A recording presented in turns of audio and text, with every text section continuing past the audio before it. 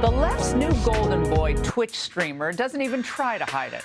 34-year-old Hasan Piker not only hates America, he's hinting at a civil war. A noted far-left influencer is declaring the Republican Party the biggest terrorist on earth. Brett, good evening. Hasan Piker is unapologetic for his controversial comments on a range of issues. An anti-American far-left commentator who is named Hasan Piker. Now that he's being highlighted, Democrats are flocking to him. She's not out there on Hasan Piker's show, right? For example, right? The man to his left is a very controversial guy. Hasan Piker insults just about everyone. Where if you go back and listen to some of the things that he says, Carl, this guy's not going to wear well. Their so-called Joe Rogan of the left, Hasan Piker, is back in the headlines, this time for calling Republicans terrorists. Piker has a controversial history, and we've been showing you this all week. You don't give somebody like Hasan Piker this kind of attention, this kind of platform. It only rewards the kind of rhetoric that I just described. Hundreds of students lined up and packed into these rallies,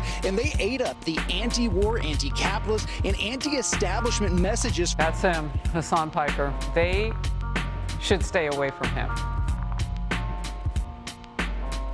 What's going on, everybody?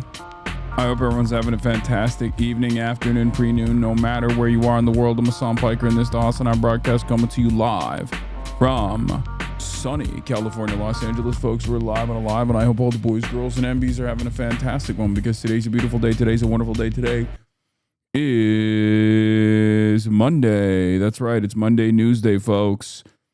It is Monday, May 4th. May the 4th be with you. Chat, be careful. Let's not fuck my mom's Sag. Okay.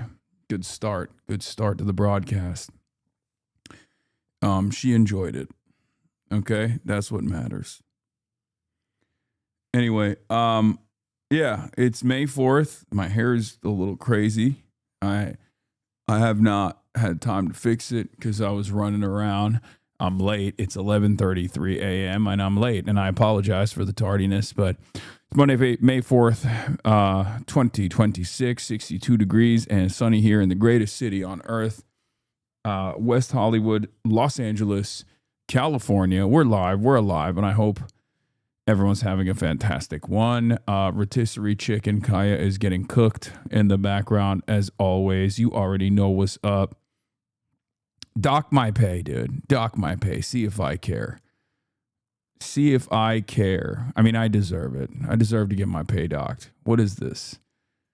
Well, this kind of tardiness is completely and utterly unacceptable in your job. So why is it allowed when privileged rich kids who chirp on the internet, why is it that they get away with it? Anyway, time off task. You already know I'm an Amazon employee, so hit me with the time off task. You already track my pisses, so you might as well be boss makes $1, I make a dime. That's why we watch HasanAbi on the company time. You already know. And in any case, ladies and gentlemen, coming to you live from stolen land, stolen Tongva land here in Los Angeles, California. So,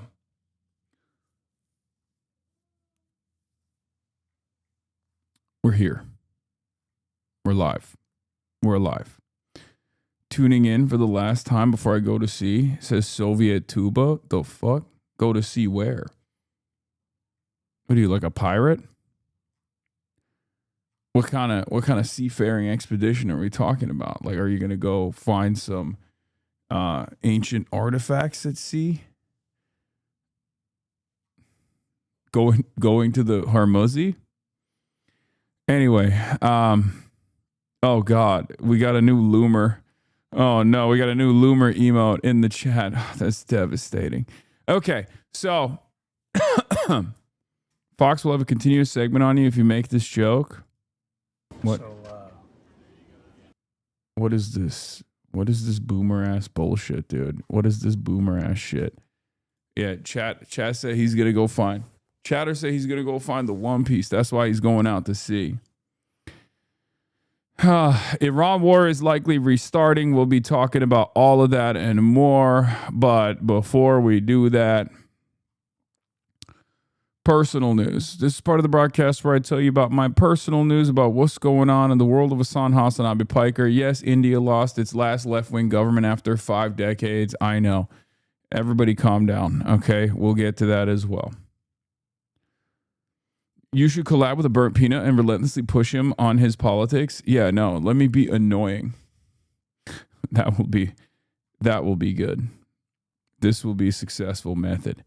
Also, no, guys, most people in this, I think you have to understand, most people in our industry on Twitch would rather collab with like sex criminals, you know, cryptocurrency hucksters, people who have done like domestic abuse, like just genuine like crimes before they would collaborate with a guy who says, you know, free Palestine and draws the ire of like virtually every corporation. Okay.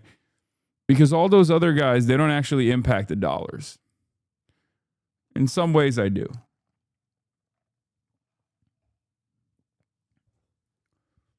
So just remember that. In any case, it is what it is. You know, I'm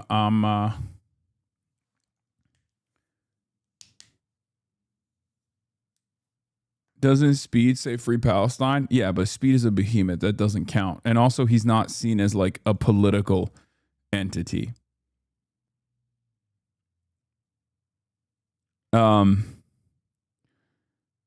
So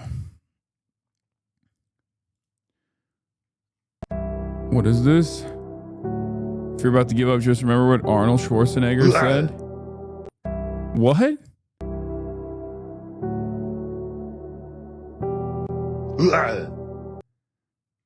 The fuck are you guys sending me this morning, dude?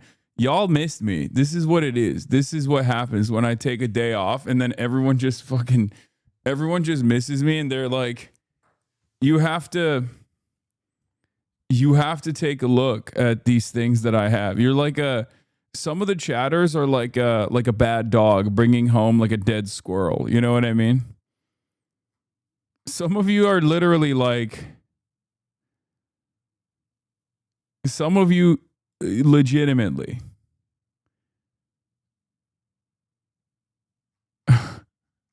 Some of you behave like that. In any case, this clip is so perfect. Oh yeah, this was awesome. Shouts out to Agent. Thank God there's some adults in the room. Look at this. This was really, really funny. I love this. Yeah, I'll take a look at this. But before we look at this, the thing I was gonna say about personal news is, I was hanging out with family. I was hanging out with fam, family time. I took the day off and I didn't really do much, and it was awesome. I started rewatching Invincible so I can get caught up with all the memes on the timeline. And yeah, that's it. There's not really much else going on. I shot the Fear End podcast. Hopefully you guys watched it. And what else did I do? Honestly, nothing. Just the pod, worked out, and and watched Invincible title card. Okay. Was at a tournament for the Invincible game in OC last night. You didn't buy grown-up clothes? No, we didn't end up buying grown-up clothes. We just hung out at home. I didn't end up going shopping. It's fine, though. And I have plenty of grown-up clothes. I got enough, The jacket's so crispy. This is a super old, thrifted Aeropostale. Is that how you say it? Like, from like 2008 or something. I haven't worn it in a minute. Yeah, it's Aero. See? You can make shit look cool. You can make things look cool. How do you say it? Is it Aeropostale? Aeropostale? Is that how you say it? I don't fucking know how you say it. I don't know what any of this stuff is. All right, whatever. Aeropostale. All right, well, yeah. Went down to Mayday in Havana and met some dope HasanAbi heads there. Hell yeah. Fetterman party switch being discussed in private. Hell yeah. We got the DNC head too. He's in a state of panic. There's a lot going on. There's a lot to cover. Let's blast off and let's get right into it. Obviously, Daily Wire down. SCOTUS restores ABOROBO pill. Fetterman party swap? ? U.S. the guy ships out of HORMUZ. Trump war terminated. Oil climbs. DNC head panic. Rudolph Giuliani critical but stable, whatever that means. Get in now. Spirit Airline. I already covered Spirit Airline. I covered Spirit Airline. I covered Spirit Airline last on Saturday. The war is currently starting. Yeah. I know. Is the war restarting?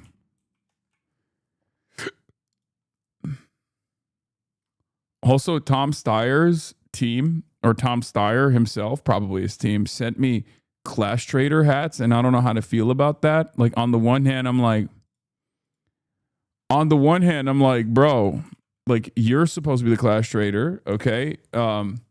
On the other hand, I'm like, does he think I'm a Clash Trader? Like I don't have it like you do, big dog. Like what the fuck?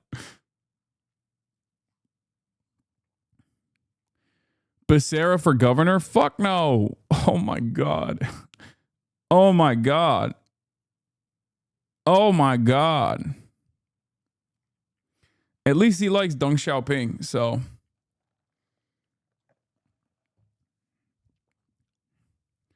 You are, to be honest. New poll. California Democratic Party results from first poll during barrage of negative ads on Javier Becerra, hurting Tom Steyer more than Becerra. Becerra's at 18%. Tom Steyer's at 12%. Fool, you are the petit bourgeoisie. He thinks you're a millionaire with passive income. I don't have any passive income. So that's the Piker Broadcasting Service, also known as the People's Broadcasting Service, is sponsored by you, the people, for you, the people. Okay, this isn't like a Kai Cenat style situation where if I go away for like 8 months, there's still gonna be like, you know, hundreds of thousands of dollars worth of revenue from like, you know, 30, 40, 50,000, if not 100,000 permanent subscribers. Like that shit don't work that way. Y'all are working class, man. Sure, bud. I saw you at the Kentucky Derby. Yeah, I was at the Kentucky Derby. I was wearing it was just the opportunity for me to wear one of my fits. That's why. Yeah. Not sure you're a petit bourgeois. You're not like a shop owner. Yeah, bro, he sent me 3 of these too, which is crazy. He gave me 3 of these. So like, what is he saying? He's like, oh, give it to your other rich ass homies too. Did you pet Golden Tempo? He's such a nice horse. What, you think I was in Kentucky yesterday? That's why I didn't stream, because I was in Kentucky. I shot the podcast. I shot the podcast at a totally separate date, only to fly out to Kentucky. That's what you think is going on. Yeah. No, you got me. You caught me. I was, yeah, definitely. Yeah, Pennsylvania. Shannon Watts responded to you. Bro, this guy, he likes Deng Xiaoping, but he should like angles, okay? He should be our angles. That's what we need from this guy. Modern day angles. That's what I like. That's what I need.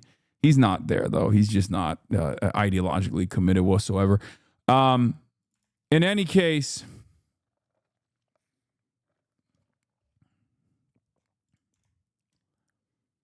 can confirm as I was in KY yesterday. Is it true that you have a negative? Okay. You're not antisocial and miserable enough to be Marx? No, I'm not. I'm not. I am a poster, but I'm not like, I'm not miserable enough for that, for sure. Neither am I dirty enough. Let's be real. That dude did not wash. Okay.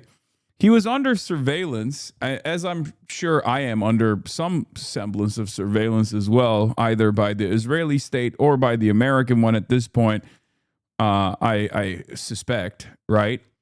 But my shit is so boring. One day, if there's like FOIA investigations into like what kind of notes they have for your boy, they're going to be like, this guy literally does nothing, okay? They're gonna the notes are gonna read, he just streams all day, and then he stops streaming, eats dinner, jerks off, and passes out. This is unbelievably boring. He watches the most vanilla porn, and he passes out. He's like a robot.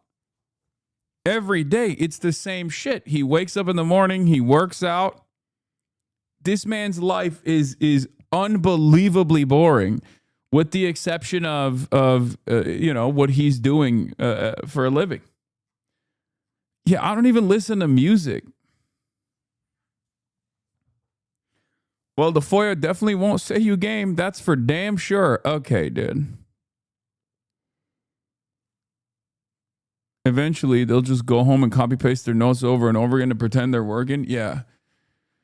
Yeah, in many ways, I'm probably the perfect. I am probably the perfect person to surveil for like the lazy agent, you know? What is this? Bilibili, Chinese netizens alert. Got me so confused. Double door fridge. Even I, a grown man, think he's handsome. Welcome Hasan to visit China again. Hasan is an interesting American who doesn't get brainwashed by U.S. media or fall for their expectation management.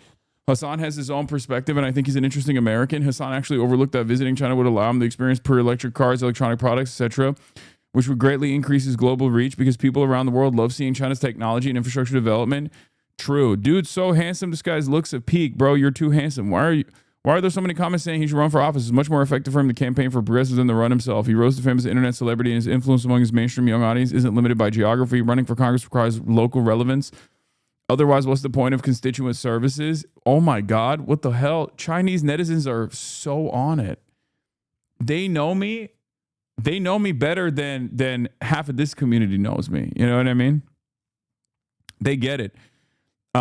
And then there are those overly critical comments under every video saying this is useless or that won't work. What they're doing now within the current system is most likely the way to bring about any change. Do people really think there's some instant solution, start a revolution in the US? They just end up suicided with 8 bullets in the back the next day.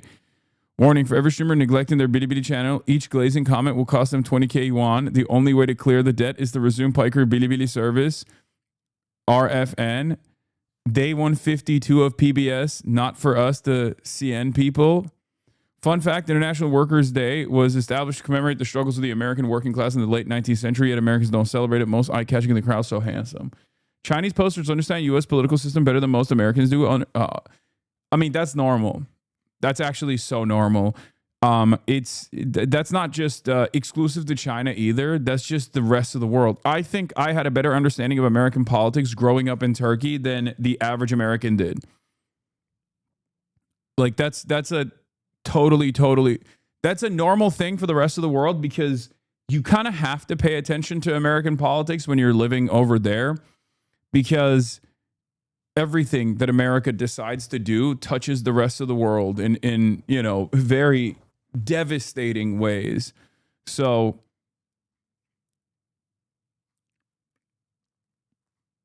that's part of the reason why I have an international audience as well. What is this? The 1930s called. They want Hasan Piker back. Oh my God, dude. Yes. The Piker Broadcasting Service. The Piker Broadcasting Service actually is not the Piker Broadcasting Service. Okay, it's Iskra. That's what it is.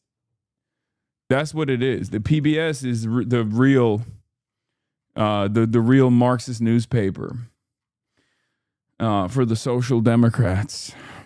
Accidental FDR reference. The 1930s they want Hasan Piker back. Yeah, it's FDR, but more radical. Radical rationalizations for destruction and violence in the U.S. trace back to the early 20th century.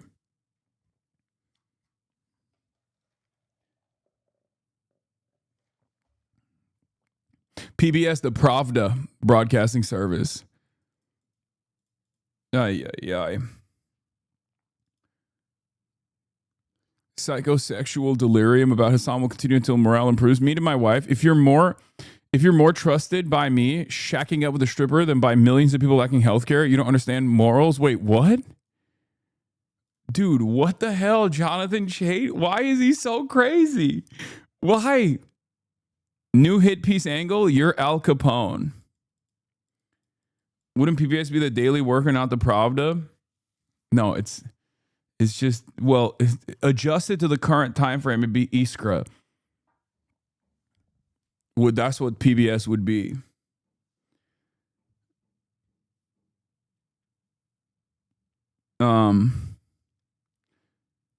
It's adjusted to like the current, the current political struggle in the country, current social struggle in the country. Anyway, talk like they did on the radio in the 30s. Yeah. Was FDR a socialist? No, he was not. Why are you saying yes? FDR was not a socialist. Okay. He was not. I mean, he was probably one of the most based American presidents. He's up there for sure. But no, he was not a socialist.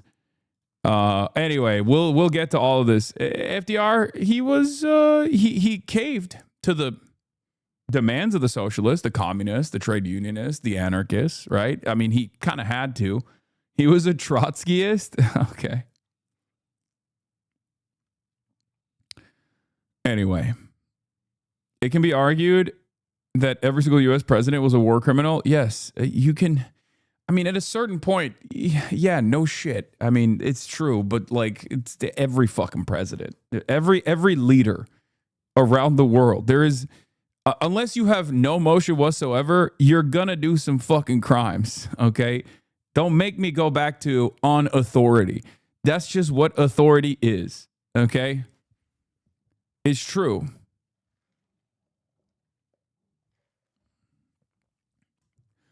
Yeah, I kind of dunked on her a little bit because Shannon Watts did this unbelievably annoying thing where she took a super cool take from our GOAT, Abdul al-Sayed. I was supposed to be at this event, by the way, but because I was traveling so much, I was like, I'm going to go home. FDR did not believe in socialism in one state. He said all 50 can have a little. Yeah, FDR was not a committed believer in a permanent all-state socialism solution. Or no, he said he wanted a permanent all 50 states socialism solution. Sorry, he was a trot. He was not. Everyone can have a little bit of socialism. You skipped Detroit, shame. Okay, whatever. I'm sorry. I know I can't be everywhere all at once. Okay, I have obligations. I have obligations to you guys, ironically enough, and to my family, and to my loved ones, and to my dog. Like I have to. I can't be out here all the time nonstop. Okay. Here's Abdul making a totally reasonable take that Shannon Watts, who is one of those like Moms Demand Action activists, who got on the I have obligations to Kaya. I have to give her a zap. I have to give her a shocking. I have to be here to give her a daily shocking. You already know what it is. Okay, let's just. What is this? Mom realizes the FBI follows her sons. We already watched that. We already watched it. Okay, let's start with Abdul. AIPAC and Israel are not the same as Judaism and the Jewish people. I love Judaism and I love the Jewish people. I venerate Judaism and I venerate the Jewish people. I stand with Judaism and I stand with the Jewish people. Dude, the ultras are going to be mad. They're going to be like, wow, dude, you're doing Jewish exceptionalism. Wow, another Zionist. They're going to be like, wow, I can't believe you said this. I can't believe you said this. Don't you know the only viable way for you to actually sufficiently attack the state of Israel is by saying, yes, all Jews care about is the state of Israel. You have to basically operate on the Nick Fuentes playing field, okay? Kind of cringe, but fuck we ball. I mean, first of all, he has to ham it up, okay? He's Egyptian and he's Muslim and his name is Abdul Rahman, okay? And secondly, it's perfectly fine. Like, the thing that fucking annoys me in some respects is that, like, I'm a socialist, okay? It's kind of a Jewish thing in some respects. Like, the Nazis weren't wrong when they were like, yo, what's up with all these fucking Marxists? They're all Jewish. They were kind of right. Okay, Jews were pretty fucking radical for the longest goddamn time. It's like annoying as fuck to just come from that perspective, to come from that background, to have like all of your formative thinkers be a big chunk of them be Jewish, okay? And then to turn around and fucking be like, have all these fucking people be like, you're anti-Semitic. What are you saying? Clipped. When they were talking about Jewish Bolshevism, it's not wrong. A lot of Jews were radical, and it's a good thing. That's not a bad thing. This is a socialist community. Okay? Brother, you're going to get clipped so hard for this. Oh, shut up. Enough. It doesn't matter. Stop being so fucking ass pain. Oh my God. I know. Anyway, one of the pillars of Judaism is social justice, which is most likely one of the reasons why a lot of Jewish people are radical. Yeah, that's why it's so fucking annoying whenever people are just like, wow, you're anti-Semitic. It's like, bitch, what are you talking about? What the fuck are you talking about? This new, like, Zionist Judaism is like a new phenomena. It's the last 100 years. Before that, for thousands of years, Jews were the guys who were like, let's fucking fix this shit. What's going on here? We gotta work on advocacy. We gotta work on social justice. We gotta advance society in a meaningful way. And it was not just, obviously it wasn't just Jewish people, but like a big percentage of Jewish people, by virtue of, I guess, being on the receiving end of pogroms and hatred and enmity, were fairly radical people. And the overwhelming majority of socialist leaders, Marxists, and Lenin himself, obviously the GOAT, like, they understood how reactionaries would choose to divide the working class by focusing on and fomenting hatred, not just amongst, not just direct enmity towards the Jews, but towards, black and brown people as well. They were woke. How do we forget about all this shit? I just don't understand. Anyway, it's very frustrating.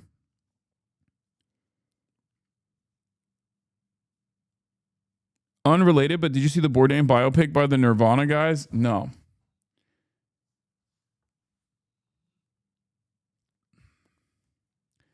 Anyway, let's get back to the Abdul al-Sayed thing. Trump just told Fox News and Iran will be blown off the face of the earth if it targets U.S. ships in the Strait of Hormuz. Yeah. We're going to get to that in a second. Yeah, I got to have Molly Crabapple on to talk about her book on the Jewish Bund, because this is precisely what she covers. But in any case, let's continue. With the Jewish people.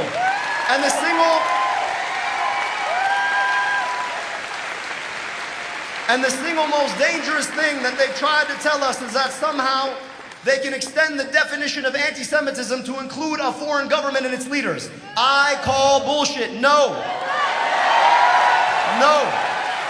If you believe that anti-Semitism extends to include a foreign government and AIPAC, you are creating a dangerous circumstance. That's right. So it is important for us to recognize that we love Judaism and the Jewish people because we love people. Yeah, but also, I want to extend on this one more time. Whenever motherfuckers are like freaking out, about the whole, like, this is Jewish exceptionalism, okay? I can't stress this enough. It's virtually impossible for you to be a well-read Marxist in any way, shape, or form and not have some of the more formative work in your ideological development be some of the most formative Marxist texts come from Jews. Okay, yeah, Rosa Luxemburg, great example.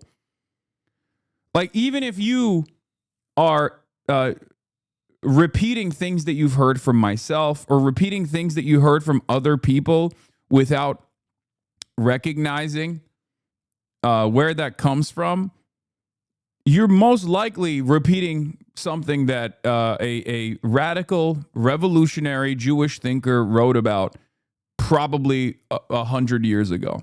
Okay?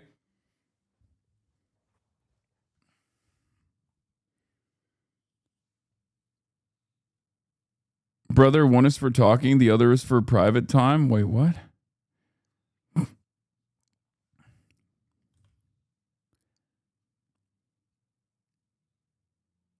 Angles. Hence, anti-Semitism is merely the reaction of declining medieval social strata against a modern society consisting essentially of capitalists and wage laborers, so that it all serves all it serves are reactionary ends under a purportedly socialist cloak. And this is not just about anti-Semitism. Anti-Semitism is just one of the more like popular versions of reactionary thought at the time. I mean, Lenin himself also very clearly and openly stated, if you want to engage in like any form of tailism, any form of opportunism, then what you would insist upon is to lean into anti-Semitic tendencies, the anti-Semitic ideology, because that was what was fucking popping at the time. That's not supposed to be the case, because it's totally outside of an understanding of class. It's just, I'm not going to go into the Lenin speech one more time, but it's not just about Jews either. This is about every other group. I mean, in the United States of America, there are obviously other groups that are directly in the crosshairs. Undocumented migrants, queer people, women. It's just, it's always the same. Anyway.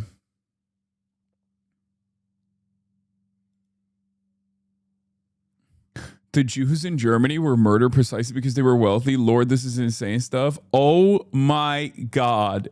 That is insane.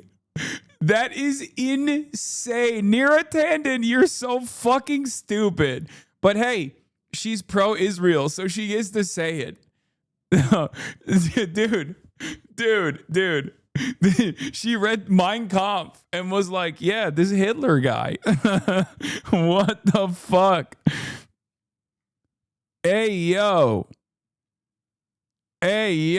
Matt Stoller responded, Nazi propaganda about Jews being wealthy wasn't actually true. Jasper, yikes. You anti-Semitic cow. Neera Tanden to be like, I don't understand. Yeah, Jews are magic money people. That's why they killed them. Oh, that's funny. Yeah, these guys are so stupid. Yeah, except remember, it doesn't matter because obviously she's pro-Israel. So that's what matters, right? That's what fucking matters. No one is ever going to look at this. No one understands how ridiculous this is. No one understands that this is straight up verbatim rehashing Nazi propaganda, right? There's so much anti-Semitism in the U.S. Matt Stoller's response was, there's so much anti-Semitism in the U.S. that 4 of the top 10 richest people in the world are American Jewish men. These pogroms must be starting any second now. And then Neera Tanden goes, the Jews in Germany were murdered precisely because they were wealthy. Lord, this is insane stuff. See, this is the opposite of what I was saying, where it was like the Nazis kept repeatedly talking about Judeo-Bolshevism.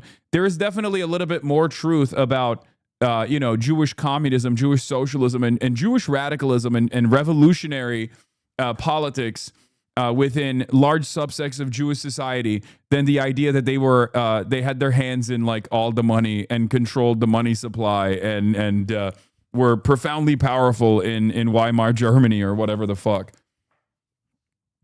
Yeah, there is at least evidence from numerous radical Jewish thinkers that were at the forefront of these movements, specifically in Germany as well.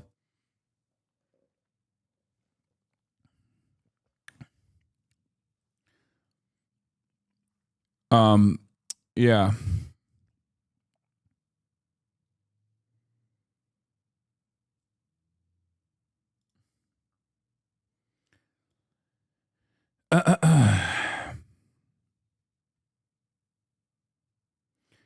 Remember this establishment dem also retweeting neo-Nazis? Yeah, of course.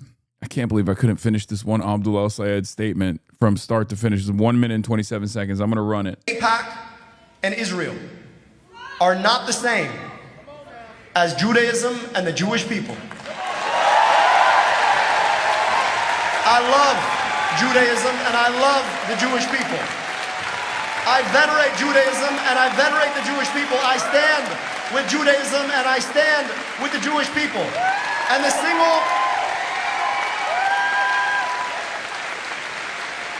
single most dangerous thing that they've tried to tell us is that somehow they can extend the definition of anti-Semitism to include a foreign government and its leaders. I call bullshit. No. No. If you believe that anti-Semitism extends to include a foreign government and AIPAC, you are creating a dangerous circumstance. So it is important for us to recognize that we love Judaism and the Jewish people because we love people. And we love Palestinians and their rights because we love people. And we love that our tax dollars get spent here, on schools here, and healthcare here, because we love people. You cannot claim that human rights end at a border. You cannot claim that you want to invest in our kids when you send our money abroad to kill other people's kids. You cannot claim it. Great take. Of course, you know, the take alone, very popular. People loved it. One person, on the other hand, did not like it. Okay? Shannon Watts, author, New York Times bestseller, Fired Up, organizer, Firestarter University, founder emerita of Moms Demand Action. Remember, Moms Demand Action is an anti-gun violence, a gun violence prevention, anti-school shooting advocacy organization, right? That's what Shannon Watts is known for, okay? So that's what she used to be known for. Now she's known for just like attacking critics of Israel, prominent critics of Israel. I don't know why. It's very fucking annoying. I mean, I do know why, okay? I don't know if there's like some big donors that donated the Moms Demand that also were just like, hey, also you have to be pro-Israel or something. I don't know what the fuck it is, okay? But it is ridiculous for this person to be this aggressive, okay? For this person to be this aggressively in defense of Israel. So she says, I love Jews as long as they reject Israel does not seem like a winning message. First of all, you'd be surprised.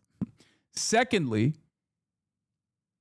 I said, this person went from trying to stop school shootings in the U.S. to demanding more school shootings in Gaza, Lebanon, and Iran, and it's actually unbelievable, which seemingly frustrated her, definitely touched a nerve. So she said, anyone who knows me knows I'm against war crimes being committed by the Israeli and American governments, accusing me of wanting children killed in the Middle East because I oppose anti-Semitism as a sickness on the left. Fuck you, Hasan Piker. Okay. I want to reply and just be like, say Israel's an apartheid state committing a genocide right now.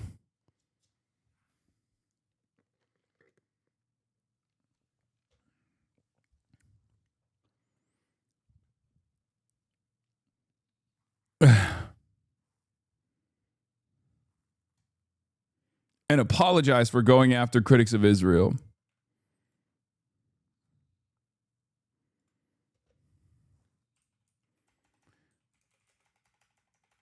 Okay. So you condemn the United States for aligning with Israel. Actually, you know what? I'm just going to go quick. I'm going to go with say Israel's an apartheid state that has committed a genocide right now then.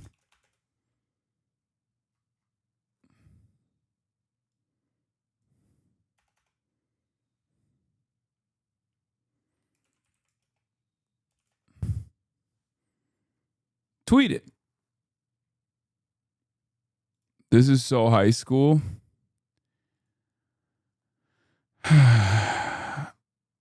What is this? What is this? Hold up.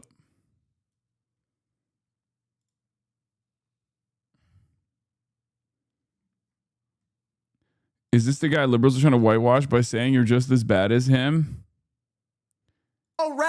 What is this?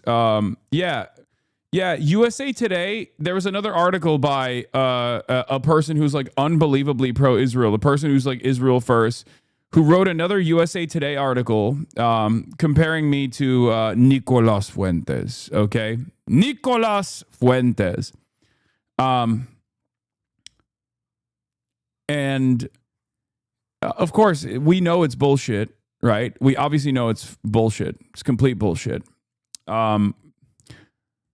And I don't even know if there's any, there's any reason to go through it one more time.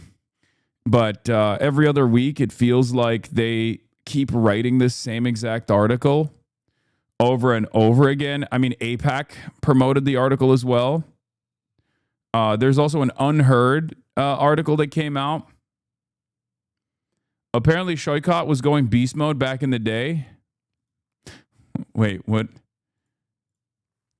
And while Chakrabarti may indeed still have a friendly relationship with AOC as he says he does, he may have pissed off too many of the wrong people in Congress during his brief stint as their chief of staff in 2019. As the Chronicle reports today, citing people who know, including House Speaker Emerita, then Chief of Staff Drew Hamill, Chakrabarti was likely far from AOC staff for mouthing off on Twitter too much about their more moderate Democratic colleagues in the House.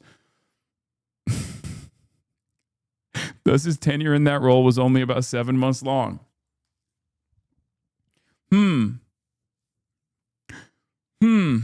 I can neither confirm nor deny any of the information that's on that is being reported on in this article, but perhaps you may have thought it's odd that I am so in the tank for a random centimillionaire. Perhaps you may have found that to be odd. You might have thought, Hasan, aren't you a fucking socialist? Why are you so deep in the tank? Why are you promoting this random fucking Silicon Valley centimillionaire who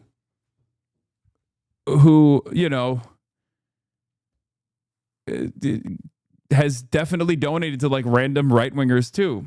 No one cares, Hasan. No one cares, Hasan. No one cares, Hasan. Buddy, Cool Guy Streamer 2, you're in my chat. Okay, you're in my chat on a sock account. And you've subscribed in the past. You've been following for probably years. Kind of feels like you do.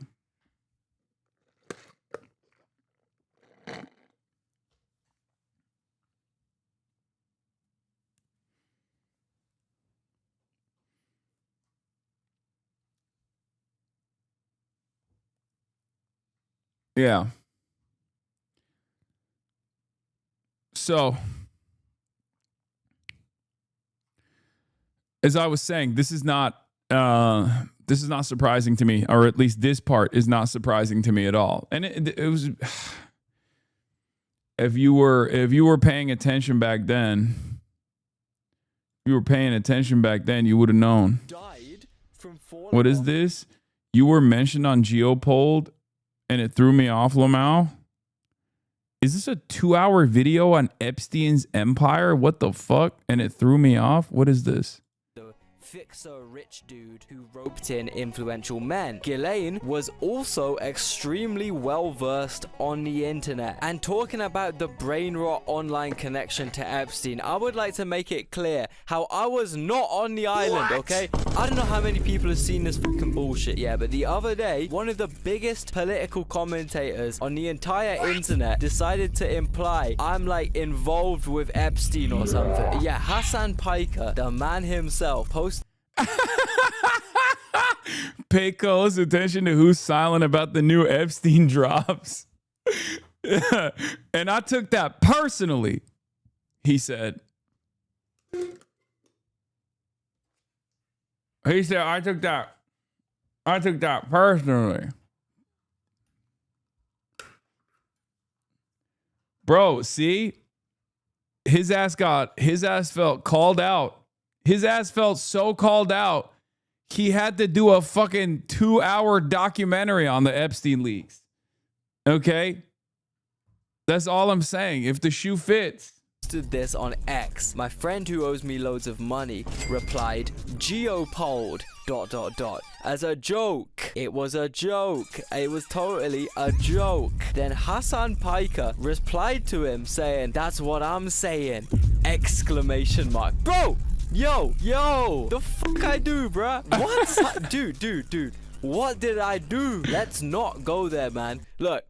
I was there for the free booze, okay? Nothing else. But if you see something like this, it's fake. It's AI, okay? I would never hang out with Keir Starmer, man, okay? I would never hang out with him. This photo cannot be real. I wouldn't be caught dead. Bro felt so disturbed by the correct allegations. He had to do a 2-hour documentary on it. You see this? Do you see this? Do you see the impact? Look at that, man.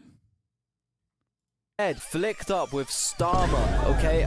Sorry, just needed to clear that one out. But look, back to the new files drop. Even if all the files were released in this manner, there is still shit we will simply never ever know. America's all okay. He was there for the water slides? Yeah. I mean, he's victim aged, so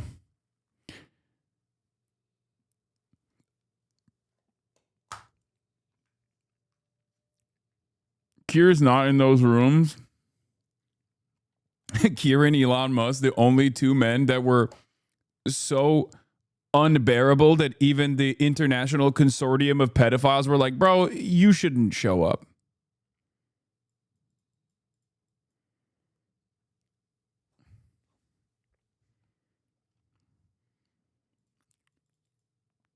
And this clown's only comeback. Anytime you disagree with him on anything, he insists you say the words anti-Zionist, genocide, or AIPAC is the leftist version of Beetlejuice.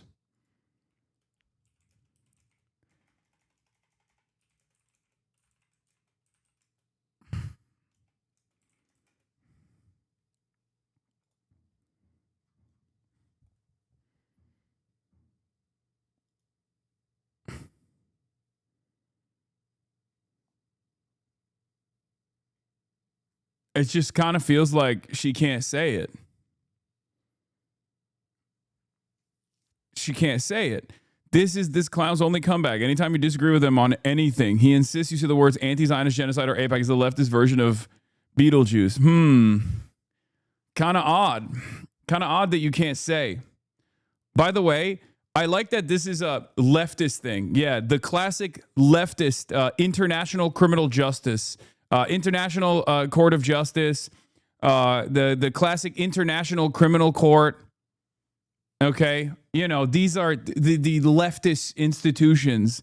You know, the fucking leftist institutions like Amnesty International, Human Rights Watch, B'Tselem. It's like it's so ridiculous. Like, you sound like a right winger when you say that. Okay. You sound like an unbelievably reactionary person when you go, bunch of pussies that are saying Israel's committing a genocide.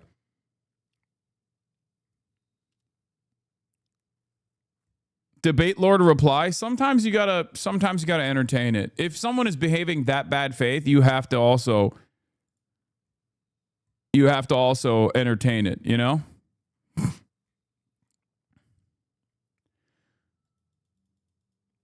Like, you can't just go, oh, that's a buzzword in this circumstance.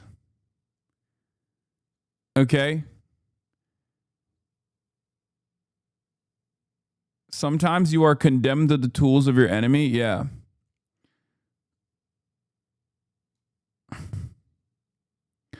To be fair, Amnesty International has always been much further left in the Democratic Party. Okay, but again, if you're running around saying Amnesty International is fucking woke and libtarded, then you're not a liberal, okay? You are closer to a Rush Limbaugh style individual than anybody else.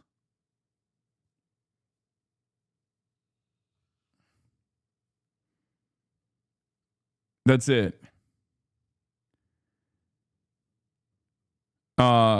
But yeah, I doubt that she'll be able to say it. Yeah, Beetlejuice. It's like Beetlejuice. Okay, good response. Reducing, you know, a legal accusation that is advanced by numerous international courts at this point, and virtually every single human rights organization is just simply a buzzword. What the hell is a ABOROBO pill?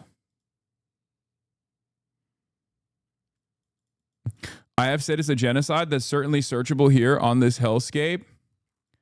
But it's much easier for you to accuse me than wanting children dead than to do that. If you think Israel's committing a genocide, if you agree that Israel's committing a genocide, then why do you spend all your time attacking its critics?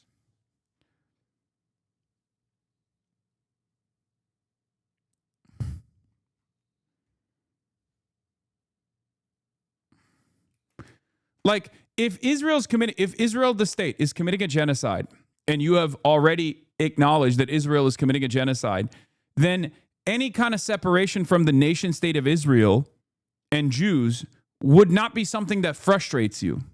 Okay? That's why I don't believe it. That's why I don't believe it, because this entire conversation started. Hold on. I'm gonna actually show this and be like, so then this is good. Where is it? Where the fuck was it? Yeah. Here. I mean, it's that simple. I love Jews as long as they reject Israel. Does not seem like a winning message. Like, how does that make sense?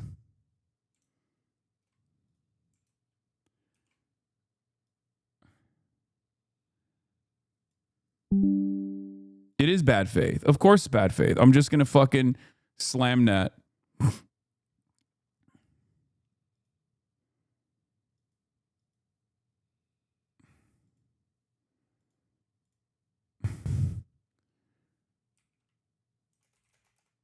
If you think Israel's is committing a genocide and is an apartheid state, then I think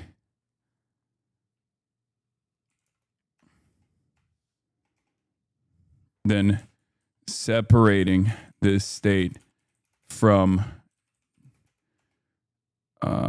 Jews in the U.S. is probably a winning message and combating.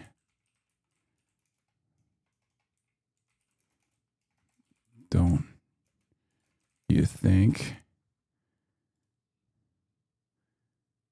Look. Ouroboros pilled self-suck? No, I mean, it's just like, it's not sincere. It's not sincere. She's either insincere or hasn't like thought about this that much at all. You know what I mean?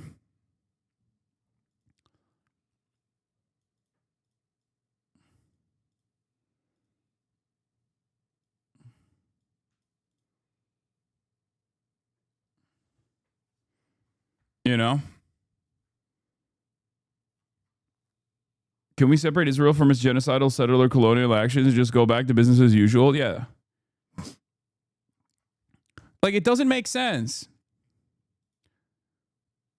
It does not make sense. If you think Israel is committing a genocide as an apartheid state, then separating the state from Jews in the U.S. is probably a winning message in combating anti-Semitism, don't you think?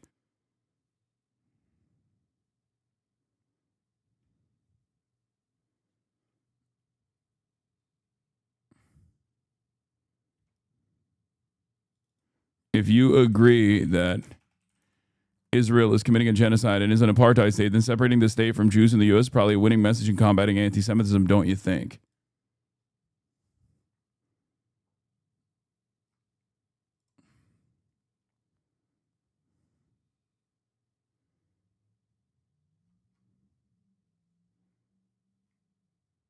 You misspelled anti-Semitism, did I? Fuck. Did I? God damn it. If you agree that Israel is committing a genocide and is an apartheid state, then separating the state from... Wait, no, I didn't. You fucking asshole. I did not. Then separating the state from Jews in the U.S. is probably a winning message. And combating anti-Semitism, don't you think? Y'all are annoying. Why do you do this to me?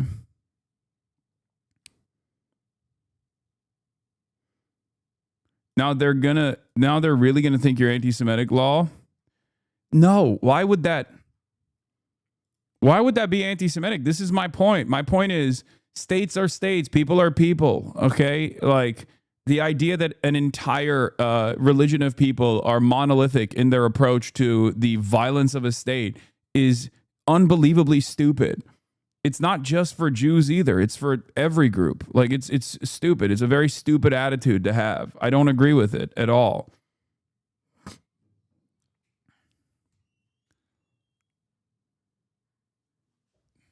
It's also ridiculous to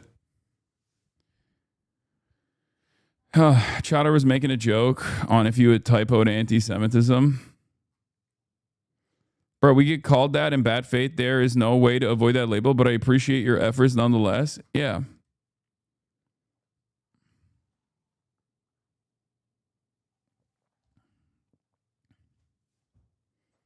You are only as strong as the dumbest chatter if you give him the time of day.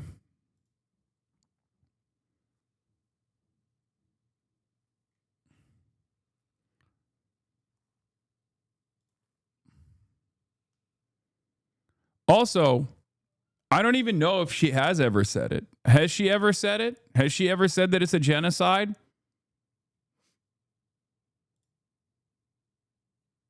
Children are starving to death and Netanyahu could stop it to continue today and continue to destroy Hamas. The genocide is also causing anti-Semitism. That's the only time where she said it's a genocide?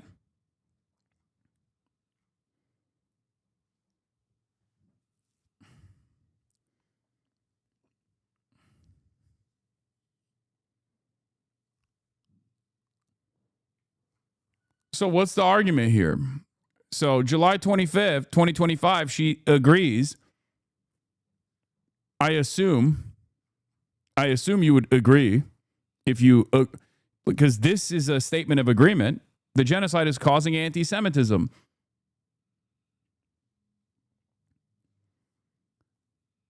Like, this statement right here is unironically the exact same fucking thing that Abdul al-Sayed is saying. Okay?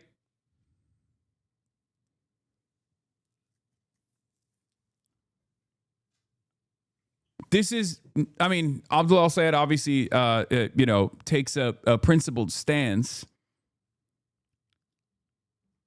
and puts the victims of Israel's genocide first in his, comments. But I guess he's saying it Egyptian style, so it's a little different, right? That's what it is, right?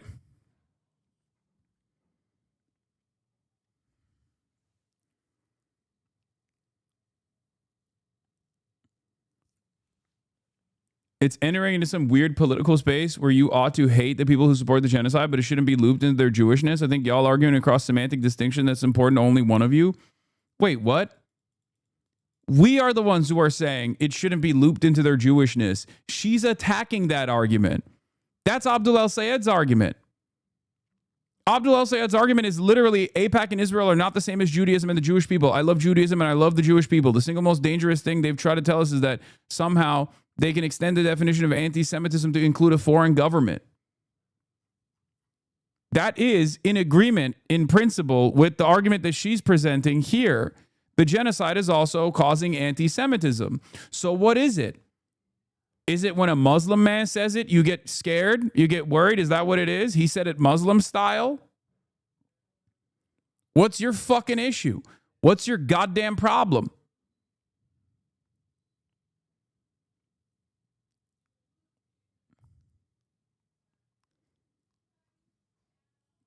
That's it.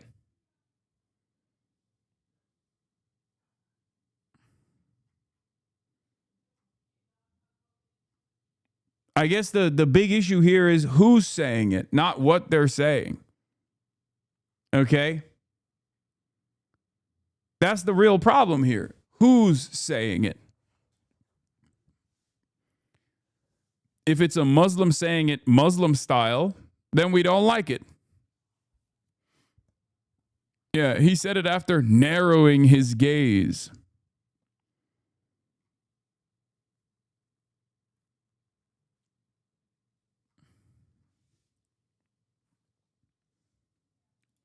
She argues with Mehdi about you here. I agree that she should have, but Asa, what is this?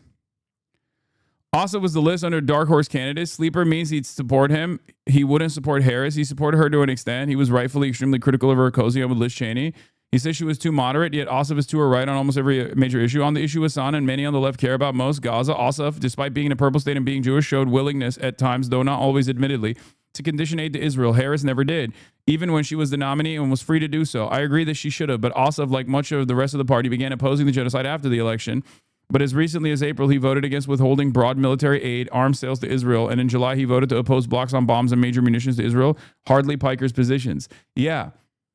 The reason why I said he was a dark horse is because of what he did. Okay? I didn't say I love John Ossoff. I don't know why this is turning into Hasan really wants John Ossoff to be president or some shit.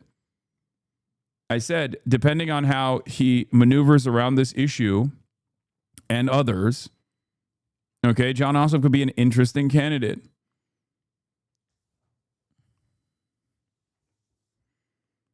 It's like the lens being put on Jewish people differently than the rest of the population kind of seems anti-Semitic to some. I don't think that's a point of concern worthy of much thought in a world with genocide, for the record, but I can see the rationale.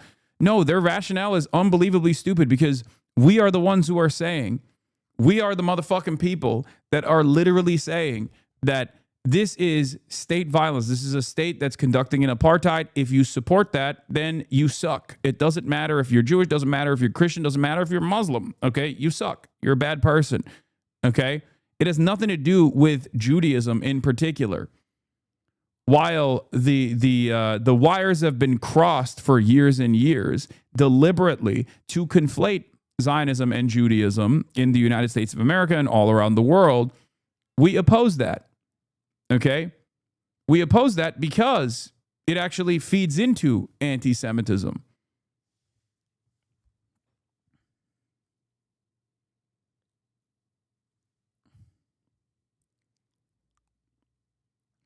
In any case, it's like it's virtually impossible to have a nuanced conversation on this issue, but I'll still keep doing it, you know?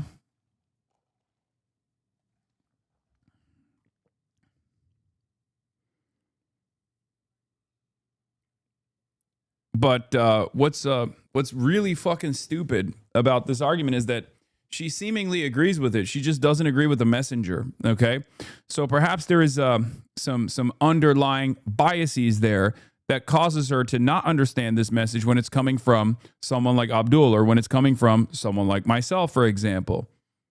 Okay? That's what it is. Now, I have a more nuanced approach to this issue on top of everything else, where obviously I also talk about the fact that like a lot of Jewish institutions that absolutely ride for Israel and will fundraise for Israel, will fundraise for the IDF. Okay. What is this? She's clearly a debate pervert. I mean, she's not responding to my last take because I think I have her dead to rights here. But my point is, okay, these people don't make any fucking sense. All right? They don't make any sense. If it's actually a country that's committing a genocide, then then why are you associating? I wrote a tweet saying I don't think it's a winning message to insist that American Jews divorce themselves from Israel and actually believe it's anti-Semitic. And then you accuse me, a mother and gun safety advocate, of celebrating the murders of children.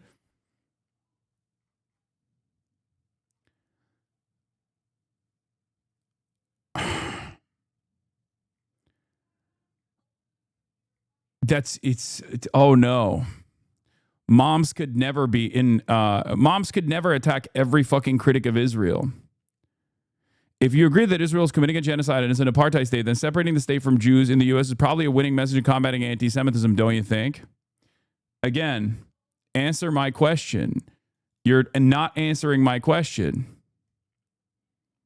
She ulted on you? No, it doesn't matter at all. You are celebrating the murders of children. I wrote a tweet saying I don't think it's a winning message to insist that American Jews divorce themselves from Israel. As a mother, wow, imagine having no empathy for hundreds of parents of dead children for no reason. Yeah.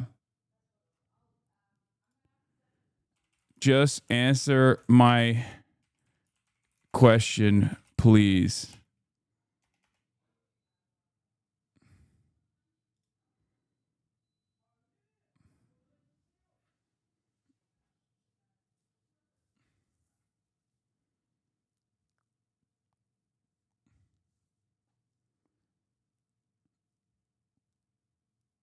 She's calling it anti-Semitic. Why is it anti-Semitic? If Israel is committing a genocide and is an apartheid state, why is it anti-Semitic to at least in this moment, or just in general, to say this has nothing to do with American Jews? How is that anti-Semitic? It's anti-Semitic to consistently say, no, this apartheid state committing a genocide is actually doing it for Jews. Read my message. Wait. She's separating literally. She's saying, you're saying American Jews should divorce from Israel and not non-Jews must think of them separately.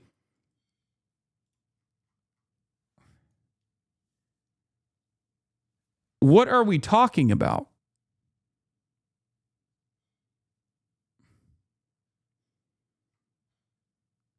There is no literal interpretation. It's just, it doesn't matter. This interpretation is exactly what I'm saying. I'm saying that American Jews have nothing to do, with the exception of those who support Israel personally. American Jews as an entire community are not broadly defined by support for Israel. Okay. No group is a monolith. Yeah, American Jews. Yes, I said it. I put an R in there on accident. You got me. Oh my God, I can't even fucking talk.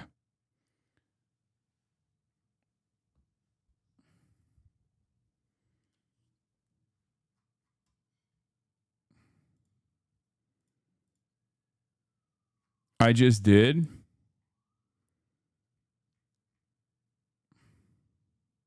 No, you didn't. What the fuck is going on? Do you think that... Okay, I'm just going to say, why do you think it's anti-Semitic to say Israel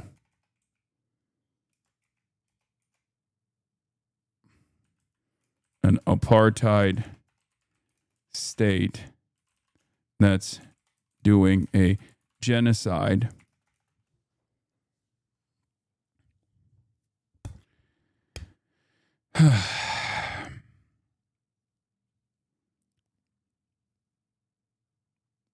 is separate from American Jews. Motherfucker, you stole my tweet. If you're saying that Israel's committing a genocide as an apartheid, why is it anti-Semitic to say that this has nothing to do with American Jews?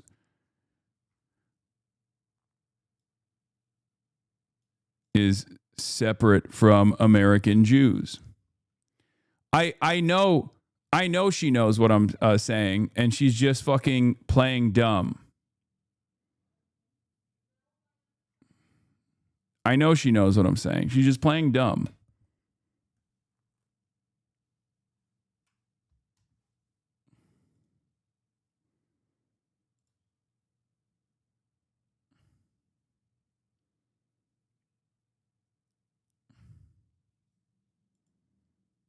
Chatter's right. If you can criticize, I think you can criticize Israel's government without being anti-Semitic. Claiming that Israel is and should be separate from Judaism implies there are two kinds of Jews, one good, one bad. What are you talking about?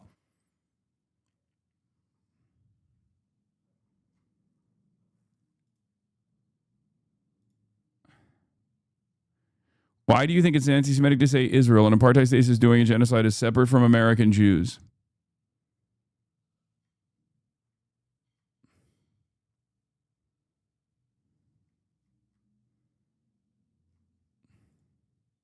Maybe she'll answer. She's a mom against babies. Everyone be quiet. The person who doesn't know what the Western Wall is deciding on which Jews are good and which Jews are bad. Oh my God, I love when people talk about the fucking Western Wall's significance. Like they're like, we got him. He doesn't understand the Western Wall's like significance in Judaism. I know where it is. I just don't fucking know what the significance, or didn't know what the significance was. And it has nothing to do with the fucking calculation.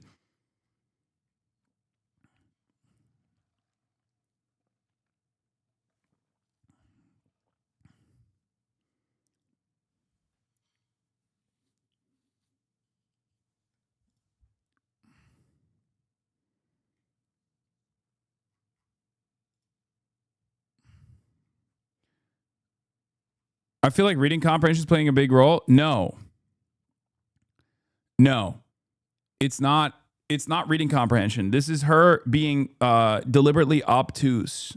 Okay, this is her being deliberately obtuse because she doesn't want to fucking. It's not a real misunderstanding. Okay, I'm sorry. This is not a misunderstanding. I'm not misunderstanding her. I'm judging her off of what she chooses to spend her time on.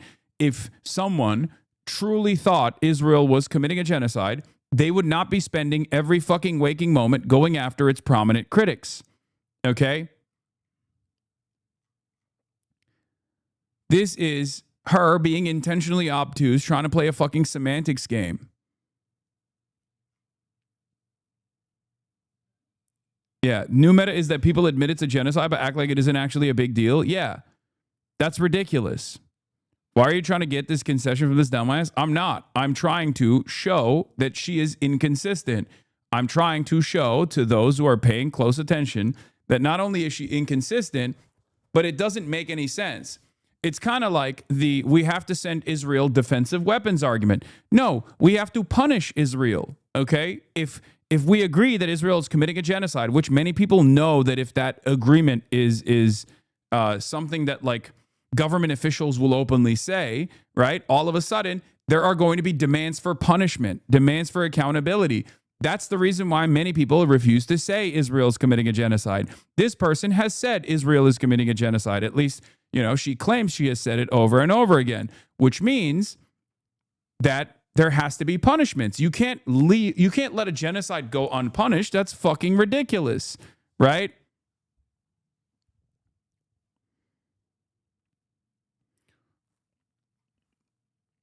That's totally ridiculous.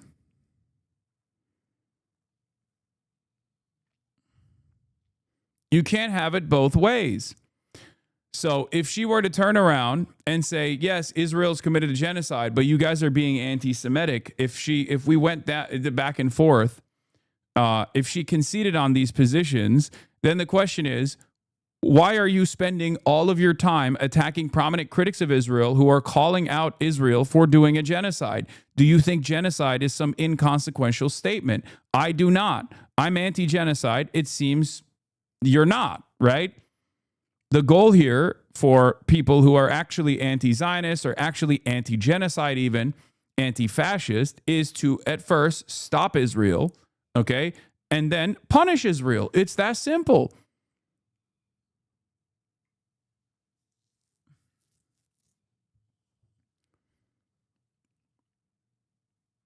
Brother, 30,000 people are watching you argue on Twitter. Oh my God. Oh my God. I know, dude. That's kind of what I do. Okay.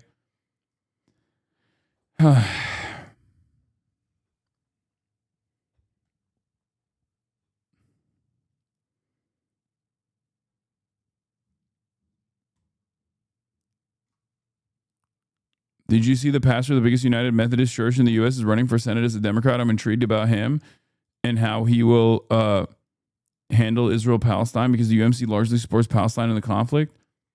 Are you talking about the person who is actually going to be taking over Jasmine Crockett's seat? I forget his name right now, but I don't know who. No, this is probably a different pastor, right? No, that's not a Senate seat. That's a Adam Hamilton in Kansas. Oh, okay.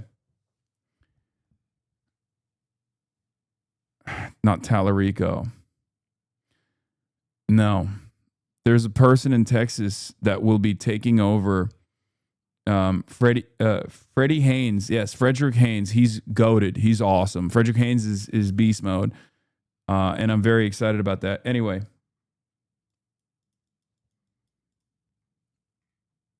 I'm very excited about his candidacy. All right, whatever. She's not going to fucking respond.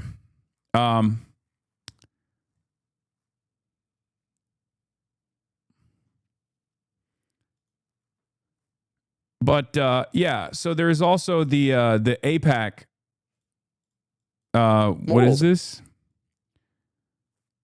There's also here. There's one more Abdul al-Sayed moment, and then there's also another AIPAC tweet as well. AIPAC is actively trying to minimize the threat of Nick Fuentes, a literal neo-Nazi. The idea that these fascists give literally a single fuck about the safety of American Jews is beyond laughable.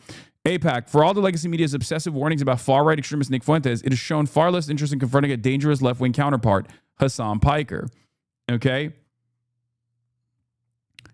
And it's a totally ridiculous thing to say. Hasan Piker is left's Nick Fuentes. Why do they embrace him? Opinion from USA Today, written by a person, Ingrid Jacques, who you might be shocked to find out has tweeted extensively in support of Israel. Oh, how shocking, right? Hasan Piker's left's Nick Fuentes. Why do they embrace him? While right-wing radicals draw intense scrutiny, influential left-wing figures with extremist rhetoric are often normalized by Democrats and major media outlets. For all the legacy media's obsessive warnings about far-right extremist Nick Fuentes has shown far less interest. The New York Times columnist Michelle Goldberg has called Fuentes, a 27-year-old online influencer, a Hitler-loving white nationalist. The Times has run ominous headlines like Nick Fuentes' rise puts MAGA movement in a time of choosing. Nick Fuentes, a white nationalist problem for the right. The New Yorker's Jay Caspian warns that Fuentes is not just another alt-right boogeyman, and that the rise of white nationalist streamers should worry us even more than it already does. And the Washington Post recently opined about how Fuentes spreads hate online and fans pay him hundreds of thousands of dollars. Many of these hand-wringing pieces seek to tie Fuentes more broadly to the Republican Party and President Donald Trump's MAGA base. Perhaps it's because Nick Fuentes had dinner with Donald Trump. Meanwhile, the news media largely ignores the rise of similarly repugnant force on the left. Hasan Piker, 34, has more than 3 million followers, streams of, Piker is an anti-Zionist, capitalist-hating Marxist who appears far too comfortable with political violence so long as it serves the right cause. Yet, while mainstream conservatives have largely kept Fuentes on the fringe, Democrats and much of the media have been far more willing to embrace Piker. He was invited to be one of the creators for Kamala in 2024. This April, he also campaigned with Michigan's Democratic Senate candidate Abdul al-Sayed. The Times ran a glowing profile of Piker a year ago, headlined "A Progressive Mind and a Body Made for the Manosphere." It praised his brand of masculinity as both politically effective and a major source of his online appeal. Then this April, the Times published an interview with Piker under the headline, "The Rich Don't Play by the Rules, Why Should I?" More on this interview in a bit. Piker's growing popularity among progressives has coincided with a broader and deeply disturbing rise in left-wing tolerance for political violence. Just on April 25th, a gunman targeted President Donald Trump at the White House Correspondents Association dinner. Hey, that gunman, for the record, had a worldview that was a lot closer to yours than mine, especially on the issue of Israel, okay? Just saying, the gunman was pro-Israel. Can't be giving that to me.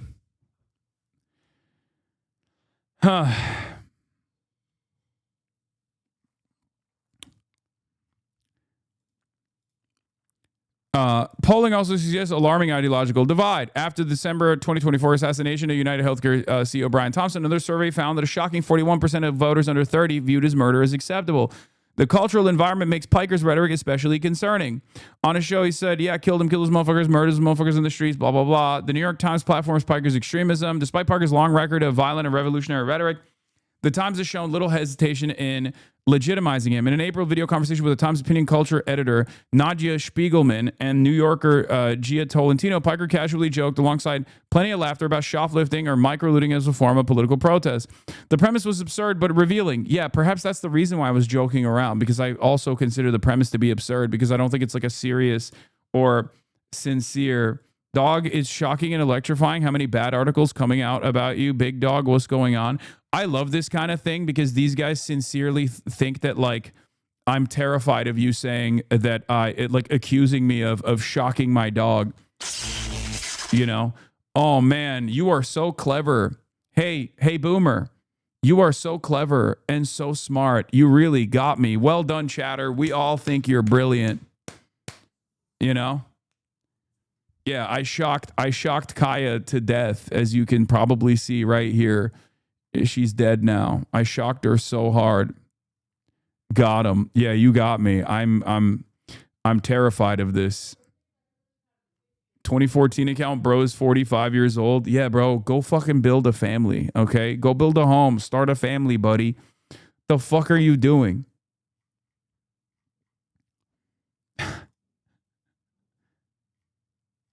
Married, how about you? Sure. Okay. Well, married, how about you, Keck? Brother, your wife is getting dug out every time every time she says she's going out for groceries, she is getting dug the fuck out. I hate to report this to you, okay?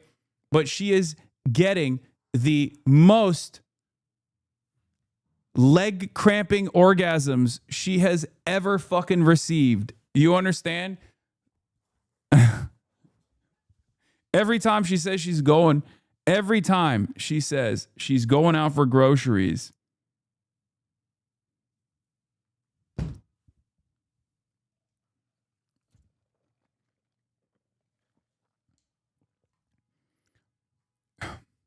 married man, grown ass man in here being like, oh, shocking. Anyway. Even more alarming was Parker's discussion about the assassination of CEO Brian Thompson. Drawing on Frederick Engels, the Marxist theorist and co-author of the Communist Manifesto, Piker invoked the concept of social murder to rationalize public sympathy for Thompson's killer. Brian Thompson was engaging in a tremendous amount of social murder. He went on to blame America's private healthcare system for the tremendous amounts of pain that argued that this systemic suffering explained why many people immediately understood or sympathized with Thompson's death. Yeah. This is my favorite type of person, by the way. The guy who, like, genuinely understands the point I was making and will just openly reveal it and then still go, but it's bad that he said it. Yeah, exactly. That's my point. How is this any different than he made a good point and I hated that?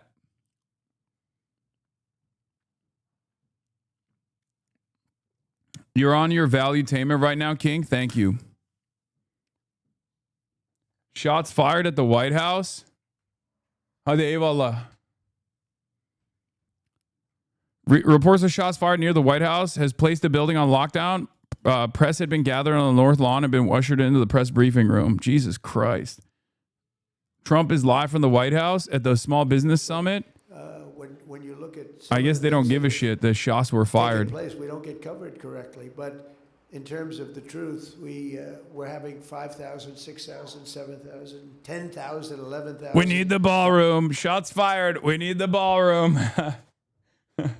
Look at that, folks. You hear that? Shots fired outside. You know what time it is. It's ballroom time. Okay? You know what time it is. It's ballroom time. Obviously. Obviously, it's ballroom time. It's happening again and again.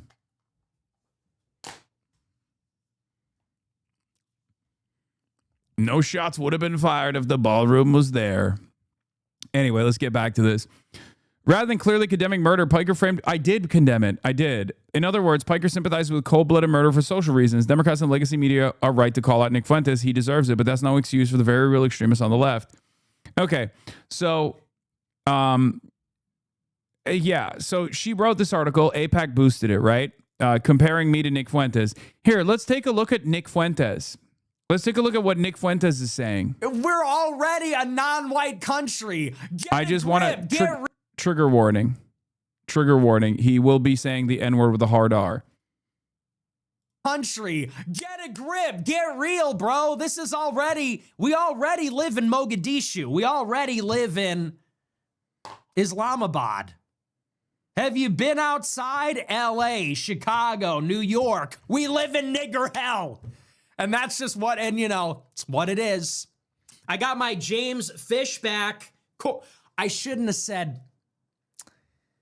nigger hell with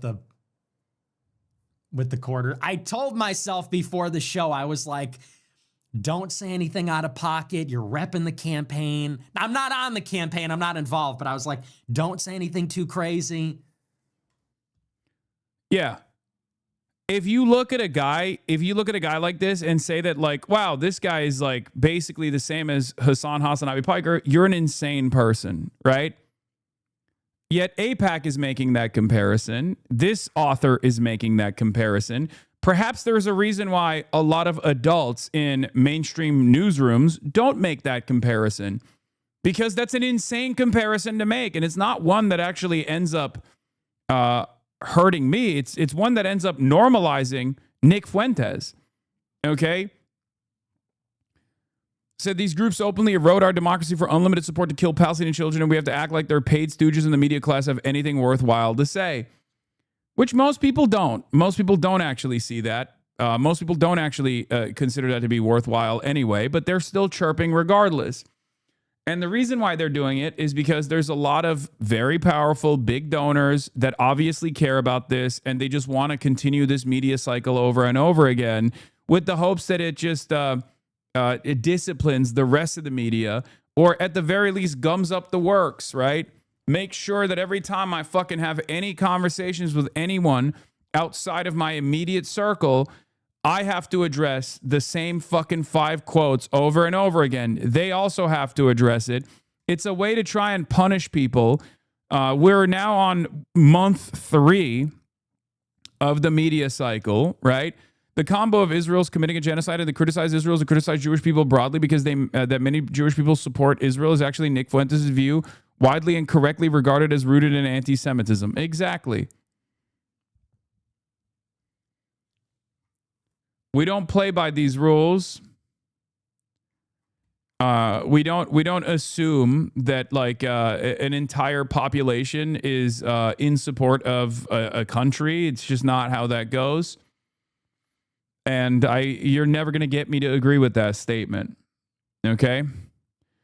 Anyway, here was Abdul Syed too, but the other thing that, you know, I was going to present, of course, with the Nick Fuentes comparison is obviously the idea, the classic, you know, this is what it is, right? Every fucking month, every goddamn day of the week, they write this exact same shit. Israel defenders keep writing this exact same article every other week. Okay. And it goes nowhere, but someone is still invested in churning these out. We want to kill black people. We want civil rights. You're exactly the same. And then Nick Fuentes, of course, on the neo-Nazi platform goes, you abuse animals to support terrorism. There's no moral equivalency. Dude, you are a Nazi. What the fuck are you saying? Yeah, of course there's no moral equivalency between you and I. Yes, you are the bad guy. That's my point.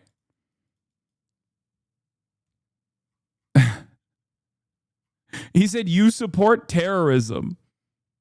By the way, guy who's anti-Israel, by the way. Just think about that. Just think about that. Okay? Guy who seemingly is anti-Israel turning around and being like, you support terrorism. Is this y'all's favorite fucking anti-Zionist?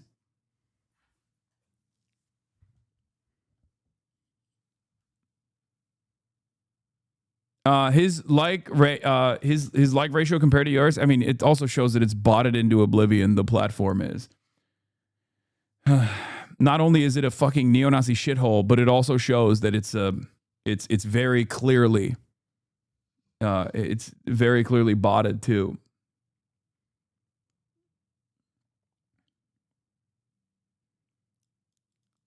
By the way, you did do your very best not even to mention Nick by name for years in here. You called him Booger Eater for like 4 years in an attempt to stop giving him any attention. Yes.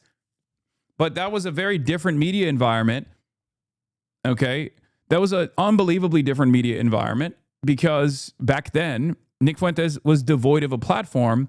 That is, of course, until Destiny openly offered him a platform, elevated his platform, and self-admitted, by the way, Destiny used to talk openly about how he gave a lifeline to Nick Fuentes, introduced him to all these different podcasters, reignited his career. He did that. And he has openly admitted that. So just remember that shit. Trump is speaking right now? Yeah, but who gives a fuck? He's talking about Small Business Summit. Like, I don't give a shit about Donald Trump talking about the Small Business Summit.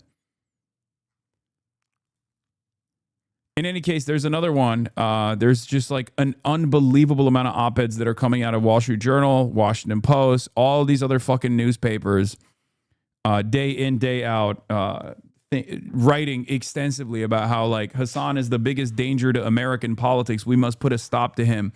We must put an end to him somehow. It's just, I think it's, first of all, I take a little bit of pride in that. I will admit. Okay. Can I get a quick shock? All bark here. There you go. I take a little bit of pride in that for two reasons. Number one, I take pride in that because clearly these guys think I have a lot more emotion than I truly do. Okay. The fact that they think this is like a good use of their time is I don't think it's appropriate with the limited amount of motion that I have.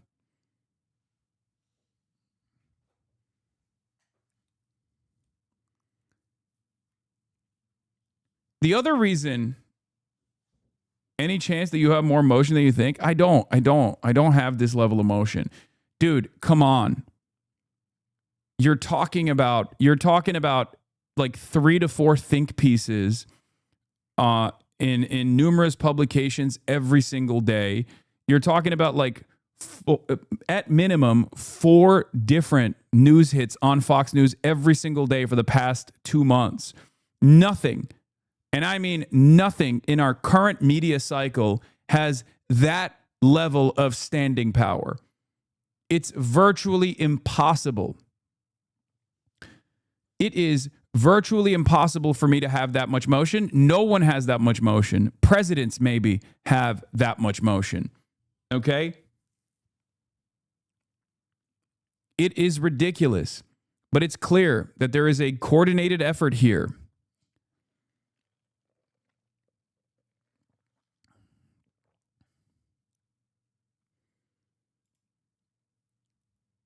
Yeah, Hasan Piker is far less covered than he should be. This website tallies all dedicated mentions of Hasan in the media since my last visit 8 days ago. He's been mentioned 8 times a day. Yeah. It's crazy.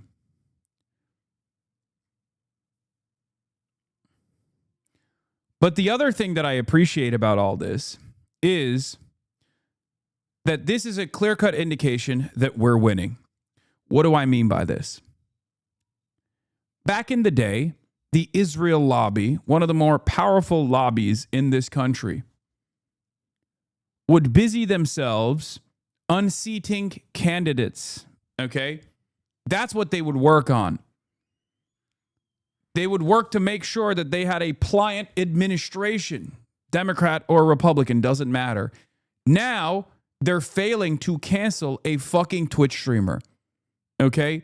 The amount of power that they used to have in comparison to how little power they have now is unbelievable. It is a testament. It is a testament to the success of the pro-Palestinian movement. Think about that. They went from basically using fucking presidents like a flesh puppet, from Trump to Biden to Trump again, to begging the American media to cancel a fucking niche ass Twitch streamer. What a fall from grace.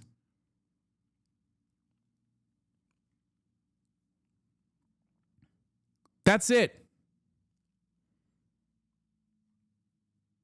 They're trying to advance bills not to, give Israel unlimited funds unconditionally, but to get a bipartisan condemnation bill through Congress to condemn a Twitch streamer. You have to understand. You have to understand. This is a tremendous, tremendous fall from grace.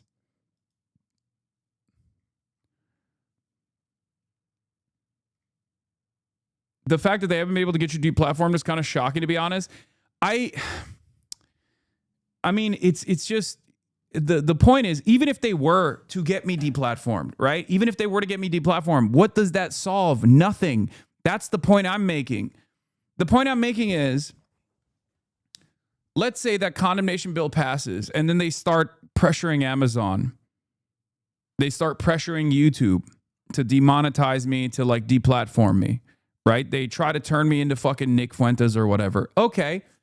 There are others who will take my place, right? That's number one. And number two, it doesn't even matter. I'm one person. This is large majorities of the public, especially under the age of 55, that already have decided it's over for Israel. It's done. They will never look at Israel the same ever again. Okay? So even if they were to successfully ensure that I can't have a platform, the damage is already done.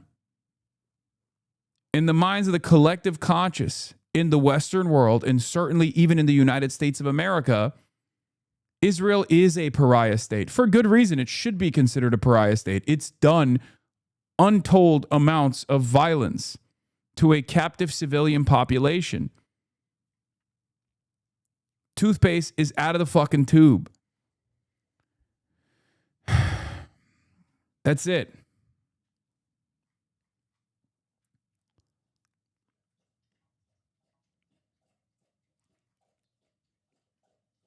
The point I'm trying to make is this. You can write as many fucking think pieces as you want to.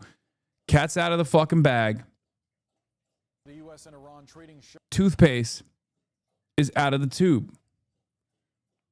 You can't put the toothpaste back in the tube. It's out. It's over. And it's only going to get worse.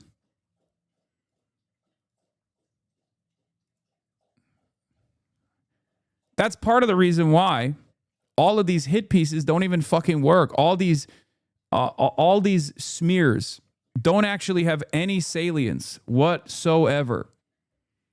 One must ask why the exact same trite denunciation of Islam is published week after week after week. Who benefits? One must consider who is incentivized to burn so many calories, pearl clutching, yet again, over a millennial shock jock.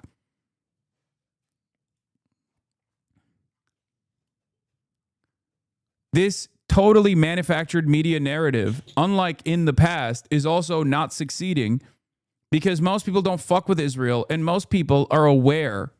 Most people are aware that every prominent critic of Israel gets hit with the anti-Semitism ray. They get called an anti-Semite over and over and over again.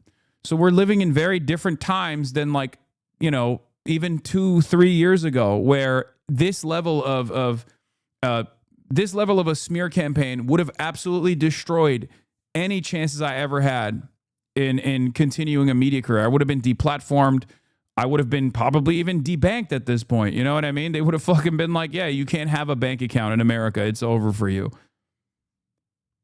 Like, to this degree, having this many articles written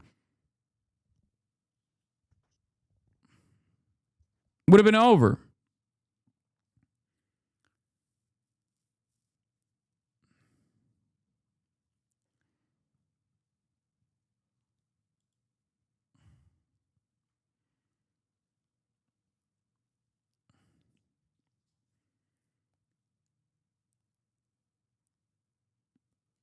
What worked for Corbyn, okay?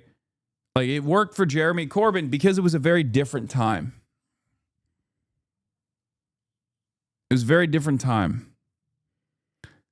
And therefore, it worked for Jeremy Corbyn, constantly smearing him as an anti-Semite over and over again, right? I think if Jeremy Corbyn was the head of the Labour Party right now and saying the things that he got yelled at for saying right now, it wouldn't work. It would not work at all. Anyway, on that note, the last thing I want to play for you is this Abdul take, and then this idiotic response from Jonathan Chait, and then we're gonna get to situation monitoring. If you're more frustrated by the idea that I would campaign with Hasan Piker than you are frustrated by the idea that we have backstopped a genocide or that we continue to rob people of getting basic healthcare in their country, I think you don't understand morals. To me, morals are about big things. People should have healthcare. We shouldn't kill children. Those are, to me, morals. And you need to be able to figure out how to do those things in the world, sometimes working with people who don't share your morals. And like, that's what makes politics hard, but it's not complicated, right? It's really not complicated. What is this? If you're more frustrated by the idea.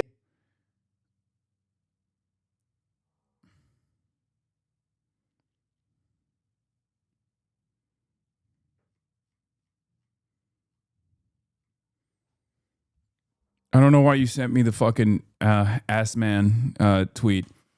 But yeah, me to my wife, if you're more frustrated by shacking up with a stripper than millions of people lacking healthcare, you don't understand morals, says Jonathan Chait.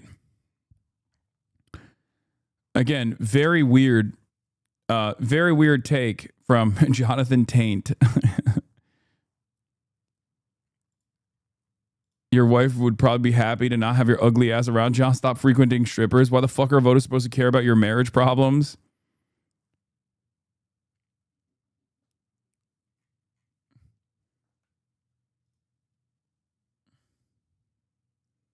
Did Abdul say you don't share his morals? The implication there is that people should be way, way more focused on the actual issues at hand rather than what a Twitch streamer has said. Mark 11 retweeted this about me. The man who got Nazi death camp SS Brigade logo permanently tattooed on his chest has also been giving credit to another Jew annihilation organization for years. Per a fellow Hamas admirer, when it comes to evidence of extremism, what more do you fucking want? Hasan Piker praises main Democrat Senate candidate Grant Platten for supporting Hamas terrorists. He was giving Hamas credit in 2014. What more do you fucking want? Yeah, no motion. It doesn't matter. Yeah, yesterday they were saying I'm pro Mills. Okay, I'm pro Janet Mills. What do you mean? I don't know this Grant Platten guy at all.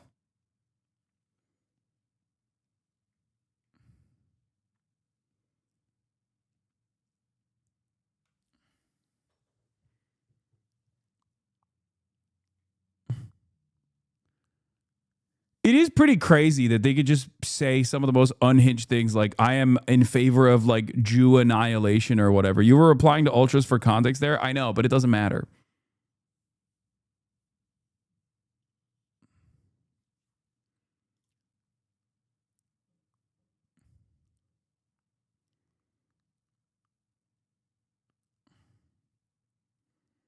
I will still obviously be writing in Janet Mills, you know, shots in the as I've already explained to you guys, Pills Mafia till the bitter end. Okay. Pills Mafia till the bitter end, baby. Gulf threatening an already fragile ceasefire. Today, the U.S. military says it blew up 6 Iranian small boats in the Strait of Hormuz after Iran launched. Wow, they blew up 6 jet skis, dude. Profound military achievement. Profound military accomplishment by the world's most powerful naval force. Okay? Wow, they blew up 6 go-fast boats. It's over. Fox News is going to write another article. Yeah, I don't really care. Quote, multiple cruise missiles, drones, and small boats at U.S. Navy ships and commercial vessels. The exchange of fire happening just hours after President Trump announced that the U.S. will begin helping guide stranded ships out of the strait. Meantime, the UAE is accusing Iran of renewed missile and drone attacks, the first since early April, including a drone strike on an Emirati oil port, causing a large fire and injuring 3 people there, according to officials. Let's go to CNN's Kristen Holmes at the White House right now. So, Kristen, what is the administration saying as tensions with Iran appear to be escalating? It's not just the tensions that are escalating, Boris. We're also hearing it in President Trump's rhetoric. He just did a brief phone interview with Fox in which he said essentially that if the Iranians target U.S. ships in the area, that they will be, quote, blown off the face of the earth. Now, during this interview, he also said that the Iranians were more malleable now, that he did believe that there could be some kind of negotiation that led to a deal. But I've got to tell you, we are in a very different place now than we were at the end of last week. I was hearing from U.S. officials at the end of last week, senior administration officials who were saying that they felt really good about the direction that this was going in. Instead, now we're starting to see this really seem to devolve.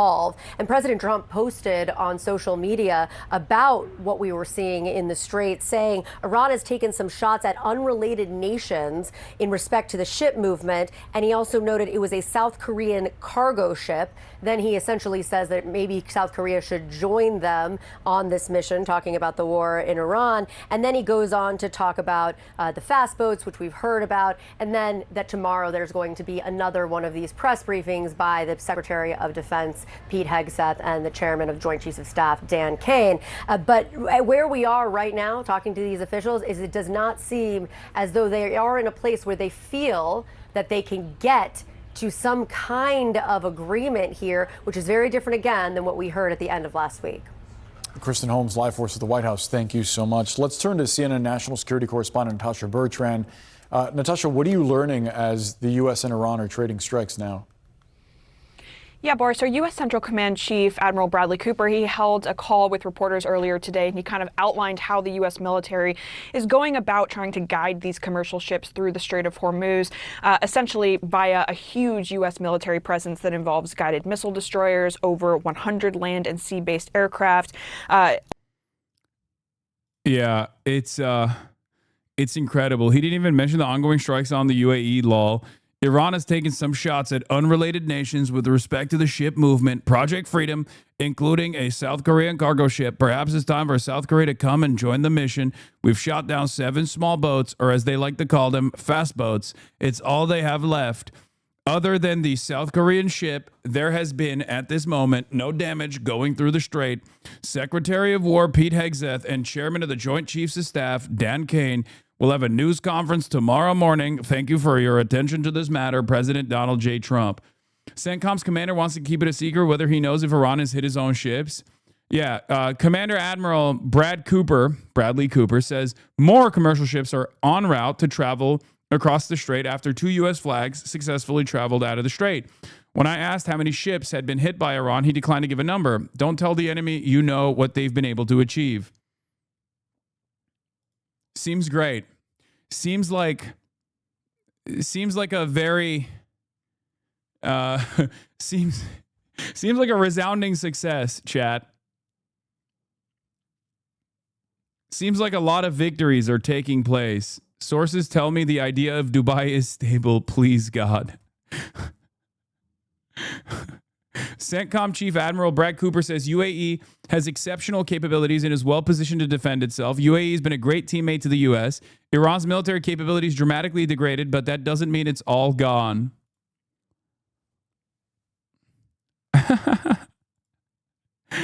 We need air support. You can do it.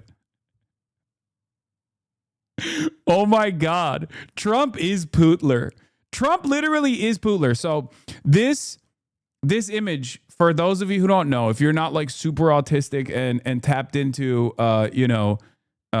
the situation monitoring for many years now, this image is from Syria specifically. Okay. It's and not just Ukraine, but also from the Syrian conflict as well. It's a Putin monkey meme. Okay. It's whenever Vladimir Putin does something unbelievably stupid, where he just like, writes off his allies or something of that sort, or just does something inexplicable. Okay, they'll put this meme up of Vladimir Putin as playing chess as a monkey. Okay, now they're using it for Donald Trump, because this is something not dissimilar to what Vladimir Putin would have done in Syria, right? Like the Bashar al-Assad government being like, hey, we need help right now, and then Putler says, you can do it. Here's some emotional support for you. He need banana. Yeah, that kind of thing. And now, given the Russification that has taken place in the American Central Command, they're now saying, Trump is also behaving in a way not dissimilar to Adolf Putler. Yeah, this is the initial meme. Yeah. Playing Russia and having lots of units and aircraft ready near Georgia for the 2008 war. I actually forgot about them after beating Chechnya.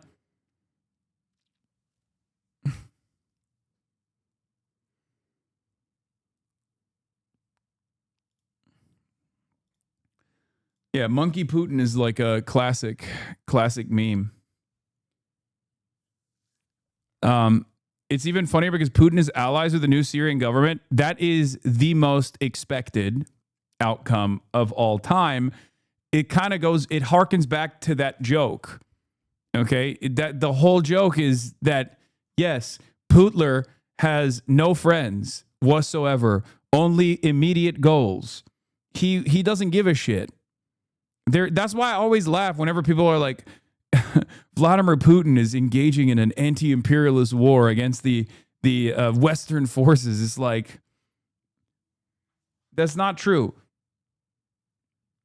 That's never been, never really been true. Lindsey Graham says Trump needs to help champion ally UAE. Anyway.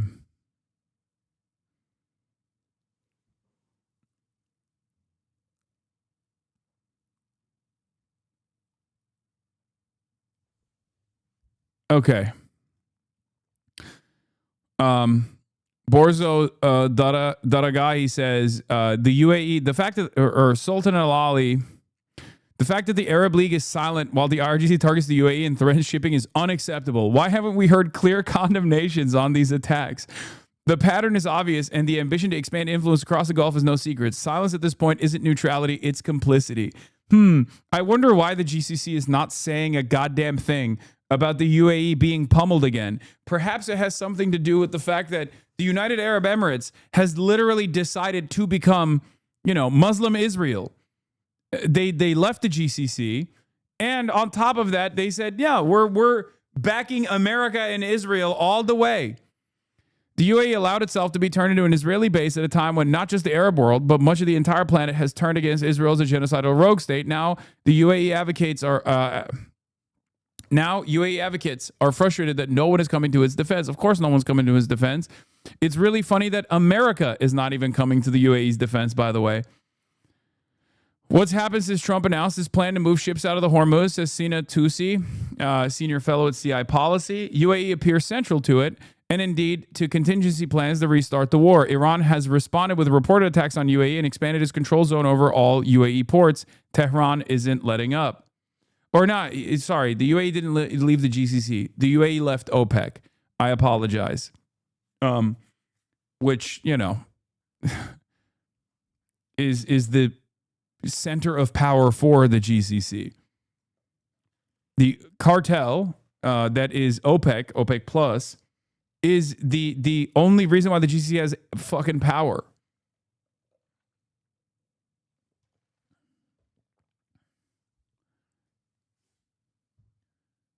Trita Parsi analysis on drop site. All right, we'll look at friend of the show Trita Parsi's take on this. But just in, President Trump said Washington will launch a maritime effort. Oh, this was last night. President Trump said Washington will launch a maritime effort starting Monday morning, which has already started. Okay. To escort foreign vessels out of the Strait of Hormuz, citing requests from countries with ships stranded amid regional tensions. Trump described the plan, Project Freedom, as a humanitarian mission and said any interference from Iran will be met forcefully.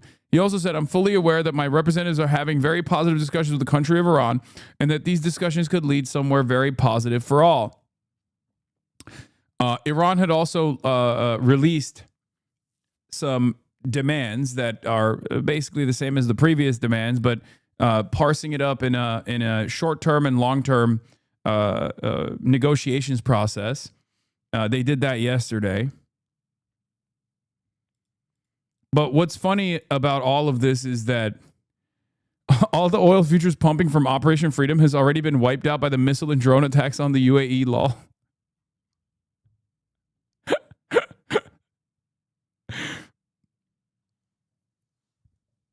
Yeah. The interesting predicament here is that it seems as though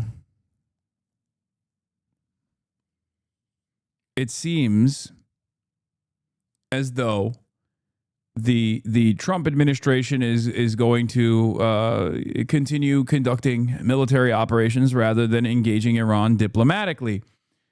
So, money molestation is still taking place. And of course, this kind of, according to Trita's analysis at the very least, this kind of actually leans into Iran's goals, right? If Iran's goals were to restart the war, if Iran believes that it can hold out and continue punishing the global energy markets, continue punishing America this way militarily, then, as I said, it was either going to be Israel or America that restarts the military campaign. And here we are. America is going back up the escalation ladder instead of de-escalating.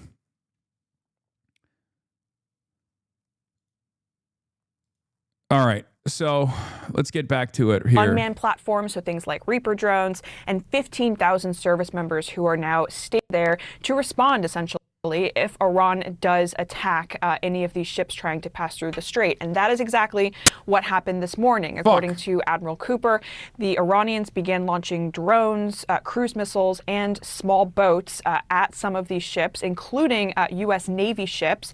And the U.S. military then responded by blowing up about 6 of these small Iranian boats using Apache and Seahawk helicopters. Now, it's important to note here that Admiral Cooper did not say whether or not this means that the ceasefire is over, given that the Iranians and the Americans are now trading shots, essentially, in that strait. He would only say that the U.S. is going to continue to act defensively to try to protect these ships, as well as, of course, its own assets. And one other thing is that he really emphasized that there are no escorts going on right now of these commercial vessels in this area by the U.S. military. Instead, they say that this kind of overarching defensive package that they have built up in that area is creating deterrence. Now, the Iranians, they might have a different perception of that because, of course, they continue to try to take shots at these ships in the waterway. But the U.S. military is saying, look, it's better for us to have this big overall Your audio has issues. It keeps barking. No, it's CNN VODs. CNN VODs have notoriously had that one weird crunch that happens all the time. We don't know why. But presence here rather than escort each ship one by one through the strait, which could actually leave them more vulnerable in the end, Boris. The conflict overspilling from the tensions in the Strait of Hormuz back onto land, back to where it was before the ceasefire went into place almost a month ago, as well as those missiles from Iran hitting the UAE, well, 3 intercepted, as you say, 1 hitting that port of Fujairah. Also in Oman, a tiny seaside hamlet in the peninsula that sticks up into the Strait of Hormuz. That was hit. 2 people injured in a civilian residence there as well. So not just limited to the UAE, but Oman as well getting dragged back into this. As CENTCOM has been saying, they've been able to support what President Trump is calling Project Freedom, and that is an effort for humanitarian reasons to guide commercial vessels that have been stuck now for 2 months inside the Gulf, out through the Strait of Hormuz, out to deliver their goods to the rest of the world. That has involved at least 1 guided missile destroyer, according to CENTCOM, passing through the Strait of Hormuz today and getting into the Gulf. 2 U.S. flagged commercial vessels making it out, but then a confrontation, according to the Iranian media, IRGC, saying that they confronted with rapid and quick actions preventing a U.S. naval vessel getting into the Strait of Hormuz. At least one Iranian media saying that there were shots fired at the U.S. vessels. Now, CENTCOM has denied that. Now, what does that very complicated and rapidly developing picture look like? It looks like what was conversations about a talks process has turned into significant kinetic activity. The Iranians, though, the ball is in their court to respond to the proposal put to them by the White House over the weekend. Nick, is it fair to say that this is still technically a ceasefire if you're seeing that kind of attack against Gulf allies and the U.S. response? What's his name? What did he say?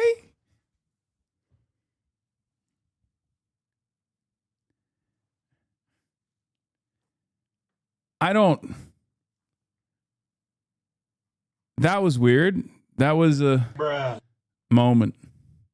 That was a weird moment. Okay, let's just keep going. Let's just keep going. He didn't mean it.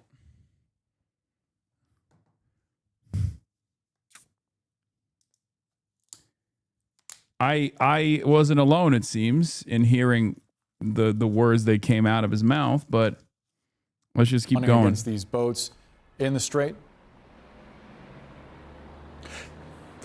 I think it's really in question. I spoke with Iranian officials on Friday here, and they said they were very concerned that any sort of easing of blockades around the Strait of Hormuz, they were very concerned that the United States would move in with the Navy to try to take control there. So what appears to be happening by projecting the effort to guide these commercial vessels out of the Strait of Hormuz, it has sort of upped, if you will, that tension, that suspicion on Iran's part that plays into their lack of trust about what the United States' real intentions here are.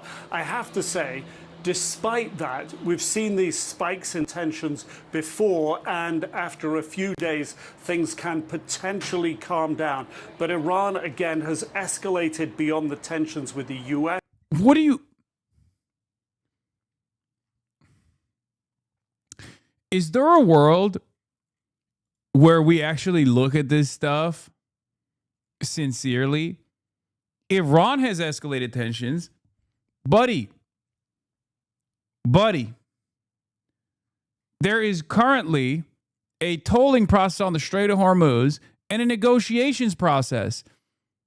None of this would have happened if America didn't decide to bomb Iran alongside Israel in an act of perfidy during a previous negotiations process.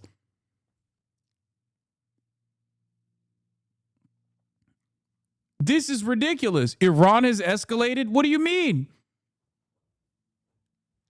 They brought Iran to the negotiations table and then said, fuck off. What is supposed to happen here? What are they supposed to do? Just not maintain their leverage? Of course they're going to maintain their leverage. This doesn't make any sense. But he's talking about today's escalation. No. Am I missing something? Yes. The reason why Iran is doing that when it wasn't doing it yesterday is because America has decided to force their assets through the Strait of Hormuz.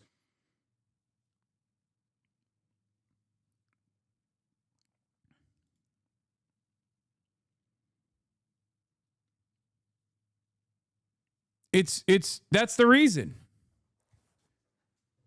Instead of negotiating with Iran, America has chosen military escalation once again. So obviously, Iran is going to retaliate. I don't know why we behave as though our enemies, like our foreign adversaries, are incapable of making rational decisions or incapable of advancing their own interests. Or if they do advance their own interests, we treat it as though it's like totally ridiculous. We make it seem as though there's not two parties. We make it seem as though there's not two parties to this negotiations process, that they're like, that they're just doing this for no reason, out of nowhere. And has now targeted the UAE and Oman, and this really could lead to a potential escalation, a kinetic escalation. If it does, and that continues for the next couple of days, then I think talks will really get sidelined, and it'll be hard to restart them in a meaningful way. Even that's really in question, just because this has played into Iran's fears. They would now say, why would we get around the table again if this is what the United States is going to do? And Nick Robertson live for us in Pakistan. Thank you so much. Erica? So let's take you now to the White House. CNN's Kevin Liptak is there. So yesterday, Kevin, we had President Trump saying that the U.S. was having very positive discussions with Iran. Now, on the heels of what we've just heard, of course, from Nick, what changed? Well, I have to say, we've been getting some mixed signals about exactly what the status of these talks are. You know, 2 days before the president said that they were productive, he said that the latest Iranian proposal was not acceptable. Yes, he wasn't saying the N-word, chat. He was saying his name and then going, after, okay? And so it's not precise. Come on, lock in. We got it, okay? Now it's being a little childish, okay? We're behaving like little babies, okay? Ooh. Come on. Basically clear where exactly those talks stand, and certainly it's unclear now that we have seen this exchange of fire between the U.S. and Iran. FARS, a military-informed source. The fire in the UAE was the result of the U.S. Army's adventurism. Following the explosion of widespread fire at the oil facilities of the Fujairah port and the attribution of it to the armed force of the Islamic Republic of Iran, a military-informed official said the Islamic Republic had no pre-planned program to attack the mentioned oil facilities, and what happened was the result of U.S. Army's adventurism to create a passage for the illegal transit of ships through the forbidden routes of the Strait of HORMUZ, and the U.S. Army must be held accountable for it. U.S. statesmen must end the ugly behavior of using force and diplomacy and cease military adventurism in this sensitive oil region that affects the economy of all countries worldwide. Okay, but have you thought about, I live in Fujairah, should I move? That's crazy. You made us do it? I mean, yeah, that is what they're saying, because it's true. If there was a tit for tat war going on, and then they set up a ceasefire, okay, and then America violated the principles of the ceasefire, then yeah, of course they're going to fucking retaliate. What are we talking about? Because if they don't retaliate, then they have nothing. If they don't retaliate, they have no leverage. Why would they not maintain their leverage? I think we have to remember, Iran was attacked first, okay? We got to go back to like 60 plus days ago when Iran was at the negotiations table saying, we will lean into your maximalist demands. We will cave to your demands. We will concede to them as long as you give us sanctions relief. Of course, they have to reestablish that deterrence. There is no ceasefire process. Yeah, Ross Douthat is going to think these boys are going on an epic adventure. This is classic. Yeah. Adventurism in this circumstance means like erratic and decentralized modes of violence. Like it's just irrational, erratic violence. Okay. That's what adventurism is. It doesn't mean it's not a positive thing. It's a negative thing. Okay.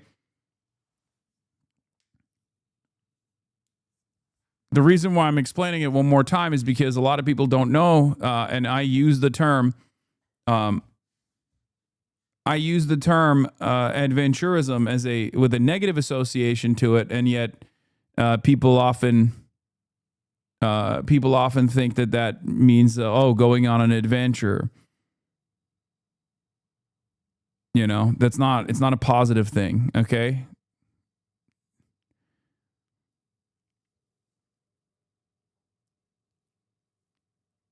Yeah, W Adventures. Okay.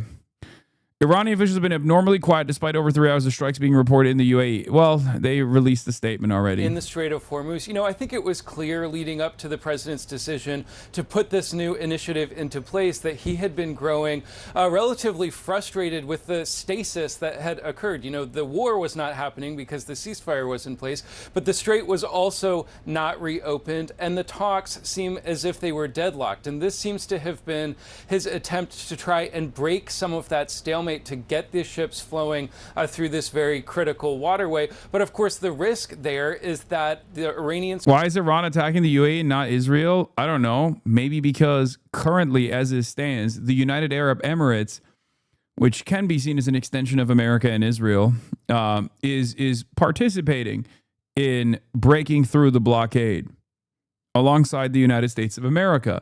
Perhaps that's the reason why the UAE is being attacked.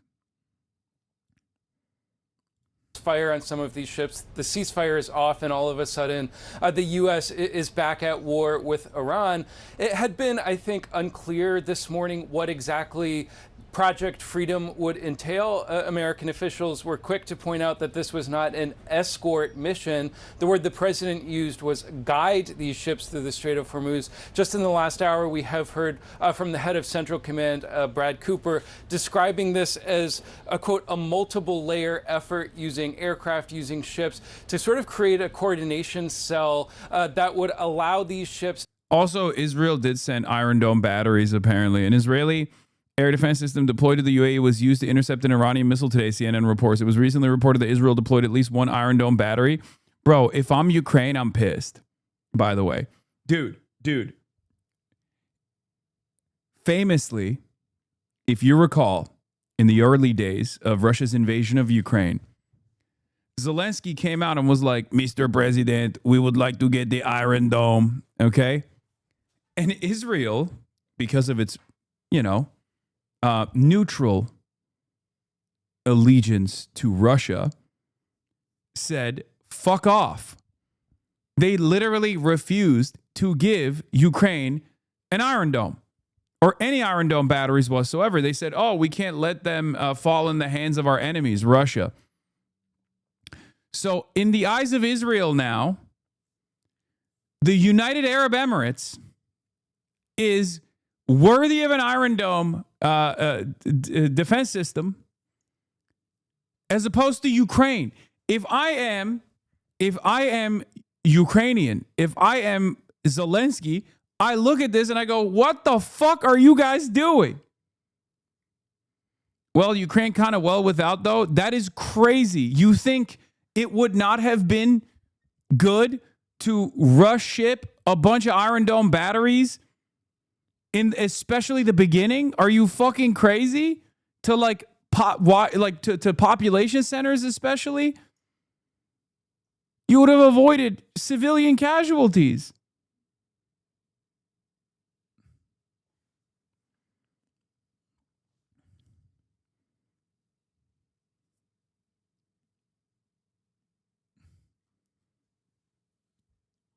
It's crazy that Israel was like, now Ukraine, fuck you. UAE, sure, you can have some Iron Dome defense batteries. You can have some. Ow. Fuck. I just hit my foot. I'm just saying, look at the fucking priorities here. If I'm Ukraine, I'm pissed.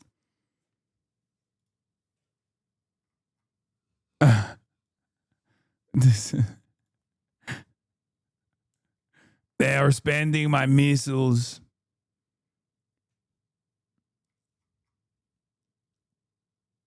It's not ours to give, it's Israel's. First of all, it absolutely is ours. What are you talking about? It's a collaborative project. The idea that Israel gets to make these decisions on their own is so funny. Okay, dude. Sure. It's not the case at all. To go through the safest channel in the Strait of Hormuz, and just by their presence, try and provide some reassurance to these shipping companies and to the pilots of these vessels that it was in fact safe to transit. Now, what we've seen this morning is, yes, Central Command says that some vessels have gone through, but overall, traffic is still down, so it remains to be seen just how effective this approach will be. For the last 3 weeks, the US Navy has been blockading ships from leaving or reaching Iranian ports. But now the mission is expanding with what President Trump calls Project Freedom. No naval escorts as such, but an attempt to guide neutral shipping. Yeah, this was also funny too. The Volodymyr Zelensky, in any normal country, purchasing stolen goods is an act that entails legal liability. This applies in particular to the grain stolen by Russia. Another vessel carrying such grain has arrived at a port in Israel and is preparing to unload. This is not and cannot be legitimate. Joel Petlin goes, question for Grok. How many other countries in the world are getting shipments of stolen Ukrainian grain? And how many of them has Zelensky called out for it? Implying that the Jewish president of Ukraine is somehow anti-Semitic for singling out Israel, taking advantage of stolen, Russian theft of Ukrainian grain. What a fucking unbelievable situation. Zelensky's Jewish, by the way. Yeah. 800 Patriot missiles were used for air defense in just 3 days in the Middle East. Ukraine received 604 years of full-scale war. Russia, Iran, and North Korea form a new axis of evil. Ukraine was the first to confront this axis. We continue to fight, but we need support. The free world must stop managing this threat and start defeating it.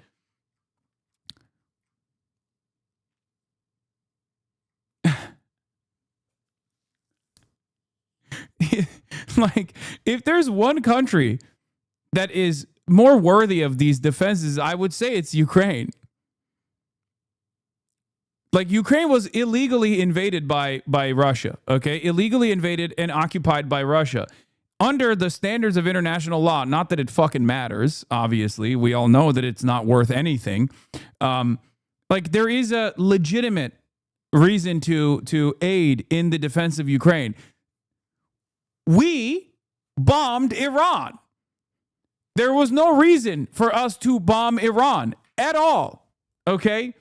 So what doesn't make any sense is for Ukraine to, on the one hand, get mad about how many Patriot missiles were used to defend the Gulf nations after we decided to bomb Iran, while simultaneously be like, no, but we got to keep up the fight. It doesn't make any sense.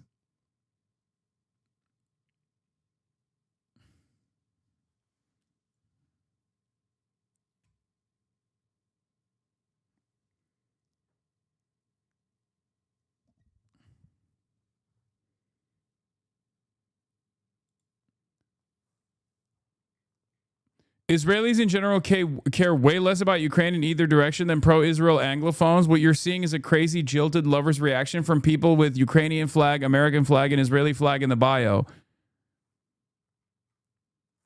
But what makes this whole episode particularly deranged is that Ukraine is not even attacking Israeli state policy. They're asking to stop a private business from a corrupt transaction that has nothing to do with Israel's national interests.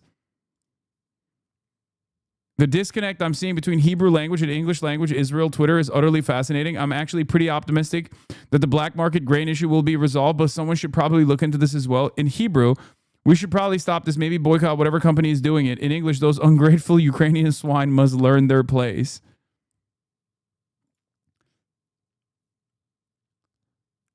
Why is North Korea catching strays here? Did they do something that I somehow completely missed? No. The DPRK, the Democratic People's Republic of Korea, has been aiding and abetting the Russian invasion, both with artillery, with their artillery production, because they have a lot more munitions, and now with sending of they've sent troops, a fuck ton of troops, as a matter of fact. And initially, the DPRK troops that they sent were simply used within Russian borders, but I'm pretty sure they have been also actively invading Ukrainian territory as well.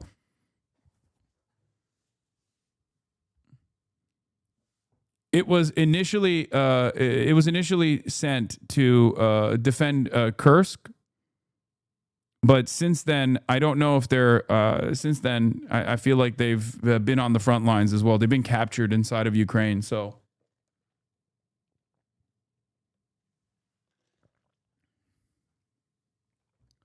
they signed a mutual defense pact with Russia when Ukraine invaded Kursk. They activated the treaty and asked for Korea's help.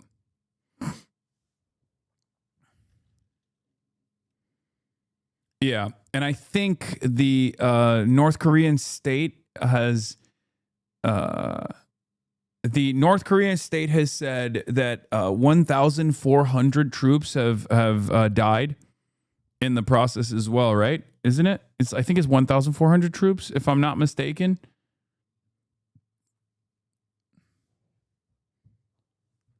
Do a lot of them defect? No. What?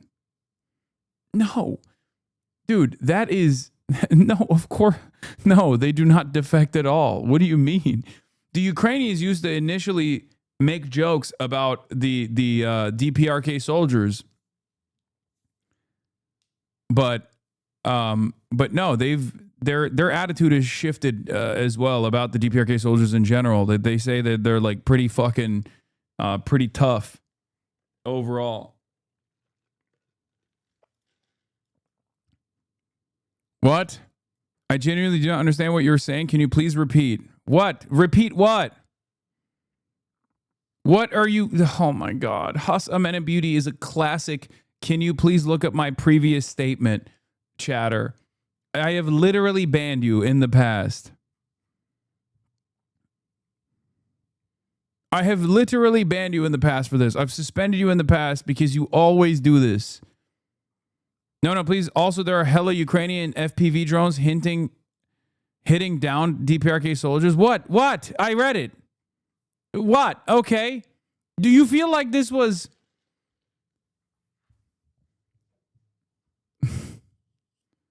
That's it? That's what you wanted me to read? Take a second off.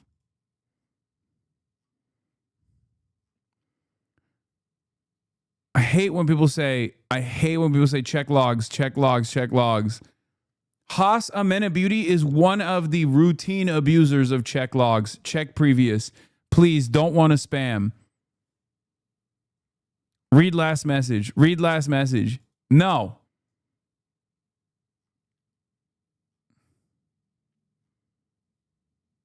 No, I will not be checking logs. I will not be reading last message. Anyway, where were we? Yeah. Lindsey Graham is demanding aid for the United Arab Emirates here. The combination of Iran's attack against UAE's vital infrastructure and continued attacks on international shipping, including a South Korean cargo ship, more than justifies a big, strong, sexy, mainly hard-dicked response to inflict further damage on Iran's war machine. The UAE has been a champion ally in this fight, doing everything that's been asked of them and beyond. Iran's recent brazen attack against the UAE tells me a lot about who's in charge in Iran and the chance of a diplomatic solution anytime soon. A forceful response with our hard-dicked Marines, with the hardest of penises. On behalf of our ally, United Arab Emirates, will reinforce that America is back as a reliable ally, helping to further wash away the damage caused by the Biden administration on this front. First of all, the Biden administration, okay, from his estimates, did not do this much damage to American force projection capabilities, did not do this much damage to longstanding security arrangements. There is no comparison. I hate Biden for what he did in Gaza. He is a genocidaire, and he will always be remembered as a genocidaire, okay? Having said that, the idea that between Biden and Trump, who has actually destroyed the confidence that the rest of the world had in the American military is not even a fucking question, okay? It's not even a question. Donald Trump is the great nation builder for China. Donald Trump is unbelievably J.D. Pond style. He is doing permanent first world genocide. by way of the gas prices. He's doing an incredible job of showing the rest of the world that America's military capabilities are actually not all that great. It's not even a fucking question. It's not even a question at all. Emoji reactions on Israeli platforms to Trump. Senior Iranian military official at this time, we are proving to everyone who is telling the truth, who's telling stories, who talks and who acts. Sorry, but honestly, they're right. They pretty much control the situation and we're punching bags right now. I say this with great sadness. Israel news from the field, uncensored on Telegram. One person was shot by security forces. Weak Trump. Trump in his speech, the war will end very quickly and oil prices will drop like you've never seen. Throw up emoji. Trump avoided saying that the ceasefire was violated. It was not heavy fire. Most were shot down. Clown emoji. Israeli Telegram channels do not fuck with Donald Trump's statements on this. They were already very upset. They were already very mad, according to plenty of reporting at this point, that Donald Trump was even remotely invested in doing a ceasefire with Iran without completely destroying the Iranian state. Okay, Trump did not say that Iran did not violate the ceasefire. He simply did not address the question.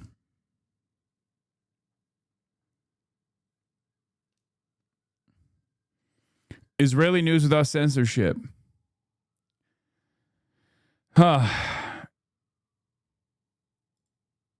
What is this?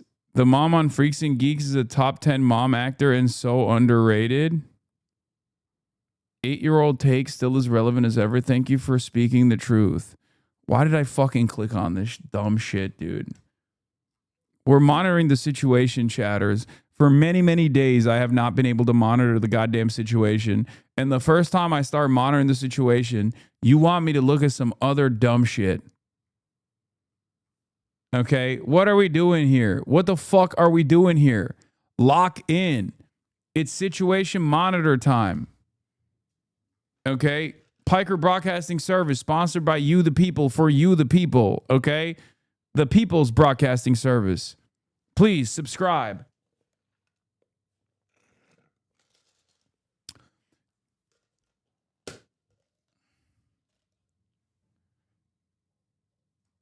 All right. Let's look at the shaky ceasefire at risk, which Donald Trump doesn't say Iran violated for some reason. Okay. Jonathan Karl, in a conversation with Jonathan Karl, ABC News chief Washington correspondent, he said, President Trump said, or President Trump stopped short of saying Iran has violated the ceasefire. Regarding the Iranian drone and missile attacks on UAE today, they were shot down for the most part, Trump told me. One got through, not huge damage. Regarding the Iranian attack on a South Korean ship, we're going to look into it. Shots were fired at the South Korean ship, and I think South Korea should take some action. This was a South Korean ship riding by itself. It was not an escorted ship. Stranded by the conflict to safety. We will use the best efforts to get ships and crews safely out of the strait, Mr. Trump said on social media last night. They are victims of circumstance. This is a humanitarian gesture. The U.S., we are just firing if fired upon. We are not the provocateurs here, but if the Iranians want to escalate here, we are willing to escalate. The Americans say 2 ships successfully crossed the strait today, helped by U.S. Navy destroyers. But in a return to open... Bro, asking one of our vassals to do their own defense is so funny. I'm serious. It's unbelievably weak for America to be like, yeah, I know we fucked everything up for you guys, but like you should probably send whatever like naval asses you have. Is so funny. What are we doing, man? What the fuck are we doing? It is so bitch made. This goes back to what I was saying about Donald Trump being a great nation builder for China. It goes back to what I was saying about Donald Trump doing unbelievable damage to the confidence that people had in American security. Murtaza Hussein from Dropsite says, South Korea should take some action. South Korea was not consulted about the war or involved in it, nor does it have the expeditionary capabilities or network of military bases in the Persian Gulf necessary to secure shipping there. What are they supposed to do? What are they supposed to do? The only thing South Korea could do is sever ties with the United States of America and commit to a bilateral relationship with Iran in order for them to be able to transit their fucking ships successfully through the Strait of Hormuz, which ironically enough would frustrate the United States of America, which currently has a secondary blockade, rendering any sort of bilateral commitment impossible. So America's secondary blockade is effectively stopping all of these other countries from actually transiting through the Strait of Hormuz by going into an Iranian port, because the American secondary blockade dictates that any ship that touches the Iranian ports, which is necessary, cannot cross through the Strait of Hormuz. That's what the secondary blockade is there to do. So South Korea can't even do any sort of bilateral commitment with Iran and go to Iran directly and be like, hey, you know, we'll purchase your oil or whatever. No harm, no foul. You think they're going to do 9/11 2.0, the manufacturer consent for this bullshit? Look, what have I always said since day one? The only thing standing in the way of America is not like, any sort of like regional superpower, any sort of great power, any sort of international power like China. The only thing standing in the way of the United States of America is its own incompetence. I don't even know if they're capable of pulling off a sophisticated like 9/11 style false flag attack. Okay. So, I mean, you're asking me if that's a possibility, but I don't know. I just don't think. I don't think that America has the capabilities of pulling off a world-changing false flag attack of that magnitude. Conflict. They also said they had to shoot down Iranian missiles and drones and destroy several small boats. Iran is also accused of firing towards a South Korean cargo ship. But Iranian state television claims the Americans are lying. The other thing, by the way, is whether or not this would even be believable. I think in this current media environment, if there was a 9/11, most people would be like, oh, America did it to itself. Like, if there was a 9/11 style like domestic terror incident that they tried to pin on Iran, most Americans would probably look at that and go, what the fuck did you just do to us? Not Iran. They wouldn't believe that Iran did it. A lot of people would immediately blame Israel. A lot of people would immediately blame Israel, and many would also probably blame the current FBI and the current State Department. Sure, the Trump supporters would believe whatever the fuck Trump says, but look at what happened after another assassination attempt. Guy comes out, tries to assassinate the president. Immediately in unison, the Republican media goes, oh, this is why we need to build a ballroom. And everyone looks at the situation and goes, yeah, sure, bud. You tried to do this to yourself just so you could build a fucking ballroom.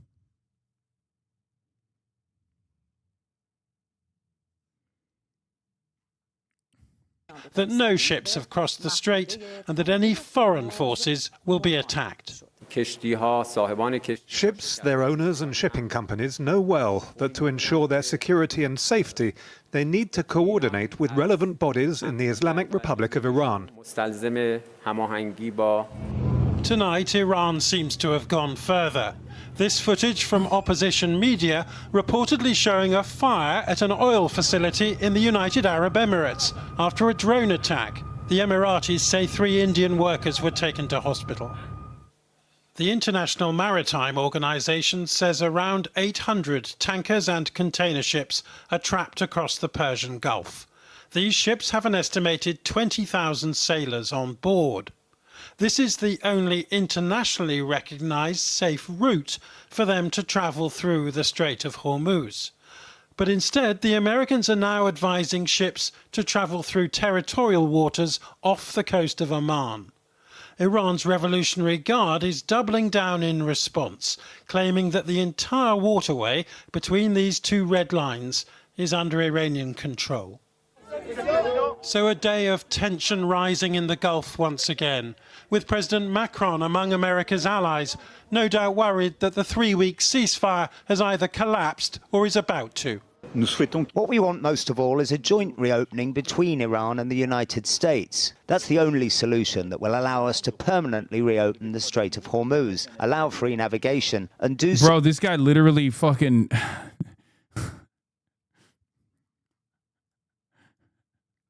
This guy in the United Arab Emirates is freaking the fuck out. I hear them going off. Pray for me, chat. Bro, get out of there. Get out of there. If you have the money to get the fuck out of there, get out of there. He's like, I'm in Faraja, bro. I hear the bombs blowing up in the distance.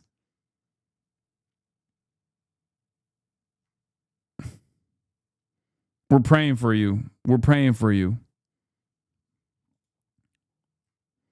Well, I don't think you can get out of there because I assume that they suspended the flights, but... So without restrictions or tolls. Tonight, the United Arab Emirates are saying they intercepted 3 missiles here, while a 4th fell into the sea. The Emiratis describing this as a serious escalation to which they reserve the right to respond. Well, Kate Fisher is in Washington for us. What's the latest from President Trump? Well, as he begins this operation to try to help the freedom of movement, it looks like this is the most fragile that this ceasefire has been. He's just within the last hour told Fox News that if the Iranians attack US ships, they will be blown off the face of the earth. He's also taken to his Truth Social platform and said that Iran has been taking some shots at unrelated nations. He's referring to a South Korean ship there, and when you're so rich you forgot that you can move by legs instead of plane, buddy, just look at a map. You know what I mean? It's not super easy to fucking take a multiple day trip out of there, okay? Yeah, just fucking walk out of the United Arab Emirates, this guy said. Fell into the sea.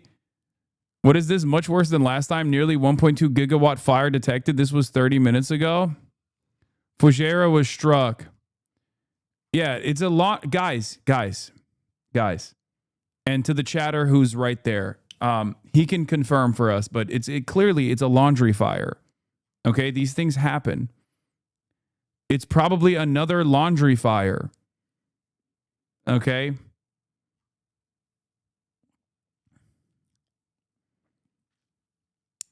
Yes, it's a classic. It went up in flames, the laundry. It is. Thank you. Shit, what if Saudi attacks?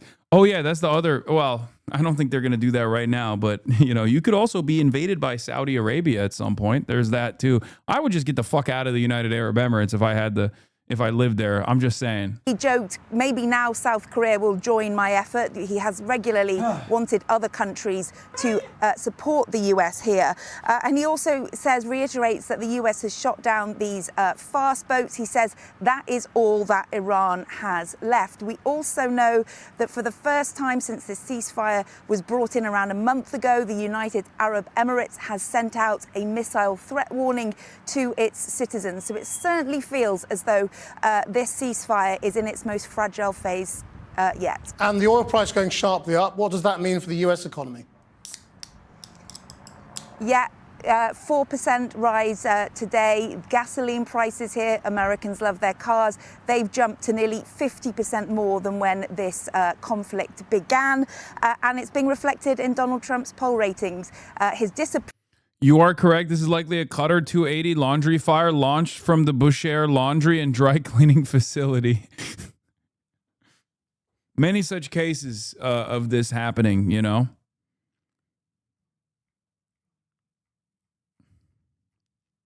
Approval rating at a record high, and of course we've got midterm elections in November, and it won't be good for Republicans trying to get re-elected with this kind of Yeah, that's what he's worried about, which is so sad. the only calculation here is not like human lives being lost or the energy markets in a state of crisis, but what this does for not even like the midterms necessarily.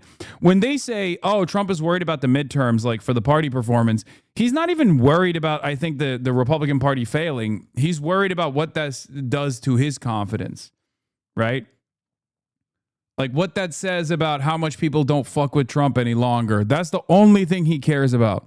It's about his own popularity, and that's it. There's no like real there's no real calculation being made about the future of the Republican Party. I just don't think that the administration cares about that, or Trump cares about that at all. Very puzzled by UAE's vision for the future. You can't be Israel or Russia and Switzerland or Singapore at the same time. Exactly. I said this when they pulled out of OPEC, that they think that they're going to be Israel, but they will never be Israel. Only one country is Israel, and that's Israel, okay? I don't know why they think that I don't know why they thought, oh, we'll just fucking pull out the ripcord and just lean heavily into America, and then they'll defend us. They won't. They haven't so far. What makes you think they will now? What makes you think they have the capacity to defend you? Questions that I have that I don't think I'll ever be able to have answers to.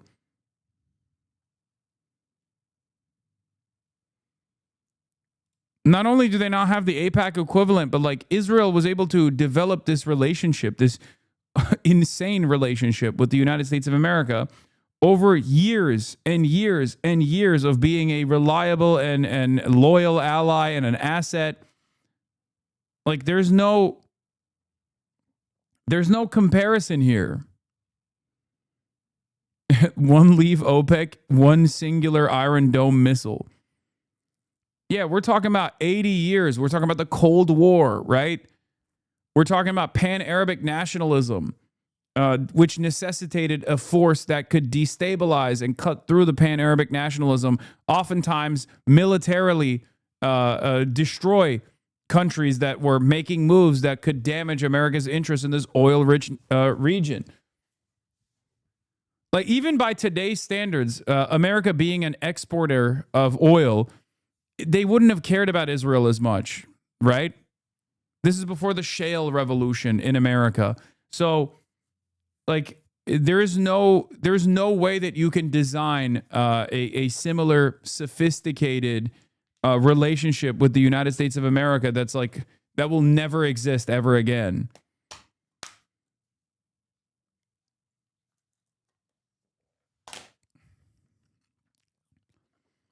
Of the GCC states, the UAE has been the most openly aggressive about rejecting the results of the 6-week war, i.e. defeat, the most openly Israel-aligned, clashing with Saudi for not supporting UAE Israel desire for more war. The UAE has learned nothing. Yeah, it just doesn't make any fucking sense. I don't know what the hell they're thinking. It's a very dangerous gamble for them, which is why I'm telling you, if you live in the United Arab Emirates, get the fuck out if you can. If you take both this report and the Axios report about Saudi lobbying for war at face value, then it suggests that Saudi Arabia knowingly created a situation where Iran would try to kill the idea of Dubai. Dilawar Karwan says this tidbit was buried in the Wall Street Journal's report on the UAE leaving OPEC. There were also rumors that KSA was pro-war because it harmed other GCC powers, especially UAE, while leaving Saudi relatively unscathed. Have they cut a side deal with Iran? I don't think they've cut a side deal with Iran, but I think that they have had a rift. Saudi Arabia had a big rift with the UAE already, given UAE's interest in becoming the little Israel in the Gulf, and also aligning heavily with Israel.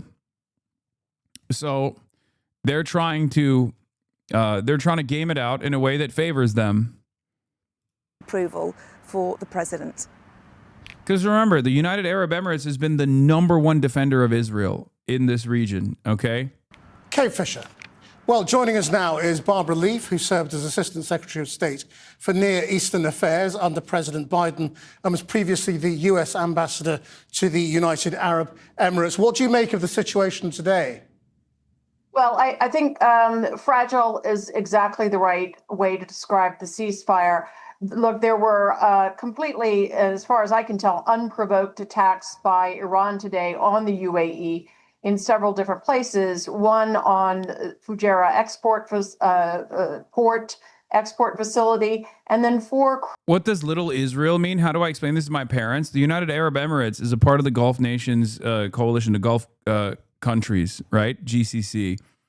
The United Arab Emirates has always aligned with Israel, and have secured Israeli interests in the region, petitioned for better relationships with Israel. The United Arab Emirates also has its own regional ambitions as well, sometimes at odds with Saudi Arabia in countries like Yemen, against both Iran and Saudi Arabia.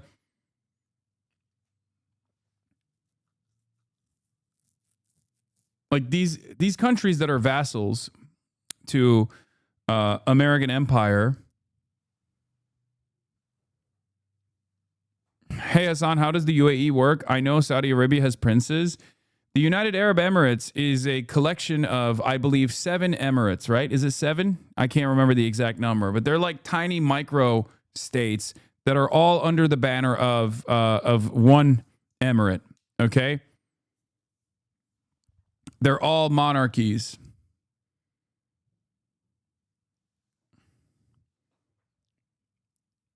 That's how it works. There's one top guy. There's one top guy that controls all 7 of the tiny nations within this tiny nation. And that's it.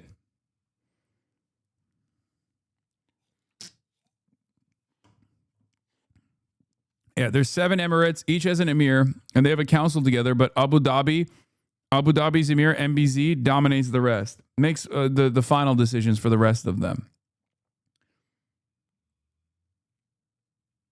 UAE is a part of Israel. Tasnim.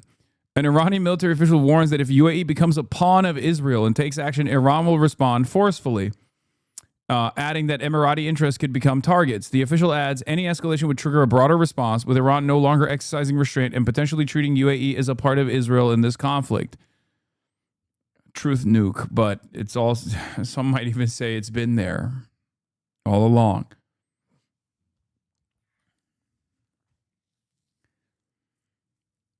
Some IRGC commanders have already said that they want to kill the idea of Dubai, openly stating that they want to destroy the United Arab Emirates, basically. And that's part of the reason why they've been pummeling the UAE, because the UAE has been an extension of Israel in the region for a decade at this point. Cruise missiles directed towards the UAE, which they were fortunately largely able to intercept. Then you've got the random attacks on different ships, either trying to exit the strait or just off the strait. Right. But, Iran is saying Trump's trying to break the blockade. That's why they're responding. I mean, the brinkmanship on both sides is very alarming, isn't it? I mean, we're very close to a return to war. Of course. This is definitely on the upswing towards an escalatory cycle on both sides. But what I guess what I'm pointing out is that Iran made clear how it will respond. It shot cruise missiles towards the UAE, which had nothing to do with this.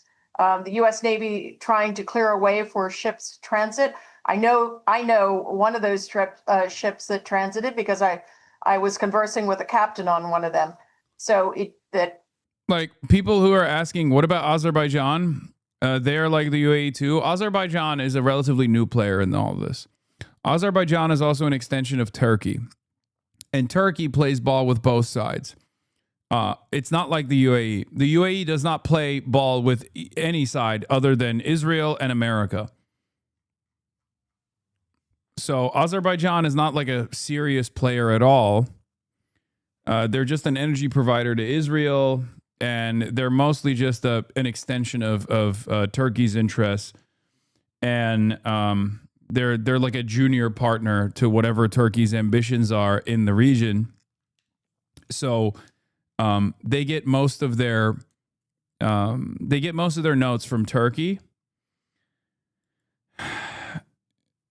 Azerbaijan is thick as thieves with Israel, Western intelligence, and Turkey. Erdogan very publicly called on Azerbaijan, to avoid getting sucked into the U.S.-Israel war in Iran after a handful of Iranian drones hit the Nakhchivan exclave. Iranians at the border of the city of Jolfa, northwest Iran, saw 6 drones moving towards east and center of Iran, each 2 minutes apart. Jolfa borders with Azerbaijan. Yeah. So they're not going to behave in a way like the United Arab Emirates is, and they haven't behaved in a way like the United Arab Emirates has so far.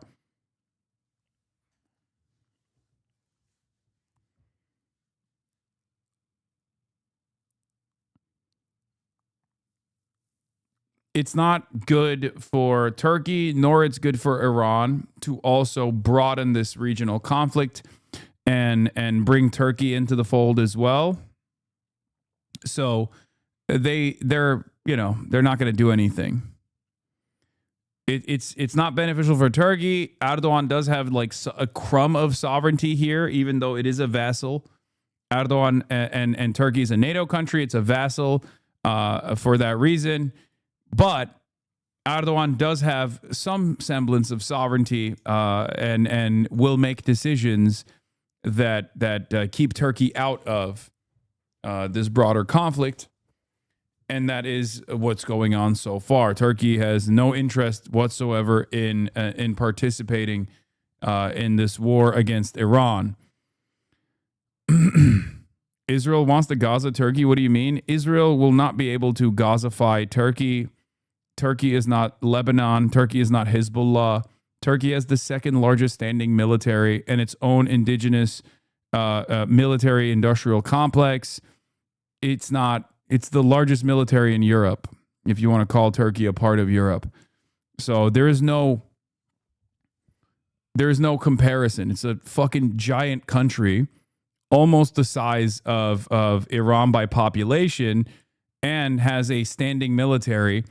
It doesn't have striking capabilities like Iran does, but it has a much more competent actual fucking military force.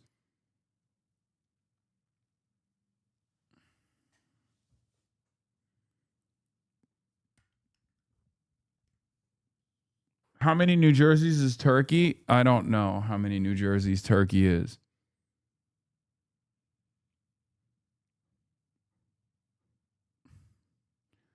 Turkey also is. Turkey gets clapped if they don't create an underground drone program. Saddam also had a standing military. True.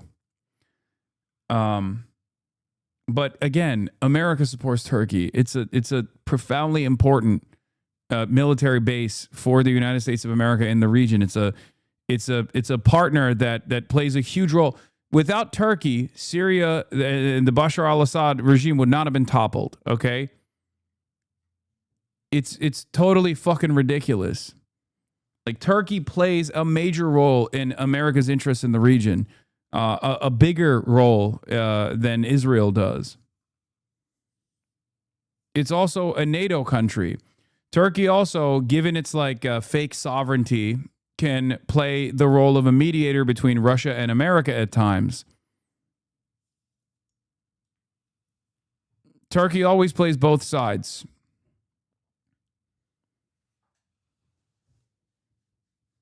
But never forget, we're talking about a country that has American nukes inside of American military bases inside of its national boundaries.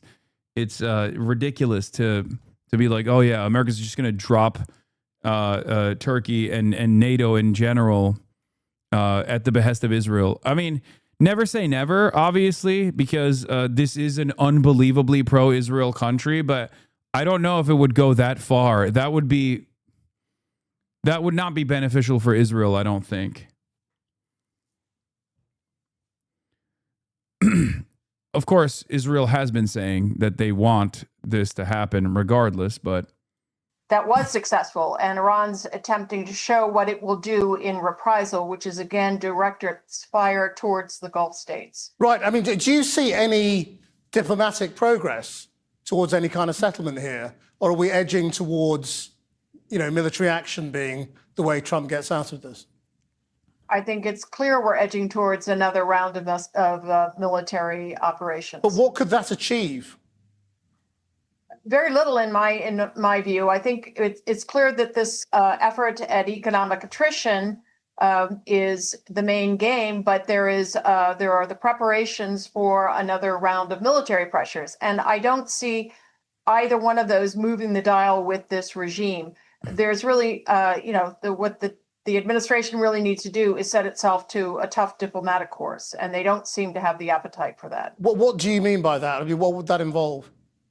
That means sitting down at the table and getting into a... If another country has a military base in your country and put their nukes there, you don't actually have nukes? Yes, I understand that. I'm literally Turkish. What are you talking about?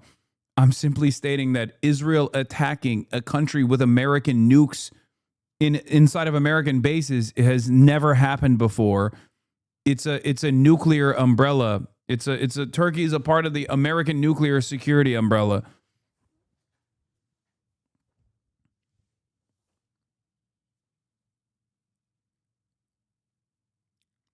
Israel is an American vassal. It's an extension of American empire. That would be this would be a very different calculation. Yeah, I get that. My country's in the same situation. Turkey also operates sometimes independently outside of American interests, like immediate American interests. In comparison to like even the European vassal states. Long set of difficult negotiations. Ultimately, that is still beneficial for American interests, though, because that way America uses Turkey as a mediator at times, for example, against Russia. There has been a little bit of movement in this latest proposal, we think, by the Iranians to at least not make it a condition for sitting down at the table that the blockade be lifted. But something's got to give, and otherwise this will head towards military operations again. Do you think there is a better diplomatic solution than what was effectively the old deal done under Obama? Or is that what we're looking at, rebadged as a Trump deal? Well, the large difference, the really huge difference, is the fact that virtually the whole nuclear program is shattered. So you've got the leftover pieces of it to deal with. İhya oldum. Turkey won't survive this decade. Classic Turk in the chat. Classic Turk defeatism in the chat, by the way. But you're not starting from the same threshold of activity. That's a huge advantage. Barbara Lee, thank you very much indeed for your time. Let me begin by saying congratulations to the small business people of the year from all 50 states. It's a big deal. It's a big deal, and you can be proud of yourself. Our country's made up of a lot of small businesses, and that ends up... My mother was a small business. As you all know, just like Kamala Harris, my mother too was a small business, so was my father.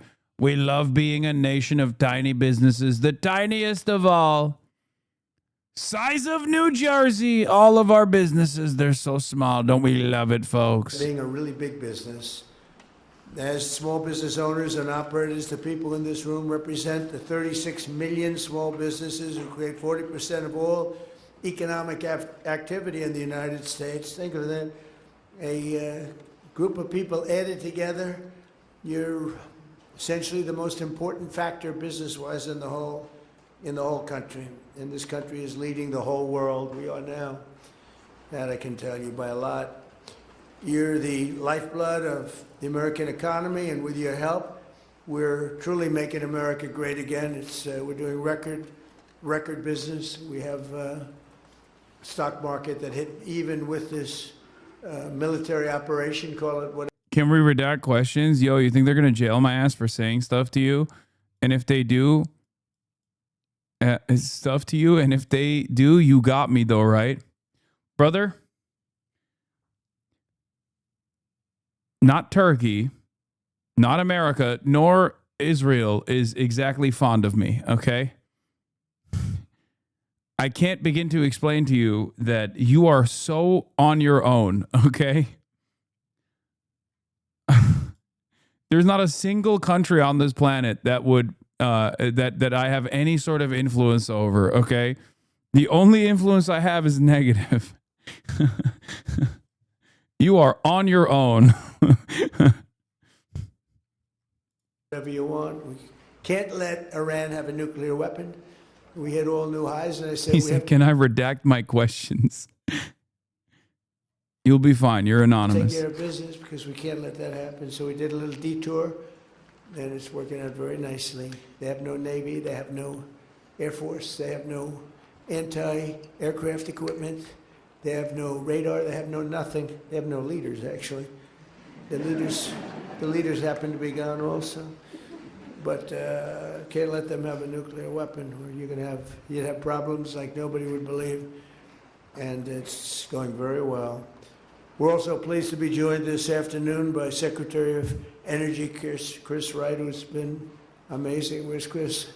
Except everybody was wrong. They thought that energy would be at $300, right? $300 a barrel, and it's like at 100.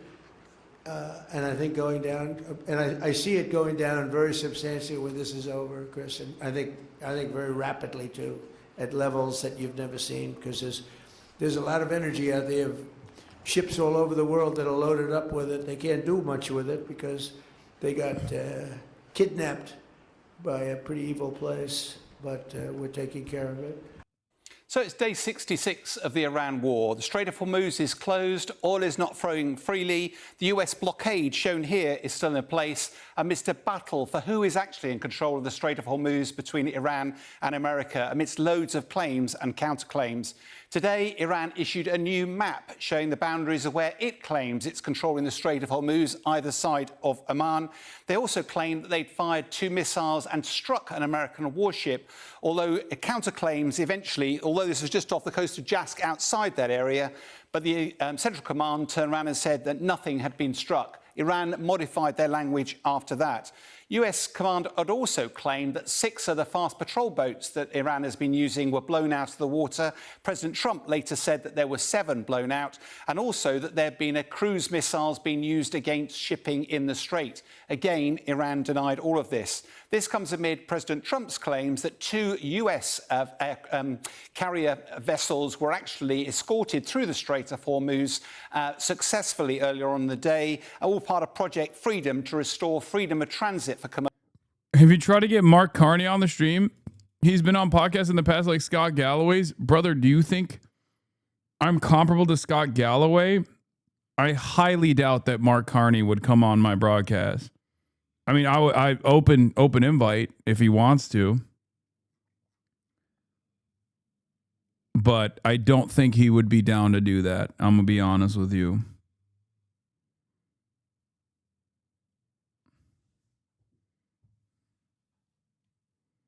Commercial vessels through this area. Again, Iran denies that this was achieved. All of this is designed to relieve the 2,000 vessels and allegedly 20,000 seafarers that are actually trapped in the Strait, in the Gulf of Oman.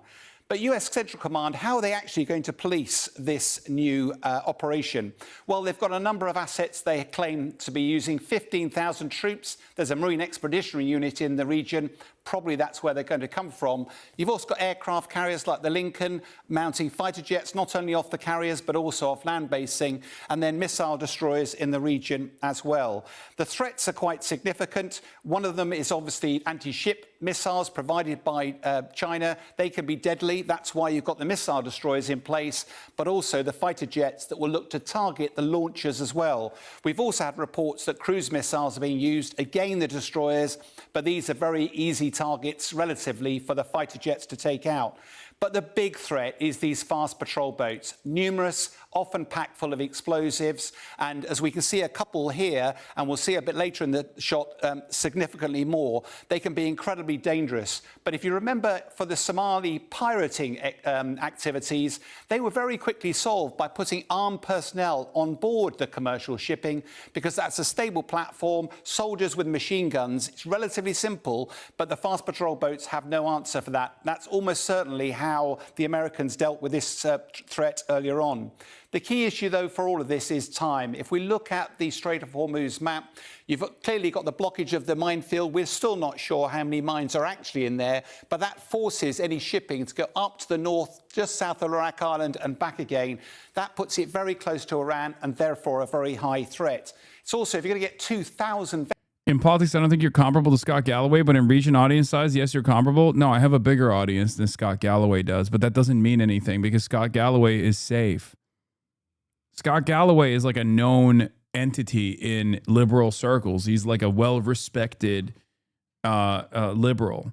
Scott Galloway also is like kind of not kind of, is pretty pro-Israel too. That's another huge deal there too. So like, Michael Fusco Art, support your PBS. Thank you. Michael Fusco Art with a 69 tier 1 gifted subs. Thank you, Michael Fusco Art. Thank you for supporting your independent media.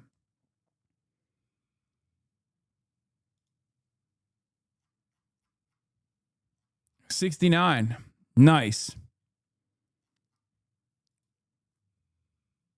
Vessels out, even if you put them relatively close together, it's probably about a week's worth of transit, 24/7, incredibly risky. And you have to remember, Iran doesn't have to hit all of them. It only has to hit one, and suddenly confidence in this project will be undermined immediately. But for now... Yes, Iran has to hit an American ship. Like Iran, if Iran wants to establish full tilt military deterrence, it has to hit an American naval asset. Like that would be the ultimate military deterrence in the Strait of Hormuz. If they were to get a successful strike on an American naval carrier, naval asset, then it's unbelievably over. It's more over than it's ever been. They're saying that they have done so. They're saying that they've done so already, but you need to have a clear image of it. You know, without that, it doesn't mean anything, because if they've been able to hit an American asset, if they've been able to hit an American asset here, it might deter America from continuing military operations. But if it's just like a minor dent or something, they could just like write it off as a laundry fire, right? As they have done so in the past. So that's the situation. All right. Let's look at what Trita Parsi had to say to Drop Site News. Trump snatched defeat from the jaws of success. Dr. Trita Parsi, Iran expert at Quincy Institute, friend of the show, told Drop Site that Trump squandered a ceasefire that disproportionately favored the United States. Trump really snatched defeat from the jaws of success because the ceasefire actually disproportionately favored the United States, Parsi said. Without resuming the war, Trump could have alleviated pressure on global energy markets, eroded Iranian leverage, and drawn out a negotiating process without immediately lifting sanctions, one of Tehran's core demands. Instead, he escalated. The more aggressive Trump's rhetoric tends to become, the more he says that Iranians are in disarray, the more it tends to be a reflection of the fact that his own negotiating position has become tremendously vulnerable and weakened, Parsi said. This is also true. Parsi said that Trump has also appeared to embrace the faulty FDD projections including those produced by the neoconservative think tank Foundation for the Defense of Democracies, which is, again, an Israeli cutout, just so you understand. Initially started as under the name Emet, Hebrew for Truth, in 2001. Its stated purpose for Foundation for Defending Democracy was to defend Israel's interest in America, to launder Israel's reputation in America. FDD is a reflection of whatever the Israeli goals are, and they are inside of the administration. It's Benjamin Netanyahu's own personal think tank, and they have FDD guys that are in the negotiations rooms now. As this past week, Donald Trump hired someone from FDD to sit next to Witkoff and Jared Kushner. So It's totally ridiculous. But yeah, FDD, in the interest of advancing Israel's goals here, is going to sully any kind of negotiation process that might be implemented and continue feeding bad information to the United States of America. And we all know how that fucking worked so far. FDD has convinced Trump that his naval blockade would bring a weakened and more pliable Iran to the negotiating table. Trump began claiming that Iranian oil infrastructure was on the verge of catastrophic failure. On what Trump is actually seeking, Parsi said, I think Trump is looking for some sort of spectacular military action that is not necessarily successful on a strategic level, but on a tactical level gives the impression that he has dominance, escalation dominance, and control, and then go to the negotiating table and strike a deal. The Iranians are not going to allow him to get that. It may actually prove to be a blessing for the Iranians if Trump resumes military attacks, Parsi said. Is Sarah Longwell coming on the broadcast? No. Where is this coming from? What? Did she even indicate she wants to? I would love that. Why are you spamming this?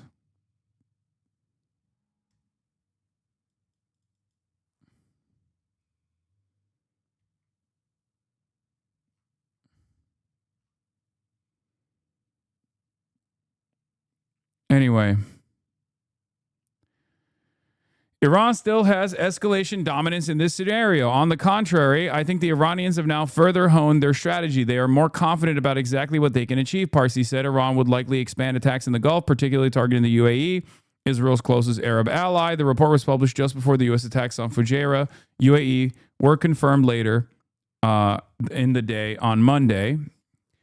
On Trump's China visit scheduled for May 14th, Parsi said, economic pressure is the only news that seems to impact the White House. The only thing that reaches him is how bad the economy is going. It used to be markets and munitions, and now it's markets, munitions, and midterms, right? Like domestic pressure coming from inside of or domestic pressure coming from the Republican Party's future, domestic pressure that impacts Trump's popularity, domestic pressure that is increasing as a consequence of prices for the average American consumer at the gas pumps skyrocketing, right? The only thing that reaches him is how bad the economy is going and how much of a problem it's going to be for him if he has to show up in Beijing and face the Chinese from this utter position of embarrassment and weakness. Hold on. Let me get back to it real quick. Where the fuck is it? Oh, here. He still has this false illusion that the blockade, one way or another, is going to deliver him the type of victory that will rewrite the entire history of these last 7 to 8 weeks. If he goes after Iran's exports to China, he will not only escalate this regional conflict into a global conflict, but he will further push up oil prices, which will backfire faster on him than it will backfire on the Iranians. On Iran's emerging toll system, Parsi said that while some countries may balk at the idea of paying tolls to Iran, eventually they would accept this as a new norm. At the end of the day, they need their oil and they will pay the fees. And the Iranians are going to use the fee collections, not necessarily as something that replaces all income, but something that forces countries to reestablish financial connections with Iran, countries that otherwise had left the Iranian markets as a result of U.S. sanctions, he said. Now the Iranians have leverage to push them back in. And that is of tremendous value to them to be able to make sure that they have these connections. This is precisely the reason why I said from the start that America's interest in adding the European partners into the fold was not to have them necessarily fuck, I can't even, I'm all over the place. America's interest, stated by Marco Rubio, was to apply pressure to Iran. That wasn't to actually have their military assets in the region, because America has maximum military leverage, right, in comparison to the European allies. What the fuck is one like nuclear aircraft carrier from France going to do, right? That Americans can't. America has 11 that they can use against Iran if they choose to do so, right? The real reason why they wanted European partners to engage Iran militarily was not for the military pressure, but more so for the diplomatic pressure. because Iran is, by way of the toll system, forcing bilateral commitments with EU partners. Okay? Iran wants to be a sovereign state that is a normal country that can have normal commerce with these international, with the rest of the markets, even if they can't do it with the United States of America, because that was one of the big problems with the sanctions regime, was that all of these other countries, worried about secondary sanctions that they might receive from the United States of America, stopped trading with Iran. Okay? And Iran is successfully implementing these bilateral commitments right now with all of these other countries, including with France. Okay? The plan was simple. The UAE exits OPEC, breaks free from its limits, and ramps up production. 2 days later, America announces Operation Freedom and forces open the Strait of Hormuz. Emirati oil floods the market, prices crash, and Iran loses its only powerful card in negotiations. Iran sent a strong, clear message today. You want cheap oil? You won't get it unless you return to negotiations and provide guarantees to implement our demands that you agreed to discuss. By successfully foiling their plan, Iran will return to negotiations from a stronger position than before, and it will prove to the world that it controls the Hormuz, and whoever controls the Hormuz controls the oil, and whoever controls the oil controls the world. Okay, this is a little bit aggressive, but yeah. Thoughts on China telling firms to ignore sanctions? It makes total sense. Obviously, China has been ignoring the sanctions. Why the fuck would they not say this publicly? Trump is repeatedly overplaying his hand on Iran and America's strategic detriment. China is now telling firms to ignore new U.S. sanctions on Iranian oil. Per Bloomberg, this signals a far more aggressive stance from China and risks pulling global banks into a U.S.-China standoff. You don't want to have this conversation because Donald Trump did not successfully decouple the rest of the world from China. That was the goal of the Liberation Day tariffs, if you recall. But that failed. Okay? That fucking failed. America had to buckle under the pressure. And therefore, America does not have the capacity to force other countries to no longer trade with China. China is still the manufacturing hub of the planet. Explainer why China decided this time to directly resist latest U.S. sanctions. Trump in his eternal wisdom all but forced them to. Huge news in China today since Besant actually sanctioned larger entities this time. Hengli is a huge deal. China is entirely willing to fight economic war over this from what I can see. I will now talk about why Hengli is a big deal and why the Trump admin stepped over the line.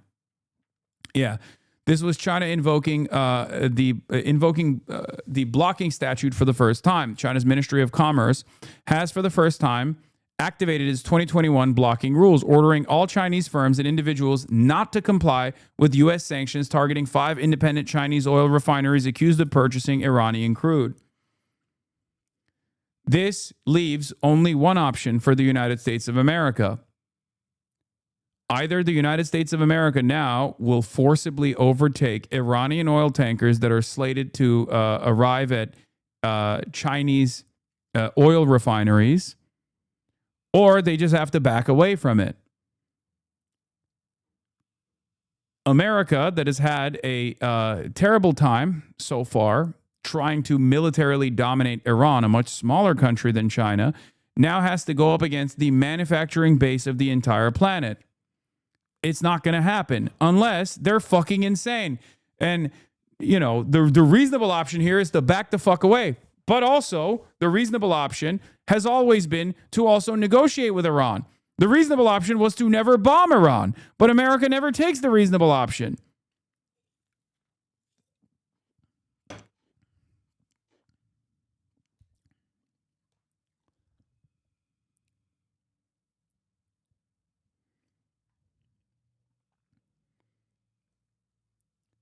So I don't know. Like the logical steps to take here is not to add a secondary blockade, which America did. The logical step here would be to de-escalate. Okay? The Mearsheimer Trita Parsi. Look at the situation that Trump is in. He is facing abject defeat. I mean, we can put lipstick on a pig. This is total goat talk. Oh my God. All my goats. All my goats in one place. Trita Parsi and the Mearsh. Oh my God, the Mearsh and Trita Parsi. What the fuck? Limits what you could do in that regard. He lost. This was a colossal blunder. And really what's going on here is whether or not he is going to accept defeat. Mearsheimer, please, I'm begging you to come on the broadcast. I love you. Please, please, you are my GOAT. Why won't you come on the broadcast, Mearsheimer? Project Mersh. How do I not have a single fucking student of his in my chat? How is that possible? What the fuck are you guys doing? Actually, what the fuck are you guys doing? Get to work, chatters. Why do I have this clandestine network of parasocialists out there all around the world, and definitely in the United States of America, specifically in institutes of higher learning? How is this even remotely possible that I haven't had one fucking student of the Mersh go up to him and be like, Mr. Mersh, we really would like for you to collaborate with HasanAbi Piker. It doesn't make any sense. Contact Jeffrey Sachs. He knows Mersh. It's embarrassing to fucking ask Jeffrey Sachs to be like, hey, can you put me in contact with the other GOAT? You are my GOAT, Professor Sachs, but I have another GOAT professor as well. Question is, why/how are you not trying hard enough to get him on? We are. We've been emailing him. He doesn't respond.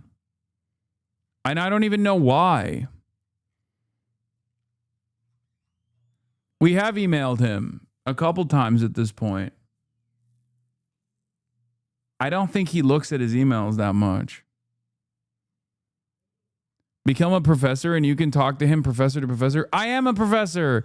Dr. Jihad. Remember Dr. Jihad? Professor of jihadology. Okay, PhD in racism. You know this already. Doctorate in jihad and I'm a professor of racism. I got a PhD in it.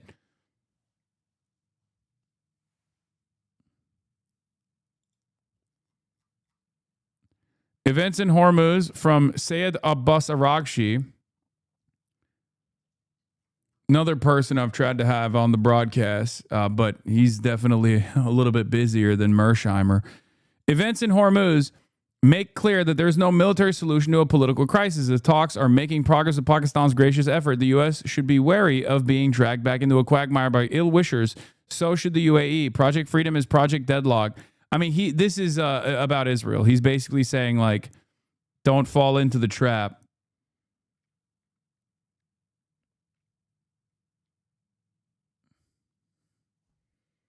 You need a student's recommendation. Open Presence! Oh my God. Open Presence is back, dude.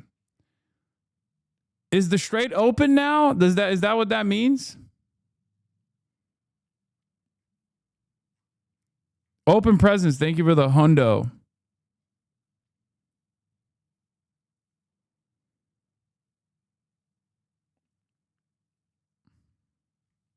Trump foolishly, once again, went with the advice of the Israelis, put on a blockade, and now he's hurting more than the Iranians are. So the status quo suddenly is actually not as bad for the Iranians, unless, of course, he does something else that gets him out of that situation.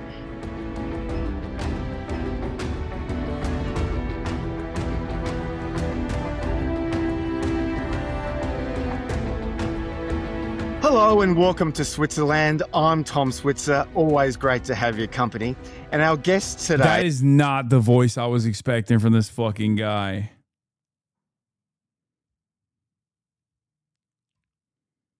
A Trita Parsi from the Quincy Institute in Washington. Hi there, Trita. Good to see you, Tom. And Professor John Mearsheimer from the University of Chicago. Always great to see you, John. And great to see you, Trita, and you, Tom. Now, President Trump has said today, that's Sunday, May 3, that the US would start guiding commercial ships through the Strait of Hormuz where they've been... Is he going to play this music the entire time? Because I genuinely don't know if I can watch this if there's like high intensity music playing in the background. Or no, Professor Mearsheimer. Hello. Trapped. John, your thoughts? I don't know how he can do that. what's he going to guide him out with? I would think they would have to be military ships. What else could he, the president, use? And I think there's no way that he can put military ships in the Gulf without them getting sunk. If he could put military ships to escort tankers or cargo ships out of the Gulf, he would have done it a long time ago. Why would he be waiting until now? The other thing is he has a limited number of destroyers, and almost all those destroyers are used for the blockade, the U.S. blockade. If he takes those destroyers from the U.S. blockade, sends them into the Persian Gulf, they can't run the blockade anymore. Plus, if they get sunk to the bottom of the sea, then there are hardly any destroyers left or naval assets left to execute the blockade. So it's hard for me to see what he's doing. It could be that he's trying to provoke the Iranians, and he wants to make it look like the Iranians are responsible for restarting the war. I do believe, although he does not demonstrate this publicly, that President Trump is desperate. I think that he and his advisors understand they are in deep trouble. And I think J.D. Vance is playing a key role in getting this message across to them. And I think they know, because the blockade only works in the long, long term, they have to do something else beforehand. And they, in the Trump administration and their acolytes in places like the Wall Street Journal, have been talking about starting the war up again in tandem with the blockade. I mean, I think this is a cockamamie idea, but I wouldn't put that past President Trump to do. So he could be looking to start the war up and just putting the blame on the Iranians. But who knows? It's just such an amorphous tweet on his part, and just came out of nowhere. Well, if just to be clear here, that if this plan, why are you on FaceTime with this guy? I wish I was FaceTiming with my goats. And does not allow, and this random Australian guy who I don't know anything about, for the record, our U.S. Navy warships escorting vessels through the strait. How does this plan, the president calls it Project Freedom, Trita, how does he allow the U.S. to guide these ships safely through the strait, especially given that these naval mines are being deployed by Iran's Revolutionary Guard Corps? Trita. It makes no sense. Now, of course, I agree with John. I would just add one other possibility, which is, the most benign or optimistic one, which is that there is some confidence building measures being negotiated between the two sides. And as a result of that, the Iranians will let through a number of ships that are belonging to third countries that are not involved in the fighting, which will most likely be Asian countries, probably not carrying any oil, but carrying other types of goods. And Trump kind of wants to take credit for it, but it's probably some kind of a confidence building measure that may have been negotiated between the two sides, which is partly because a lot of these Asian countries at this point are really starting to lose patience about the situation. They're the ones, I mean, you would know better than me, Tom, sitting in Australia, that are paying the price for this war. And Trump is only, 10, 12 days away from having to go to Beijing for a summit with Xi. And he's going to arrive there deeply, deeply embarrassed, or he should be. If this is not resolved by then. Would he have any leverage with China, John? Would Trump have any leverage with China? Well, China needs the free access to all the transport through the Strait of Hormuz, correct? I don't think, Tom, he needs leverage with China. I think the Chinese want to end this as quickly as possible. I think almost every country on the planet, except for Israel, wants to end this one as quickly as possible. I realize that, but he might be thinking he'd put pressure on Beijing to put pressure on the mullahs. How? What pressure can America? Oh, my God. What a waste. Dude, this guy shouldn't talk at all. Let the goats talk. What a waste of a fucking moment to have with two goats. Oh, my God. What kind of pressure could America place on China, especially right now? America is already maximally pressured out on their own due to their own actions. What could America do right now to apply pressure to Beijing? Lamau, you're so petty when you're jealous. Okay, I'm a little bit jealous for sure, but also this is kind of a, you know who I really like? You know who I really like in the geopolitics front that does these sorts of interviews with these goats? It's Glenn Deason. Okay, Glenn Deason is the guy I really like. You want to know why I really like this guy? I don't know a damn thing about his worldview. Okay, his job is to let Mearsheimer talk. Okay, I love this guy. I watch his shit all the time. I've become a huge fucking fan of his channel because he will just have people on and he will just let them talk. He won't ask dumb fucking questions. I don't know anything about him at all. I have no knowledge. I have no knowledge of his worldview, and I don't need to know. Okay? I don't need to know. I've watched almost all of his videos, except for, you know, like Scott Ritter and stuff. But like, the reason why it's great is because I don't need to know what his worldview is. It's not about him. Don't incorporate your fucking silly opinions into this conversation. And I'm not even kidding. I've actually learned from that. Okay? I've actually learned from that. Bro, stop calling Trita a goat. He might be a good analyst, but he's not a good person. Wait, why? Are you going to say he's pro IRGC? Is that what it is? Are you one of those guys? I mean, he's a good guy. I don't think he's a bad guy at all. I've been following his stuff for a very long time. But I've learned from Glenn and even from Chris Hedges as well, who I also love his analysis in general. I've learned from them. I've learned to like just ask questions and let them steal the show.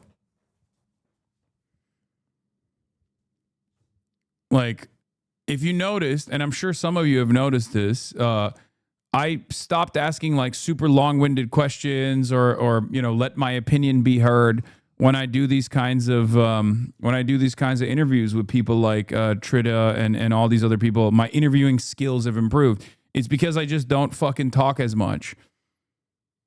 I realize that it's, you know, I thought you finally started listening to us. I would never listen to you in a million fucking years, chatter. Are you out of your mind? Are you insane? Are you out of your fucking mind? Especially because even now, when I ask like a question that's a little bit long, when I ask a question that's even a little bit long, everybody starts going, "Mah!" Ah!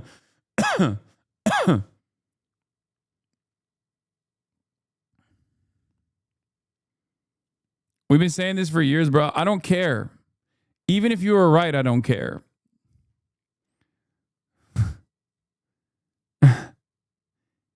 You framed the question well because Hasan does have a worldview. Yeah, I mean, obviously, I'll still do it.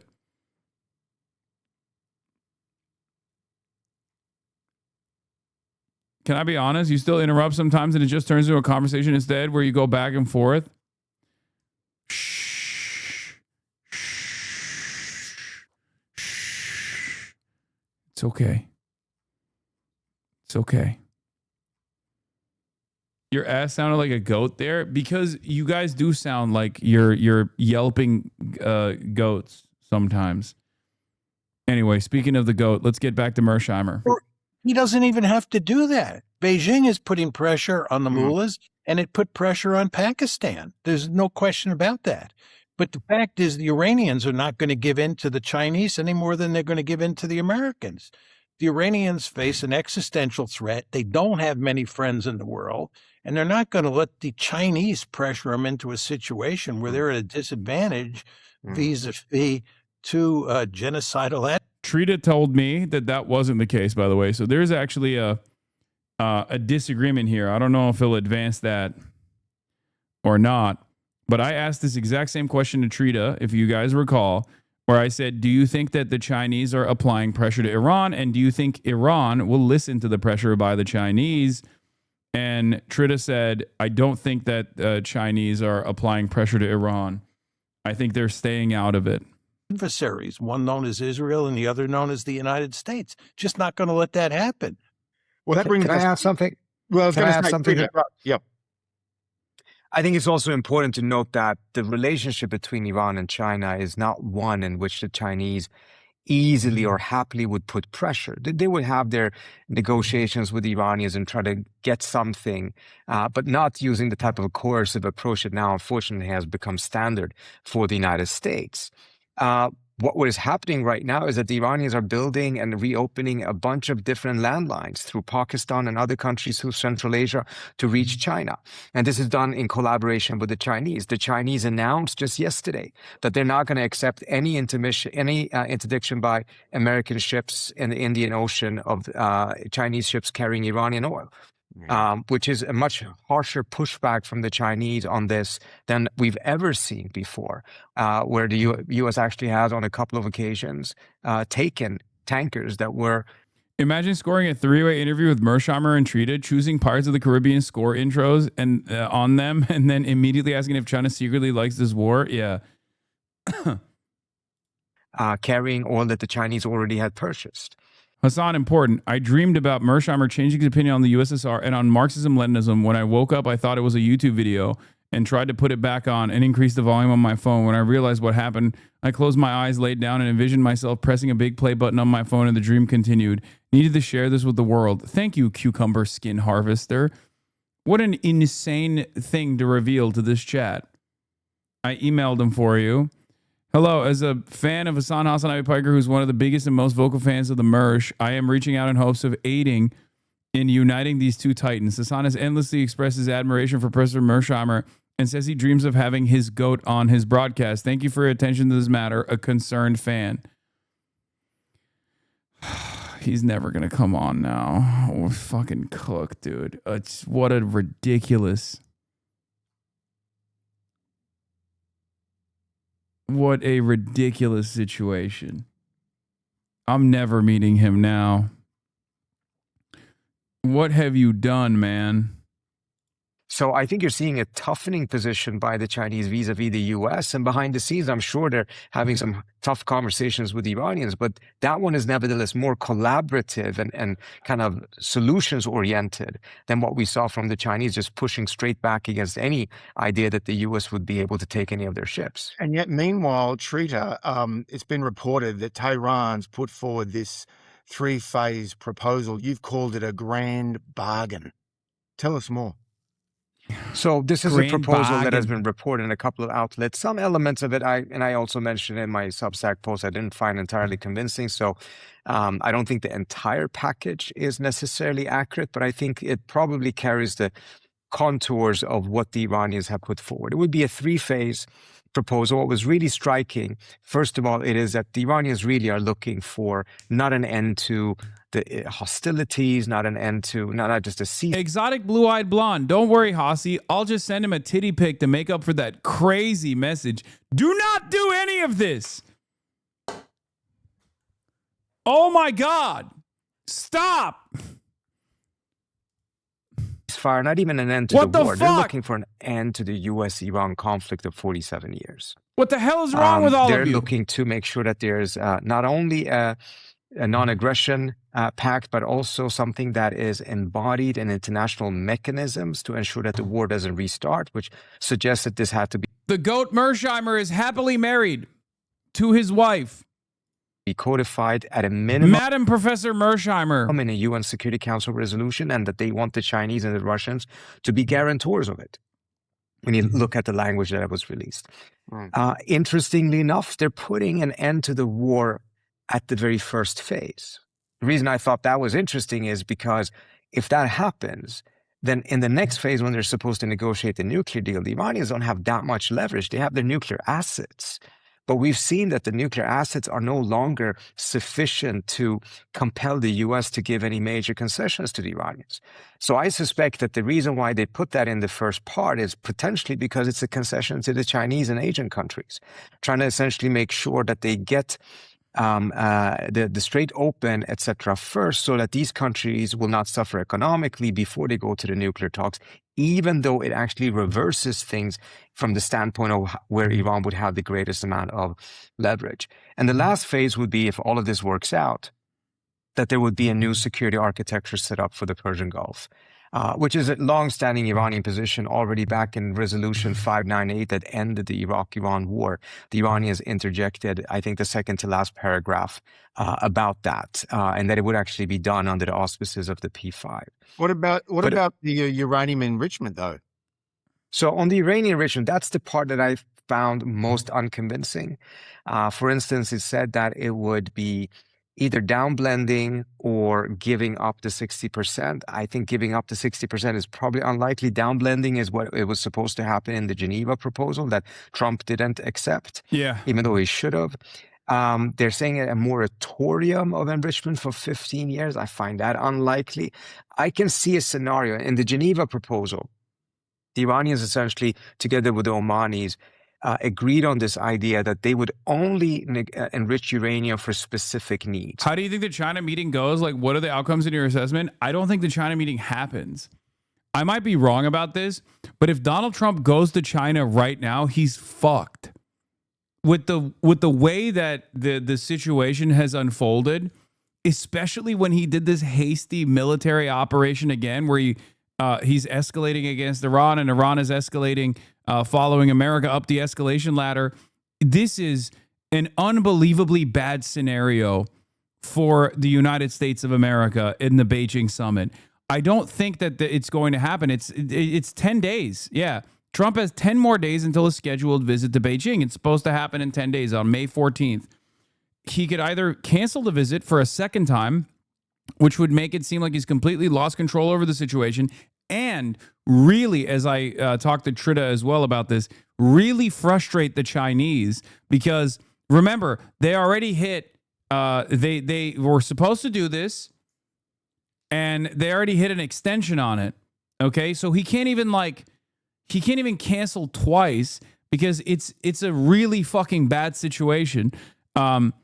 If he pisses off the Chinese one more time, I mean they're always in favor of stability, but it's an admission that America has lost control over the Strait of Hormuz. I don't even know what the fuck he's planning on doing here.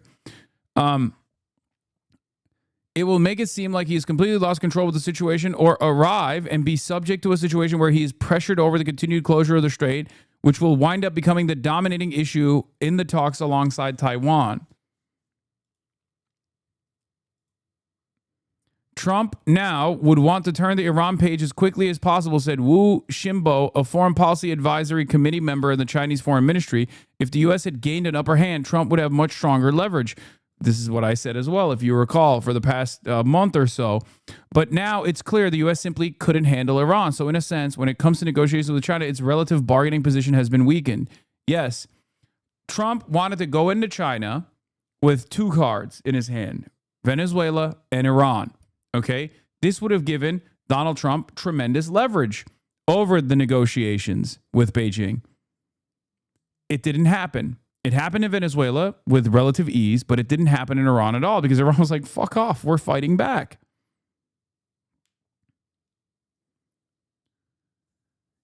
And the thing is, Venezuela and Iran packed up would give Trump leverage, right? But it still would not have evened the playing field against China.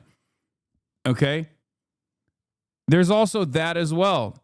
Venezuela also turned out to be a nothing burger, nothing changed. No, what are you talking about? No, it's a huge ordeal. No, you're so wrong about this.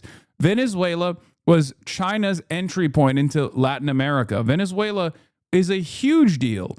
You mean nothing changed as in like Delcy Rodriguez is in charge? Who gives a fuck? It doesn't matter. Delcy Rodriguez is now a loyal and reliable asset to American interests.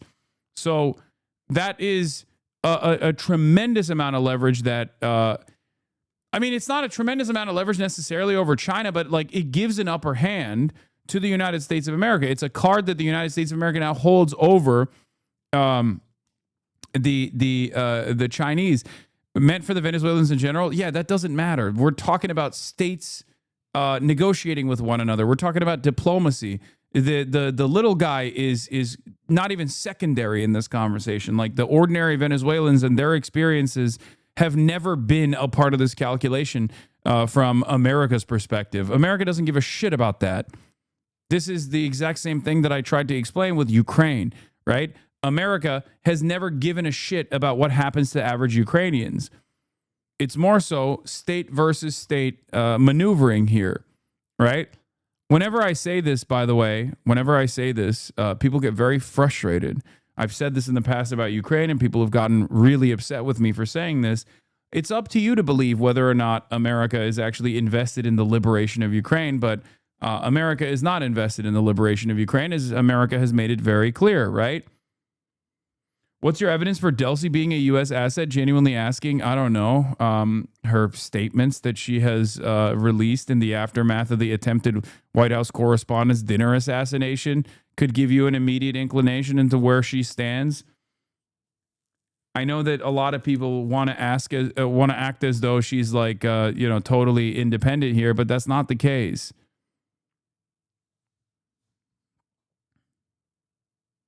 Yeah, she's not sending oil to Cuba, for example.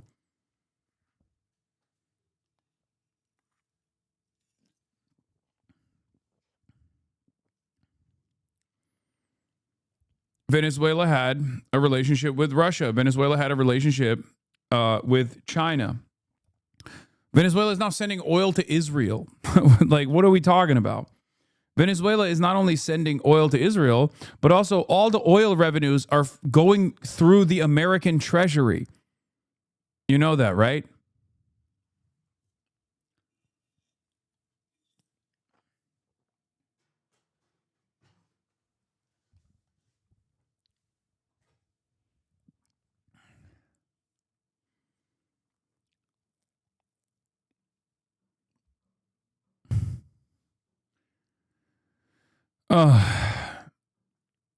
Offshore, out of treasury reach. Okay.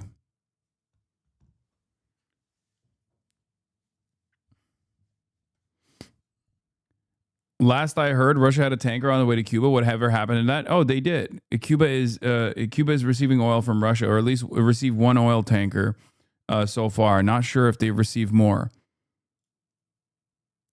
Does that mean U.S. is cooking the books? U.S. is taking a percentage of all the oil revenues of Venezuela right now. Like, they are currently doing that. That is what's going on. That's why Chris Wright was in Venezuela recently. So, yes, Venezuela is now a total vassal to U.S. interests. They also seized a bunch of Venezuelan gold as well, in a way that, in a manner not dissimilar to Iraq. When we invaded Iraq, they're doing the exact same thing to Venezuela, except it was a much cleaner operation in comparison to a permanent military occupation of Iraq for like fucking 12 plus years. So that's what's going on. Venezuelan oil will be refined in Venezuelan refineries that were previously owned and operated by American corporations, as was the case before the nationalization initiatives. It is basically, yeah, so much for the Bolivarian Revolution. Sad to see. Oh, no, they have wound back many of the gains in terms of autonomy that the Bolivarian Revolution had.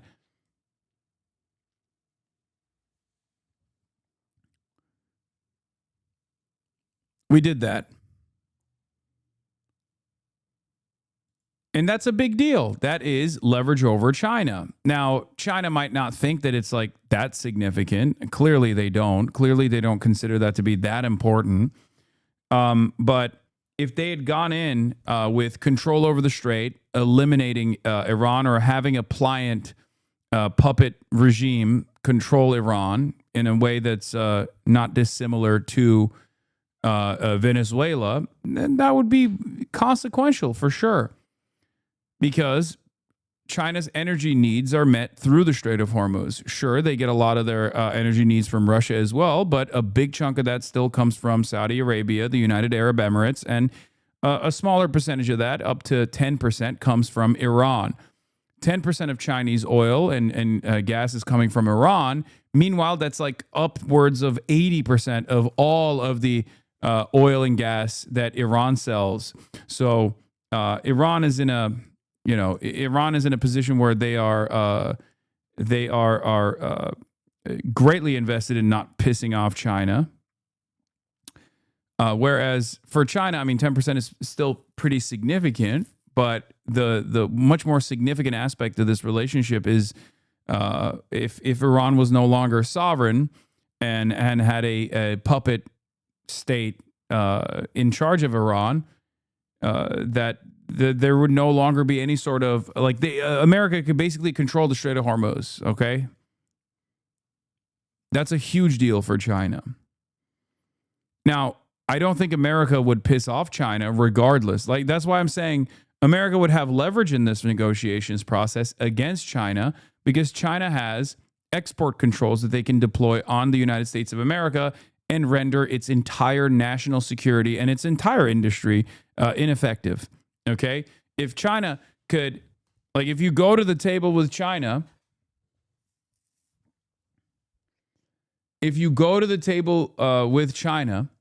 and you have Iran and Venezuela, then you can at least threaten China back when China says, hey, we might do export controls if you do something silly, right? But given the Strait of Hormuz part of that bargain failed spectacularly, and it failed in a way where America basically showed its ass, I don't even think the summit will happen. And only two needs were identified. We kidnapped Maduro. We don't care about pissing off China, Hasan. Oh my God, this guy's still here. What do you mean even playing field with China? China never used anything to their leverage. So why do you think this meeting will be influential? If anything, we're running all over them constantly, bro. Lol. Oh my God, Gangy is back. Oh God. He's still here, man. Trey is still fucking here. Comparing Venezuela to China is a take? Wait, are you talking to me?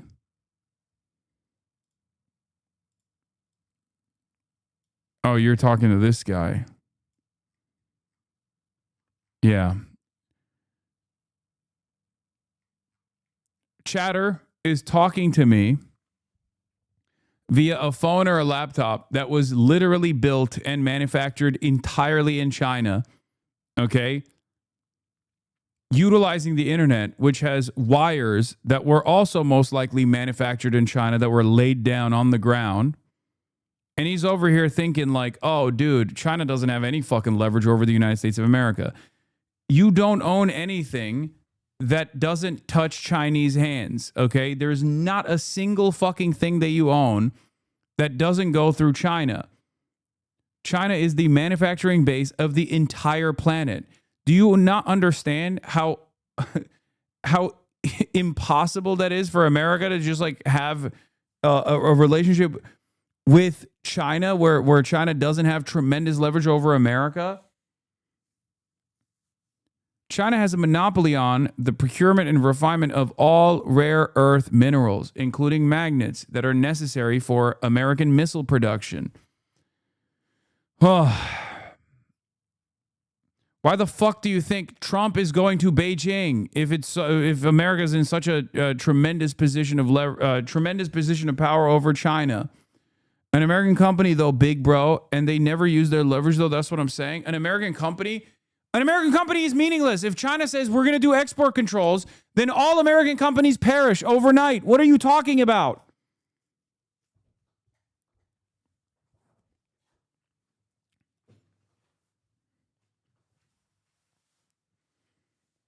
Our saving grace in this circumstance is that China is invested in maintaining the current system. God, this fucking jacket.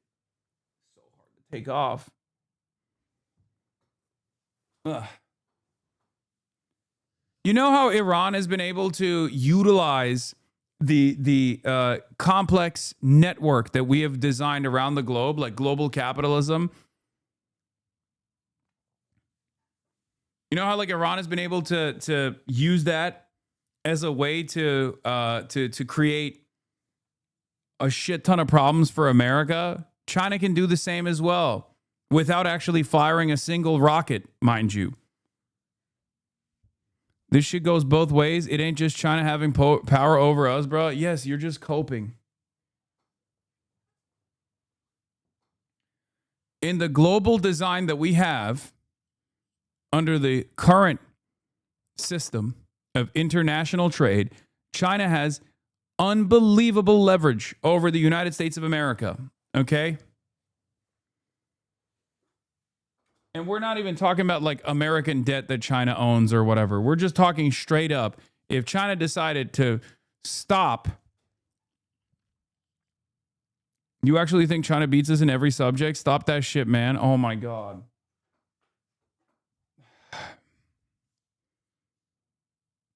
This is Mr. Contingency. Hey, remember, you know we have access to your old statements, right? Remember when you were like, oh, America's going to pack this shit up, dude. America's going to pack this shit up. It's been fucking months. Why hasn't America packed this shit up? I thought America was this massive fucking superpower capable of packing this shit up. Why are you professionally wrong all the time? And at no point do you go, hey, man, maybe I was fucking wrong, actually. Maybe you were right. See, they do. Why the fuck are we steady bombing Tehran daily? Answer the question on why we're bombing Tehran daily with no air superiority. This is before they dropped that F-15, you know? How do you sit here and listen to Iran's lies like this? You make the point that you're coping, my boy. The media will not talk about successes. Also, an air campaign takes time, gang. 3/12/2026. Kurds have invaded Iran. 3/4/2026. 3/3/2026. Breaking. The United States and Israel seeking to foment an armed uprising. I support you, but you keep saying for Israel, and the U.S. has been wanting to bomb Iran since 1979. This is fake, bro. No revenge. Bro, links to the IRGC was found. Bro, you're really trying to spin this as if Iran is winning. 3/3/2026. Here we are. Here we are, dude. A month later. Do you think it's going the way America wanted it? Because Trump is a dumbass goofy. He ain't letting the military go to work. Oh, Trump is a dumbass goofy who's not letting he's shackling the military. That's what it is. That's really interesting because, that I thought Pete Hegseth was saying no holds barred, right? No more woke wars. We're going to do anti-woke wars. We're going to say slurs while we're bombing. What was this about? I will come in here and apologize if that happens. I will also come in here and laugh in your face if the regime falls. Yeah.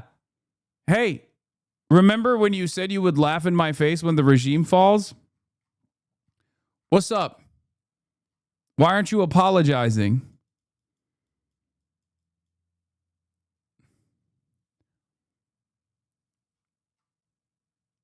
What's up, dude? It turns out it's only 2 months, big bro. Give it time. Oh, Jesus Christ, dude. Oh, my God. Okay. The TRR reactor that is producing medical isotopes, and the new reactor doesn't even go online for another 7 years. Now, the TRR already has fuel pads that last for another 5 to 7 years. So, in essence, the Iranians would not have a need for enrichment for 5 to 7 years. And that's how they would get around the idea of them not enriching. It wouldn't be a moratorium. It would be on a needs basis. Now, could you extend that to 15? You could. You could downblend the 60% and immediately turn it into fuel pads for the TRR. Or you could have Russia or France provide these fuel pads up front so that the Iranians have guaranteed energy or fuel pads for these reactors for another 50. So there's some elements that are possible to do, but the idea that, it would be a moratorium or that they would give out or give up the entire 60%, I find unlikely. Okay, so it's still a bit murky, but we're talking about possibly a 15-year enrichment freeze, a guarantee to a non-return to war, compensation clauses, a new regional architecture, which presumably means from Iran's perspective, America restraining Israel. John, can you imagine Washington signing up to those terms as Trita is put forward? No. I mean, I had a somewhat different view than Trita did on the nuclear issue, and I'd be curious what he has to say. And let me just preface what I'm going to say by noting that it's not clear exactly what the agreement looks like. To some extent, it's like reading tea leaves to try and figure out what this new Iranian proposal is. But I interpreted it to say, which is pretty much consistent with what Trita said, that in the first 30-day period, we actually implement the ceasefire. It's important to emphasize there is no ceasefire now. There's a pause. To get a ceasefire, you need to stop the fighting in Lebanon and you need to open the strait. That was the original deal. So in the first 30 days, you'll end the fighting in Lebanon. Good luck on that. And 2, you'll open the strait. And then you'll have the ceasefire for 30 days. Then you go to the next phase. And as Trita said, this is where you set in motion some sort of scheme where Iran is guaranteed that the war will not start up, whether it's Security Council resolution or whatever. But that's in the second phase. And as I read the second phase as well, Trita, they were also talking about ending sanctions, reparations, some sort of resolution of what American bases in the Gulf would look like afterwards. This is in the second phase. Then in the third phase, they deal with the nuclear issue. Now, that I think that story I tell is consistent for the most part with what Trita says. But where I disagree with Trita, and again, I'd be curious to know what he thinks, and you think, Tom, I think that the Americans lose all their leverage if you put the nuclear issue to the end. That's how I thought about it when I read it. Because once you say no more war, which you get in the second phase, and once you say no more blockade, which you get in the first phase, where's the American leverage on Iran? Yeah, where is the American leverage on Iran if you kick the can down the road on nuclear enrichment? Trita. So I think I differ there a little bit. I think it's a great question. Let me answer how I see it. If you go to that scenario, then you're essentially in the scenario prior to the war beginning. So we're back in February 27th, with the exception that the Iranians have some sort of a guarantee to the degree that they are trusted that the U.S. is not going to attack them. What we saw in the period after Trump bombed Iran's nuclear facilities is that the Iranians just didn't have the nuclear assets to pressure the U.S. to come back to the table and negotiate. They weren't doing any enrichment. They didn't have access to their 60%. They know that it's somewhere on the ground, but being able to access it is a different story. So their nuclear dossier was just not what it used to be when they were running 20,000 centrifuges and were amassing LEU and 60% enriched uranium. That's the kind of stuff that really worried people in Washington and provided the Iranians with leverage. None of that is happening right now. So you take away the war pressure, and it's not to say that the pressure of the war doesn't pressure Iran as well, but it is risking to... Trump had a better deal than the JCPOA just before they bombed Tehran. Kushner and Wickoff were too dumb to understand it. I don't know if they were too dumb to understand it or if their goal was to not understand it, if that makes sense. But now they have a objectively way worse deal. Destroy Trump's presidency with gas prices going up and all of the economic crisis that it's causing. Whereas the Iranians, despite the fact that they're in a very tight situation. There's no world where you enter a conflict and your opposition has more leverage in the aftermath of that conflict and you can just turn around and be like, see, we secured a W here. It just doesn't work that way. It doesn't work that way at all. Are already used to a tremendous amount of sanctions and have plenty of different workarounds from it. And frankly, during the war, we're selling more oil than they were prior to the war and making more money off of it. What do you think of a movement of global disarmament? This violence feels stupid. Oh, that seems like a great idea, man. Yeah, you know what? I'm going to pitch that to Mearsheimer. See what he thinks about it with his offensive realism, international relations perspective. If I ever get to talk to him in person, that will be my suggestion. I'll be like, Professor Mearsheimer, what do you think about a global disarmament movement? All this war seems so unnecessary. That would be the equivalent of me asking Jeffrey Sachs if there's anything that would cause him to second guess whether or not markets are actually totally out of whack, and that the markets are not actually pegged to any sort of fucking fundamentals whatsoever, but instead totally reacting in an irrational way. Bro, just go audit his class? No. So that's why I conclude that if they give up all of that and they're just relying on their nuclear assets, which at this point are very limited, they will have lost a significant amount of leverage. You know, you two disagree on these issues. What do you think about Superman just picking up everyone's nukes and throwing them into the sun? Would this be good? Seems like that would be a good option, yes. But there's another school of thought that John mentioned earlier, the Wall Street Journal, the hawkish school of thought, the supporters of the war who would disagree with both of you here. And they'd say that time is on Donald Trump's side, that the naval blockade is working. And I just want to run a few things by you, John, and then get Trita's reaction. Here's the IMF forecast, a 6.1% contraction in Iran's gross domestic product this year. Iran has already lost some 40% of its GDP in 2 months. Year-on-year inflation is running at nearly 70%. Of course, that's prices for food staples and healthcare rising even faster. And then you've got President Trump here saying that Iran's regime is choking like a stuffed pig and it's going to be worse for them. So isn't it fair to assume that the blockade will bring the mullahs to heel and force them to accept Washington's conditions? John? No. I mean, it all depends on how you think about modern nation states' ability to absorb punishment. There is no question that the Iranians are being seriously punished, but they're not going to throw their hands up. They're facing an existential threat from two genocidal states. And let's be very clear about this. President Trump has already said quite clearly that he has countenanced ending Iranian civilization as we know it, and ending it so completely that it can never come back from the dead. Furthermore, Israel and the United States, given their actions in genocide, have demonstrated they have no problem when it comes to mass murder of Muslims. And given what's happened to Iran for years on end now, they fully understand what they're up against.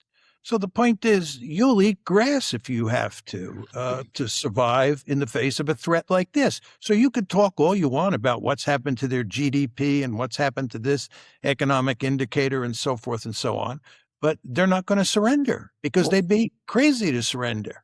Yeah, Trita, what about the foreign fighters hired to control the streets? I mean, if those Islamist militias are not paid, I mean, they might pack up and go home. Their payments are now surely at risk thanks to the oil embargo and the naval blockade. So which foreign fighters are you referring to? Well, just the foreign fighters that Iran's employed to keep calm on the street, to, quell dissent. I mean, and punish those who have been. These are Arabs, not Persians, but that's what's been reported. No, that's not true. So you have the Basij, which are the paramilitary group that the regime set up itself. This guy's fucking that crazy. Are significantly, playing that role. There's always rumors that are being spread by diaspora elements that those are actually not Iranians. It's utterly clear that they are Iranians. They are all Iranians. Yeah, I mean, every time there's a protest because of some sort of desire to believe that the Iranians would never do this to each other, they're saying that, the regime is importing Lebanese or Iraqis, etc. Yes. I've seen no evidence, at least, of this happening on any scale that is meaningful. Okay. Just so if you take a look at what's happening inside of Iran right now, ever since the war started, these hardcore supporters of the government themselves, which is roughly 15 to 20% of the population, have been owning the streets. And it's been a deliberate strategy and have kind of reasserted their control. And I think it's important to understand, money or no money, these people essentially see their fate intertwined with the Islamic Republic. They will go under if the Islamic Republic goes under. And given how undemocratic some of the elements of the oppositions also are, such as the son of the Shah, they should be worried about their own future if there ever was a scenario, which I find completely unlikely, that he ever were to come back. But going back to what the numbers you put forward, those are probably completely accurate numbers. Yeah. So we're talking about there's been massive contraction. Just to be clear here, hyperinflation, disintegrating economy, shortages of food and water. Definitely. I wouldn't be surprised if any of those are false, and probably it's going to get worse. That's never been the question. This is constantly the issue in Washington, in which the degree of pain is the measurement of success. The measurement of success is if you ever manage to translate that pain into a change of policy. And just as John said, it never will. Yes. When they view this as existential, in which that means that capitulation is not an option. Now, take a look on the flip side of it. Yes. And it's not that they're not hurting. The question is, who can tolerate the pain the longest and the most intensely? Donald Trump is now dealing with gas prices in the U.S. that are higher than they were when the war actually was taking place, as a result of his own blockade. Had he not done the blockade, and it had just been a ceasefire, the Iranians would control the straits, which would not be a good thing from Trump's perspective, but traffic would actually flow because the Iranians don't make money unless they allow the ships to come through with the payment of a toll. And many countries would, at the end of the day, pay the toll. They would be happy to pay the toll in order to avoid the current situation. And the toll is not going to be that high. Doesn't mean that they will accept it in the long run or that they don't think it's a problem setting a bad precedent. Let's set that aside. But oil would flow, which means gas prices, oil prices would come down. He could have had that scenario. Instead, the Foundation for Defense of the Democracies is one of these very pro-Israeli groups in Washington, pushed the idea that the blockade would be some sort of a silver bullet that would force the Iranians to lose capacity in terms of their storage, which would then cause the oil wells to be shut down, which would be tremendously expensive, and this would have all kinds of inflationary pressures in Iran, and eventually they would collapse. According to their estimation, the Iranians should have collapsed about 9 days ago. Yeah. It's not happened. Okay. In fact, satellite images show that they're still loading oil onto new tankers. So the idea that the storage is out, etc. So instead, he took a measure that now has shifted oil prices or pushed up oil prices above where they were when the war was going on. So all of the pressure release that he gained through this ceasefire, he's now gambled away with this blockade. Trita mentioned the Defense of Democracies Foundation. John, you're well aware of them. You think of the other prominent supporters of the war. You mentioned the Wall Street Journal editorial page a few moments ago, Commentary Magazine, Brett Stevens, past guest on this program. They say that Trump still has time on his side. And, the U.S. economy, just last week, we had the GDP figures. Dog, you already asked that question. Oh, my God.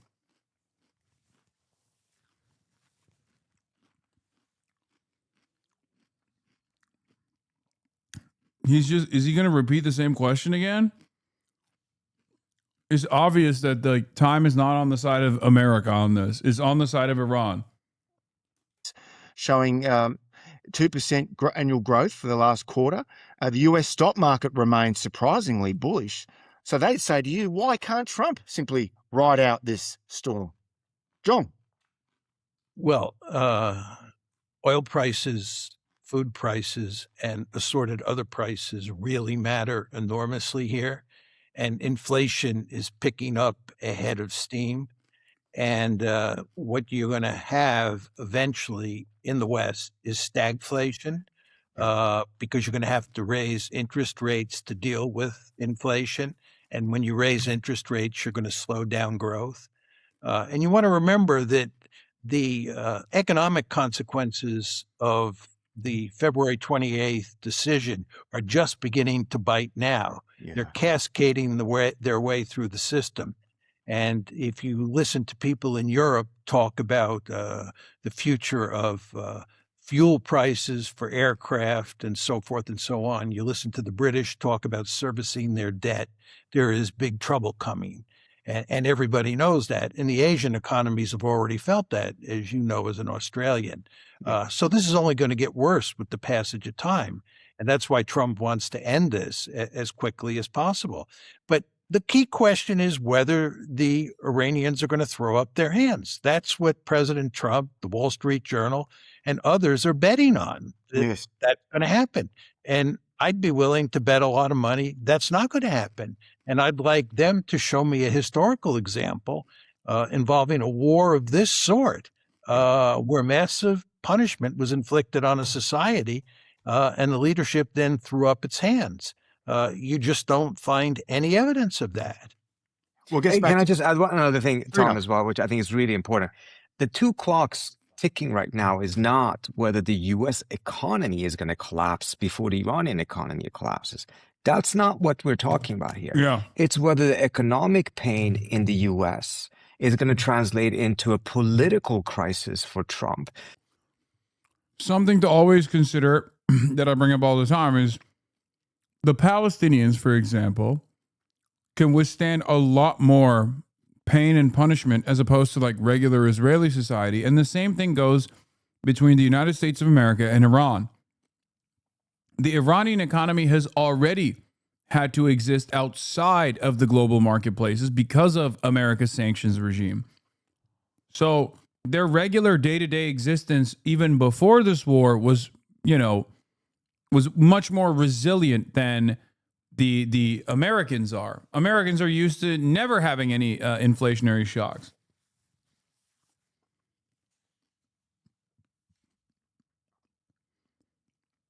So for that reason, the Iranian runway is a lot longer than the American one. Before the economic crisis in Iran creates a political crisis for the current government over there. And when you look at it that way, you see very clearly that Trump is going to face problems much, much sooner than the Iranians will. And that's what's all that matters, because he has midterms coming up. Republican members of Congress are getting more and more angry that he's not ending this war. They're going to lose their seats. And many of them have already, we have a record number of Republicans, more than ever before, who are not even. Also, Trita also brought this up, but the stakes are much higher for Iran. Iran doesn't have any other option but to continue this and but to win. America should just fuck off. You have to understand, if Iran loses, then Iranian sovereignty is gone. The Iranian state is gone.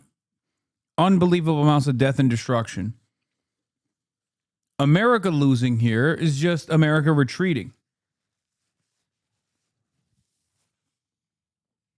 So because it's an existential crisis for not only the Iranian government, but an existential crisis for the Iranian state remaining intact, of course they have to fucking fight back, and will fight back, and have been fighting back. Going to run because they don't see any future for their party or their ability to do anything given the massacre that's going to happen in November. And a lot of that is, of course, because of this economic crisis created by this war and now by this blockade. And the blockade takes time to work. But John, the critics, I'm sorry to drag on about this, but as you know on this program, we like to hear the opponent's arguments because that makes your arguments even stronger when you understand their arguments at their best. They would say that because the blockade might take a bit longer, that's where a resumption of military strikes might be necessary to shorten the timeline. After all, the US and Israel still control the skies over Iran. So can you see this as a point where the Americans might resume hostilities? I make 2 points, Tom. The mere fact that they do not want to rely on the blockade alone, and they're talking about bringing military force to bear, air power to bear against Iran, tells you that they don't have that much faith in the blockade and supports what Trita and I are saying. The second point is, I think if we start. The third point, before he gets to his second point, the fact that they've relied on their standoff munitions rather than, unguided or guided gravity bombs that they drop with airplanes over Iranian airspace implies that they're not as confident in this air superiority argument either.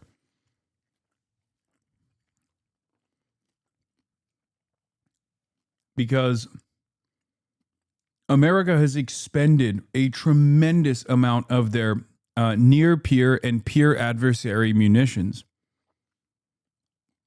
in the process. A lot of their standoff munitions they lob from very far away.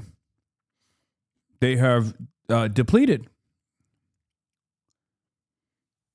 And the reason for why they're doing that is because Iran does have anti-aircraft systems.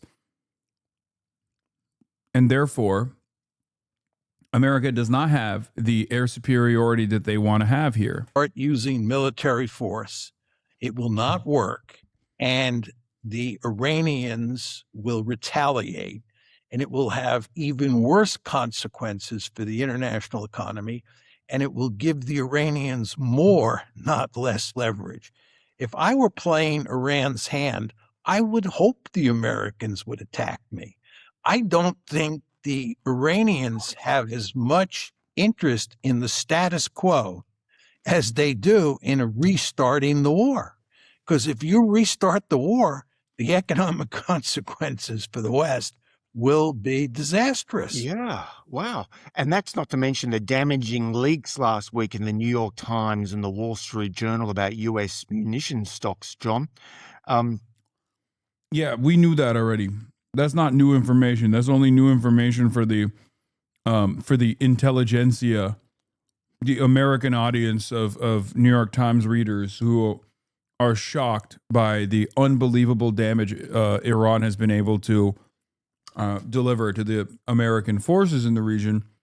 We've known about it for months at this point. Absolutely. Absolutely. Yeah. That's, we haven't talked about that. That is an enormously important issue. Yeah. Trita, how would you respond to John there about Iran having an interest in resuming the conflict? I don't think that's what he's saying. Compared to the status quo. Compared to the status quo. Yeah.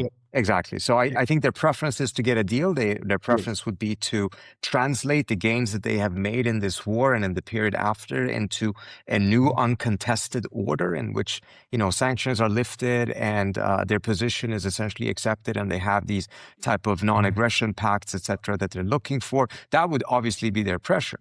But if the status quo had continued without the blockade, they would have been in a very dire situation because they would have lost their ability to pressure the U.S. That's right.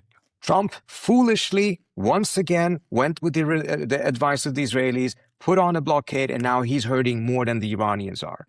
So the status quo suddenly is actually not as bad for the Iranians, unless, of course, he does something else that gets him out of that situation. But if he were to go and start another war, he would, I do believe that in some ways he may end up actually doing the Iranians a favor. They will go after, first of all, they actually managed to now, just in the last couple of weeks, do a lot with the Chinese in terms of rebuilding their assets, etc. We also know that what Pete Hegseth was saying about how much had been destroyed was absolutely not true. U.S. intelligence leaks have shown that the Iranians have significant amount of their missiles, particularly the shorter range missiles that they would use in the Persian Gulf left. I think if we see another round of fighting, the Iranians are going to once again escalate horizontally in a way that the U.S. cannot control. They will once again have escalation dominance. And I think this time around, they're going to go after the UAE in a manner that they didn't do in the first round, even if that was a pretty rough period for the Emiratis. So it sounds like Trump, according to you, Trita, is damned if he does and damned if he doesn't because he's trapped. John? No, actually, only reason he's trapped is because he keeps on taking Israel's advice. If he just goes out of that and he negotiates based on what he says should be the case, America first, we would be in a much, much better situation than we're right now. He didn't care about enrichment before. He only cared about nuclear weapons. He shifted that position to the Israeli position, and then that kind of put him in a corner on the nuclear question. He can unlock that again, go back and say, I'm preventing an Iranian nuclear weapon, but I can tolerate 3.67% enriched uranium just as the previous JCPOA did, or they could actually go below that. But nevertheless, he's not going for zero enrichment. There's a lot of things he can do. let me put this question to John and then get your response, Trita, because I think this is important about the Israel issue. Surely there's an issue beyond this, which is dignity and honor, credibility and prestige, which matters a lot to any American president. And especially the way that Donald Trump. Donald Trump is an Israeli cum rag at this point. I don't know if there's any dignified exit for Trump, no matter what happens.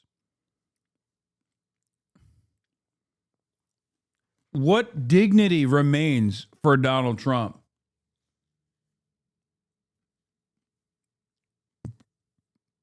I don't even think he has I don't even think he can maintain dignity at this point. Ever again. You are being very disrespectful towards the president. I think the president is being disrespectful to himself. Interprets honor and dignity. And, you know, quite understandably, he's on the back foot here because the right. Shadow, you should ask me to check by sort by new in the comments one more time. Yeah, you should just spam it a couple more times and I'll definitely do it, okay?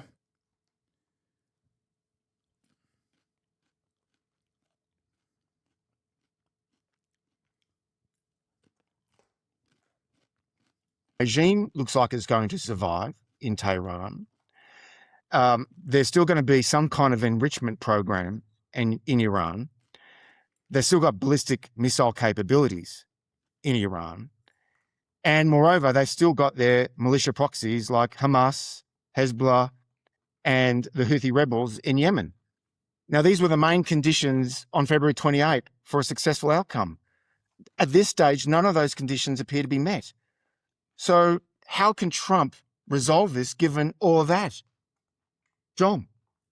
Well, let me make 2 points. One is a minor point, and the goal here was to do away completely with Iran's nuclear enrichment capability. So whether you put limits on it for 5 years, 10 years, 15 years is largely irrelevant to that point. Yes. Their nuclear enrichment capability is going to remain intact. Exactly.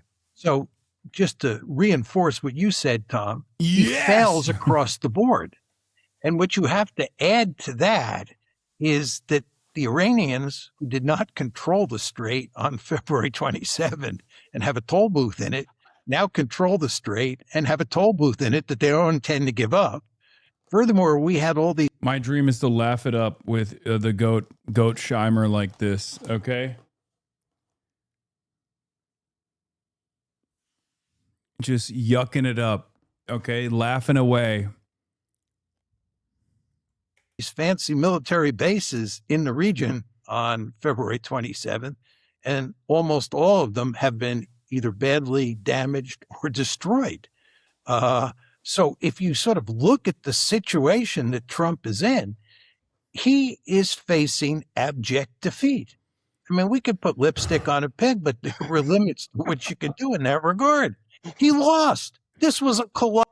Connor eats pants. Check Connor's message. Nick Shirley out journalisming you on Cuba. I was almost taken hostage in Cuba. I went to Cuba to document the humanitarian crisis and show life under 60 plus years of communism. Now I'm in the U.S. blockade. Once I landed, they seized all my cameras except my iPhone and had intelligence agents follow me all day until my security noticed their spies tailing us to the hotel where they waited all night for us to come down. Under communism, there is no free speech, and those who show the reality or speak up are imprisoned. Me going without a planned Cuban government guide nearly got me and my security taken hostage or imprisoned. The situation in Cuba is much worse than anyone knows.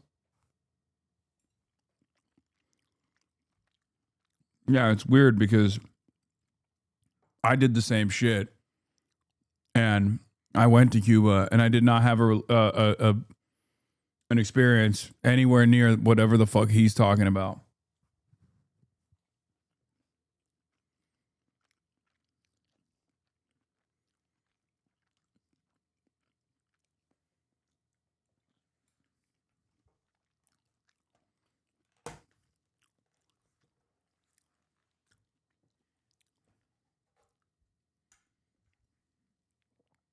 Yeah, they're gonna forcibly make Nick Shirley literate, dude. That's funny, chatter. They're gonna teach him how to read and write. before we get to the embassy.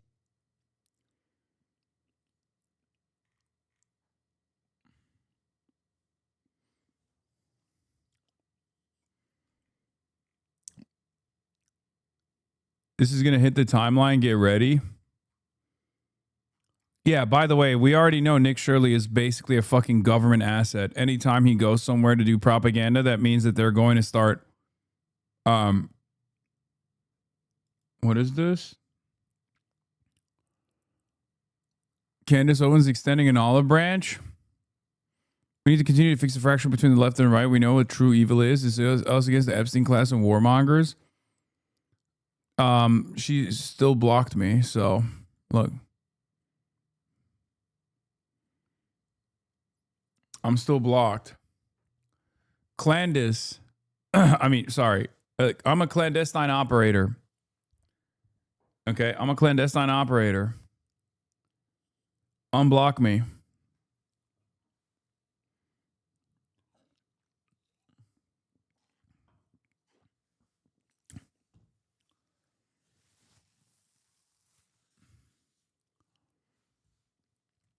Why are you blocked?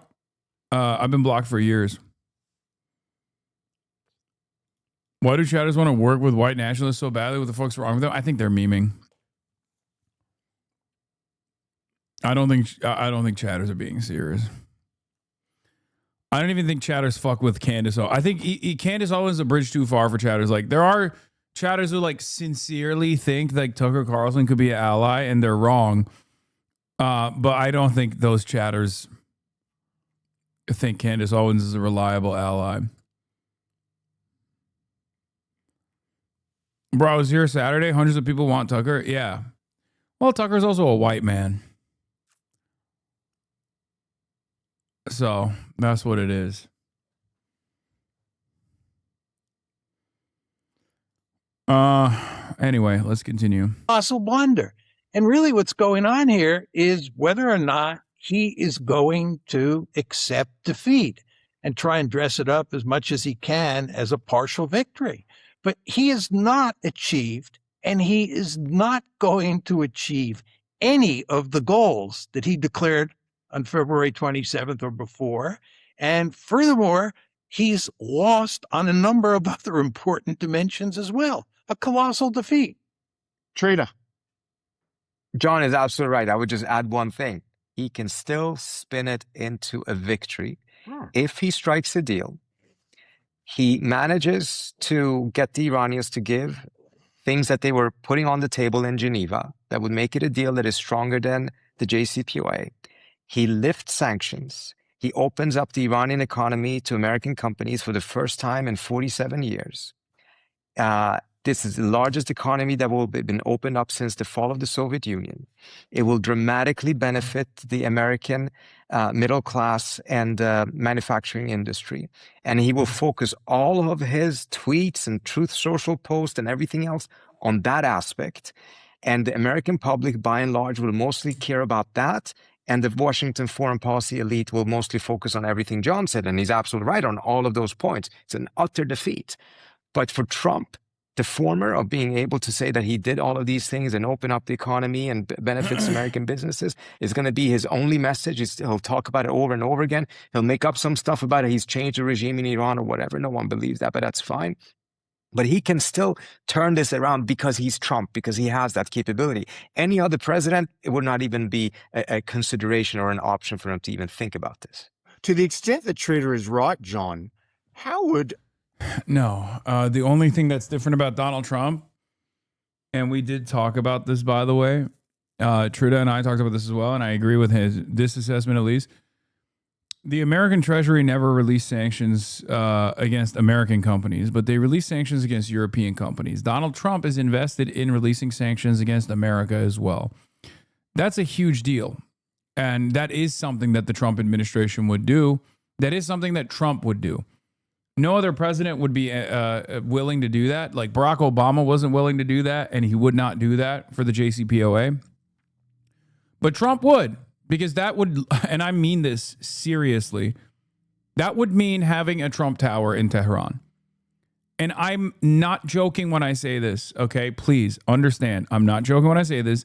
That is a huge sweetener for this deal, okay? That literally is not a joke. That is a literal reason as to why Donald Trump would actually think about releasing the American sanctions on Iran. Iran knows this, just as everybody else in the region knows this reality. And that is precisely the reason why, regardless of how aggressively Trump is behaving like a servile little piggy for Israel, that is the only option that the Iranians have. Trump's intellectual supporters on Iran, the Defense of Democracies Foundation, the Brett Stevens of the world. Yeah, will it happen though? No.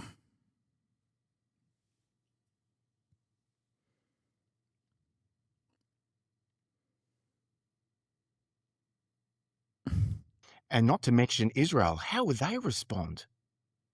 Well, the point is that the story that Trita was just telling explains why we should have had good relations with Iran a long time ago. I would argue starting in the mid-1990s, the time was right for rapprochement, and we and the Iranians both would have benefited greatly from having good relations. The idea that Iran is a meaningful threat to the United States is not a serious argument. But then the question is, why didn't we have good relations? And the answer is because of Israel and the lobby here in the United States. And the problem that Trump faces is if he tries to cut a deal and he tries to spin it along the lines that Trita was outlining, what he's going to run into is a real buzzsaw called Israel and the lobby. And this gets to your question, Tom. Of course, those people, in the Foundation for Defense of Democracies, Wall Street Journal, and so forth and so on, and Israel itself, of course, are going to be beside themselves. They're not going to know what to do. This is going to be the end of the world for them. You want to remember, we can argue, I think quite correctly, that Iran is not a serious threat for the United States. But from Israel's point of view, it's an existential threat. They believe that. And they went to war thinking they were going to do away with this existential threat. And in fact, the end result of the war is that the existential threat comes out better off than it was going into the war. This is a disaster for the Israelis. And they will go to enormous lengths to complicate Trump's life and make it extremely difficult for Trump to do what Trita said he should do. And by the way, Trita's also right. There's nobody who could spin his way out of a situation like this better than Donald Trump. Yeah. I don't think that for one second. He's a genius. Yeah, but he has said consistently throughout this war period, especially since February 28, that if Iran had a nuclear weapon, the whole world would be held hostage. And he's doing something now with Iran that other nations and other presidents should have done long ago. And there is a widespread view that Iran should not develop a nuclear weapon. So Trump would have support beyond Israel. Trita. Well, if there is a deal that actually is stronger than the JCPOA, then no, he will not have support beyond opposition beyond Israel, because every country in the world, with the exception of Saudi Arabia, UAE, and Israel, supported the JCPOA. It was passed in the Security Council 15-0. So if he gets a deal that actually has those nuclear components, which he could have done on February 24th or whatever it was, when that meeting was held in Geneva, by the Omanis, then he would have had this. So, and there would have been no objections from any country except for Israel and the Emiratis. Even the Saudis at this point will not. Yep. And that would be the biggest problem, though, wouldn't it? And that's why we didn't get that. Be opposing it. John is, of course, absolutely right. Under normal circumstances, there will be a massive, massive set of oppositions coming from Israel and its supporters. In fact, sanctions relief is almost the worst thing that Trump or the U.S. could do. The Israelis want to keep Iran as weak as possible. You do that either through a bombing campaign that is intense, And then you may have to do it a couple of years again later on, but as part of their inhumane mowing the lawn strategy. Or you have, in combination with that, massive sanctions on the country that over the years, over decades, that degrades the country's industrial base. So it's bad enough for the Israelis that the war is over. The idea that the U.S. would lift sanctions would be totally unacceptable. But here's where there actually may be a unique opportunity for Trump to do it without having to face at least that level of opposition from the Israelis. Bibi Netanyahu is going to have an election in Israel sometime between July and October of this year. He has failed to translate support for war in Israel, which is very strong, into a political plus within the politics of the country at this point. He's fighting for his freedom, frankly, because he's likely going to be jailed if he loses the elections. And on top of that, Trump remains very, very... Met Gala is on it. It reminded me of your worst take ever defending it, because on some real shit is straight out of the Hunger Games. In a just world, the Met Gala would not have to do these like extravagant these attempts to like fundraise by having some of the super wealthy people, but it would be just funded by the public. I'm not in favor of the Met Gala, especially as Jeff Bezos being like the head, the lead executive. But if you think that I'm going to be anti-art, anti-the Met, you're insane. I don't know if you know this, but my mother is an art history professor. Okay. And fashion is, whether many chatters in here want to admit it or not, doesn't matter. Fashion is a part of art. It's a part of artistic expression.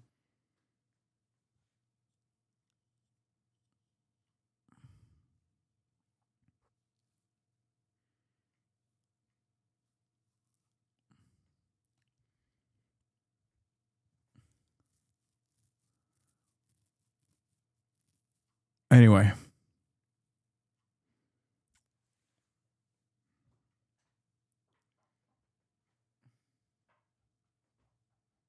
Popular in Israel, which means that in this election, Trump... Met Gala is an art? Yes, it is. What are you talking about? It's a way to fund the arts.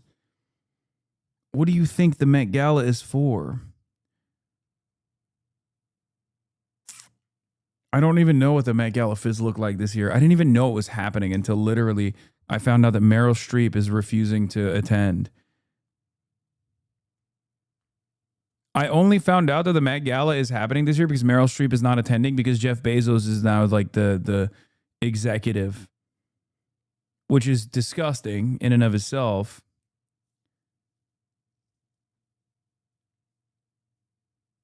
But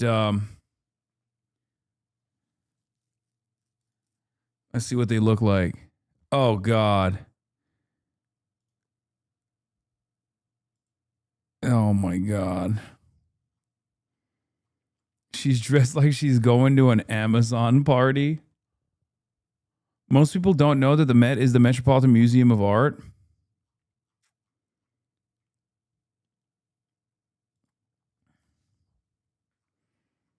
That's a fit.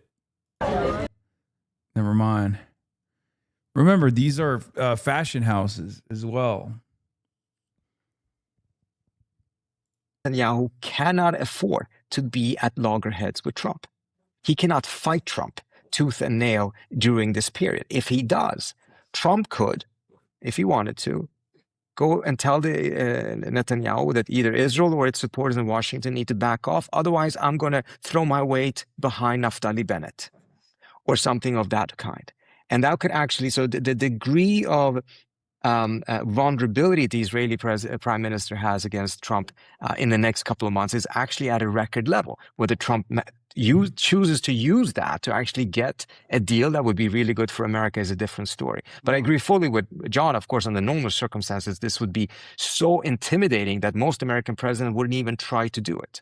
Yeah, but the obvious question to Trump would be, why then did you scrap the Obama nuclear deal in 2015? Lisa from Blackpink looks great. She always looks great.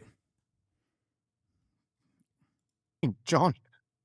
Well, I think that he was very cocky at the time. He thought that the deal was not terrific, And it was not terrific. It was the best deal we could get. It was, I think, a very good deal, but it had certain drawbacks. He played on those drawbacks and he withdrew from the deal, foolishly, I argue.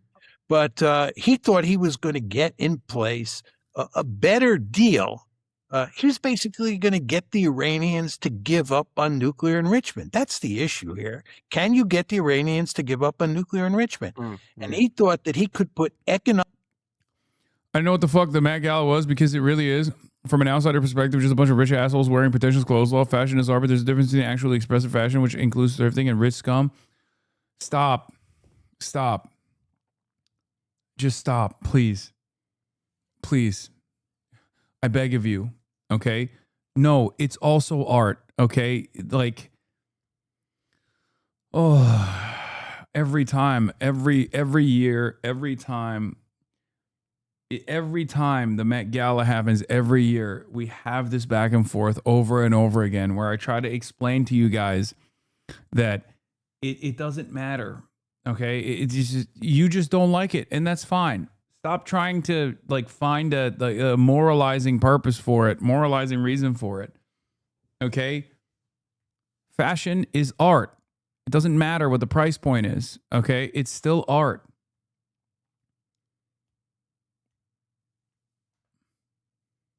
Like, I don't know why people can't just be like, I dislike this. Okay? You can just as easily say, look, I know this funds the arts programs and the initiative, but I just don't like the idea of a bunch of rich assholes getting together like it's the fucking Hunger Games as people are suffering. That's a perfectly valid thing to say. You don't have to turn around and moralize your distaste for something. Okay? I think this is a real problem with the left, where everything needs to be like morally consistent, or everything needs to be moralized as though it's like an ethical consideration. Okay? And not only that, but also the ethical considerations that you guys are making are not born out of like a sincere concern, but or a consistent concern that you have, but it's usually just because you don't personally fuck with it and you don't care about it. It's not the left, it's annoying people online. Yes. The class character of art absolutely has no bearing on its qualitative attributes. Just enjoy things, you stupid leftists. You are way out of your depth, my man. And then here comes the fucking most annoying version of this. Okay. Buddy, I already told you in a perfect universe that the Met Gala is not hosted for like wealthy fucking people. Don't ban me. I was just pen testing. You fucking asshole.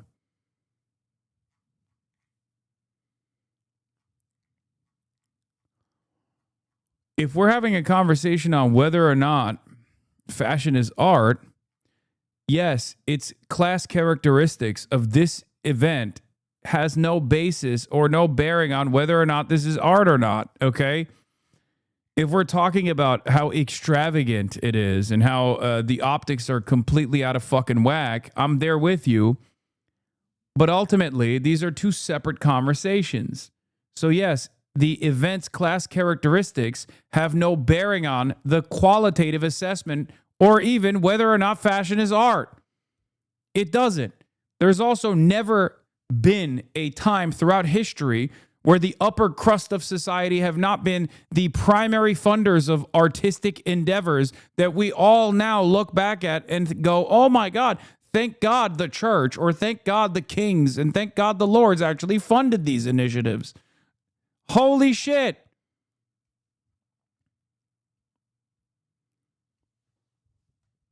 There's literally never been an instance, unless you're looking at fucking cave paintings, okay? And that's what this conversation is always reduced to. Well, in the period of primitive accumulation, art could simply exist without having to have any primary benefactors for it. Okay, dude.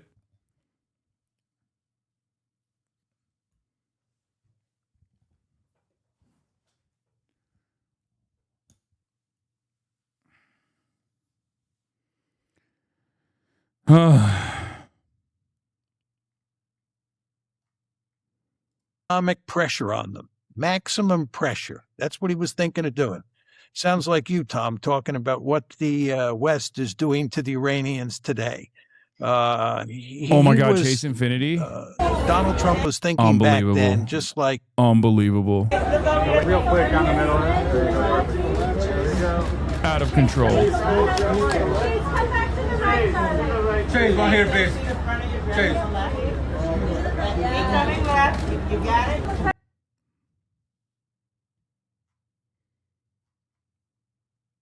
That's incredible. Katy Perry looks like a mess. I mean, that's not surprising.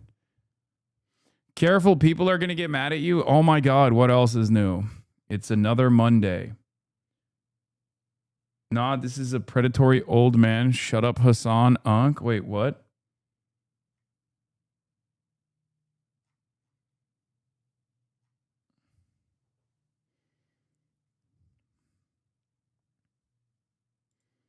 Hunter Schafer.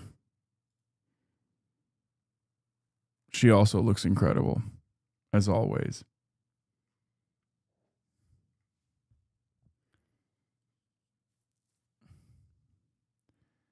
Wait, why am I a predatory? What? I don't understand. Am I the predatory one? Someone shot at J.D. Vance. What?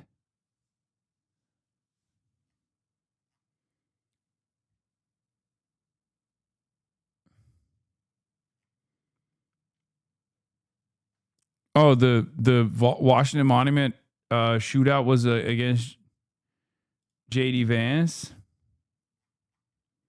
Geraldo. My wife just asked me out of the blue if Dua Lipa is hot. I feel like I'm being entrapped. Don't answer that question. The J.D. Vance thing is not real. Yeah, Lamau, a bystander, was shot. I don't know. I haven't even looked into it because I feel like shootings happen so frequently nowadays. I can't keep up with it. There's more important things going on. the people you were describing are thinking today. Put maximum punishment on the Iranians and they'll throw up their hands. And by the way, we caused in that first Trump administration, as Trita knows better than I do, a huge amount of pain in Iran. That maximum pressure campaign was very successful, but they didn't throw up their hands. And Trump now knows that he's never going to get them to give up nuclear enrichment completely, and he's going to have to work out some deal that he can say is better than the JCPOA. Let's just change the subject just very briefly. The think tank that you co-founded and are vice president of, Trita, believes in foreign policy restraint and discrimination. And just in the last week, in Germany, where the biggest contingent of US armed forces in Europe is based, it's about to get smaller, 15% smaller, after the Pentagon announced it was withdrawing 5,000 troops over the next year. This is clearly in response to the views of the Chancellor criticizing Donald Trump. But leaving that aside, is it a healthy development for the Americans to start placing less military footprint in Europe? Yes. However, it shouldn't be done in this way. It shouldn't be in retaliation because of a comment that the German Chancellor did. It should be done because we have a... Don't say anything. It's good. It's good. Terrible advice as a wife. Everyone knows Dua Lipa is objectively hot. Answering no just lets the wife know their partner is a liar. I think it's a trap. Just say, I only have eyes for one woman, and that's you, my wife. My wife.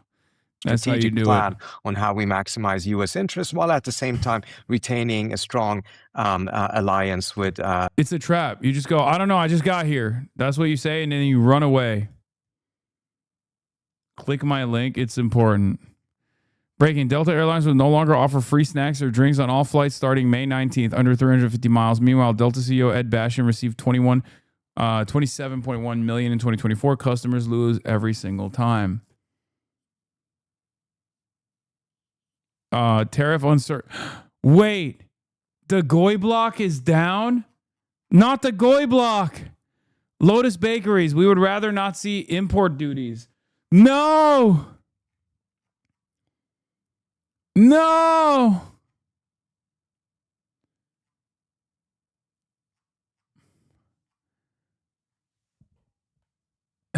Not my goy block.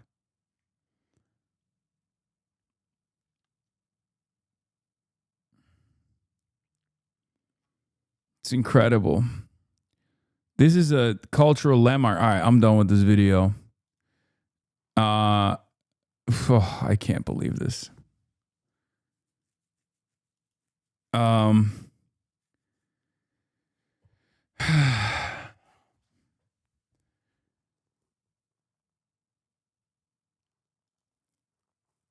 Secret Service says suspect opened fire on them and was shot in exchange near Washington Monument. Here. That consistently are approximately 3:30 this afternoon are plainclothes officers and agents that consistently patrol the outer perimeter of the White House complex identified a suspicious individual that appeared to have a firearm. They called in support from our marked uniformed Secret Service police to make contact with that individual. Upon making contact, that individual fled briefly on foot, withdrew a firearm, and fired in the direction of... This is why we need a ballroom. Say it. This cop needs to say those words. This is why we need a ballroom. If you don't say it, I will think you're compromised, sir. Our agents and officers, they returned fire and engaged. That individual was hit. He's since been transported to the hospital. I have no comments on his condition. I can tell you that at least one, we believe only one bystander was hit by the suspect. That individual, it's a juvenile, did not sustain any life-threatening injuries, but he's also receiving treatment at the hospital. I'll point out that not long before this shooting occurred, the Vice President's motorcade did transit through this area. The investigation itself, in terms of the use of force in the shooting, will be conducted by Metropolitan Police. Yeah, they wrote, "I hate the ballroom" on the casings. Okay, what do you want me to do about this, man? Yeah, there you go. Evidence found here. This will be found at the scene of the crime. I hate ballroom. Yeah. Yeah, I hate ballroom, and I also hate Kash Patel. I would love it if Kash Patel got fired. That's what they wrote on the casings.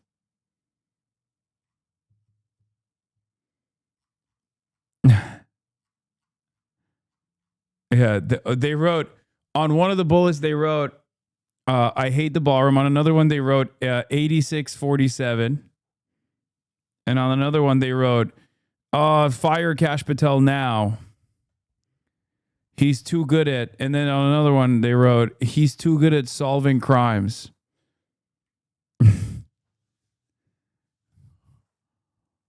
Yeah, that's what it is. He's just too. And on another one, they wrote, "and trustworthy." He looks like a trustworthy guy, and I hate that.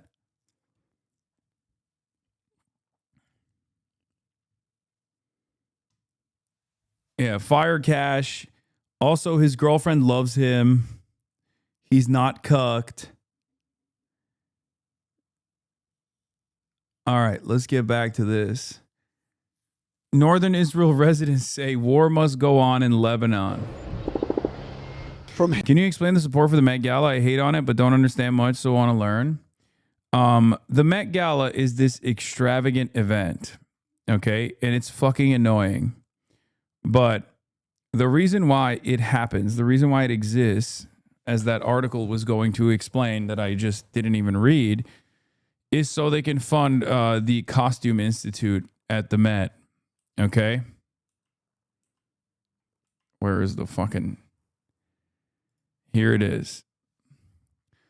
For years, as the Met Gala has grown ever bigger, blanketing social media with pictures of guests in their finery, smashing cultural fundraising records, teetering on the line between fabulous and ridiculous, the questions and controversies surrounding New York's Party of the Year have likewise proliferated. Could this shindig, nominally a benefit for the Costume Institute of the Metropolitan Museum of Art, get any more high profile? When the most of the country was struggling, should any institution be charging $100,000 a ticket for a party? And perhaps most important, what would happen when Anna Wintour, the evening's mastermind and the woman who transformed it from a typical charity ball into an attention-guzzling juggernaut, retired? Would the brands and people willing to pony up these exorbitant sums to be in another's orbit instead pocket the money? And if so, what would that mean for the future of the Costume Institute, a department that has almost been fully dependent on the Gala as a source of its annual funds since the party began in 1948? Could it even survive without the extravaganza? It turns out the museum itself has been quietly working for an answer. Since 2016, we've been putting some money that we raised for the Gala inside of a quasi-endowment, Andrew Bolton, the Costume Institute's curator in charge, said this month. Oh, thank God. The Met Gala and the Costume Institute has also turned into a bank. Also turned to a fucking bank. everything computer, everything is a bank. We've turned us into a gay hedge fund like our colleges. And by 2030, possibly as soon as 2028, the Costume Institute will have saved enough of a nest egg to potentially support its own basic operations for the foreseeable future, no matter what happens in the greater museum economy or with the Gala itself. Along with this year's inauguration of the Condé Nast Galleries in the Great Hall, which will house the Costume Institute's blockbuster shows, the endowment fund represents a drastic transformation in the position of the Costume Institute, not to mention its relationship with the party held in its honor.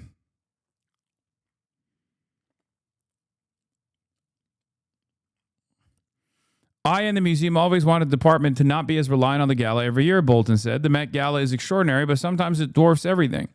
Besides, the department has been forced to cancel galas twice, in 2002 after September 11 and in 2020 during the early months of the pandemic. It was a real wake-up call, Bolton said, of the COVID cancellation. What if there was another global disaster and people were like, I can't come to a party? Miss Wintour, he said, takes immense pride in every year going higher and higher, but there will be a point where it's not sustainable. A more permanent and reliable solution was necessary to ensure that we would be safe in terms of the upkeep and care of our collection and have enough money to take care of ourselves indefinitely. According to Darren Walker, the president of the Board of Trustees in the National Gallery of Art of Washington, it's always great news if a department can be fully funded. But aside from the private museums, I don't know of any that actually are. Enter the endowment fund. So the article is basically talking about how they have raised enough funds to not only sustain the Costume Institute, but they've also raised additional funds that they've put on the side to in an endowment process to, participate in the market. This is crazy talk. You're telling me one of the world's top museums is only surviving because of a once-a-year celebrity self-jerk-off? Yes. And not just the museum. One part of the museum. Yes, dude. Yes. Because in the United States of America, we don't give a fuck about the arts. Have you not figured it out by now? We have some public funding initiatives, but the reality of the matter is we unironically do not have the necessary public funding for any of these art initiatives at all.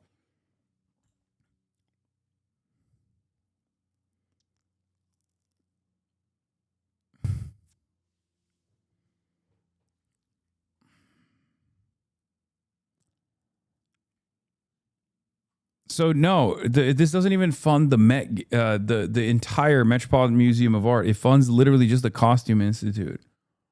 Yes. Also, this is true of every museum. The Met is just in New York, where rich and famous people are. Yes.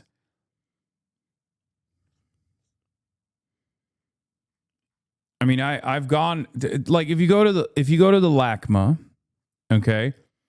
You will see, and this is the same for the Getty Museum, literally the Getty Museum. But if you go to LACMA, there's like an entire wing, for example, dedicated to the LACMA by the pistachio guys, whatever the fuck their name is, right? The ones that have been aggressively petitioning the government to blow up Iran because they are the Resnicks. Thank you. Yeah.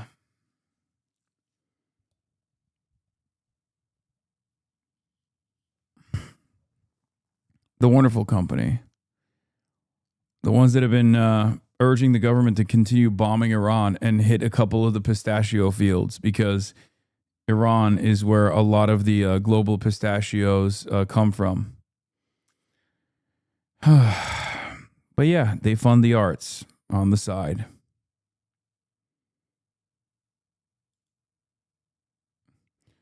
Yeah, last week, American Israeli fighters just targeted Iranian pistachio company warehouses. The Resnick family's Beverly Hills-based pistachio empire stands the game. Iran is always.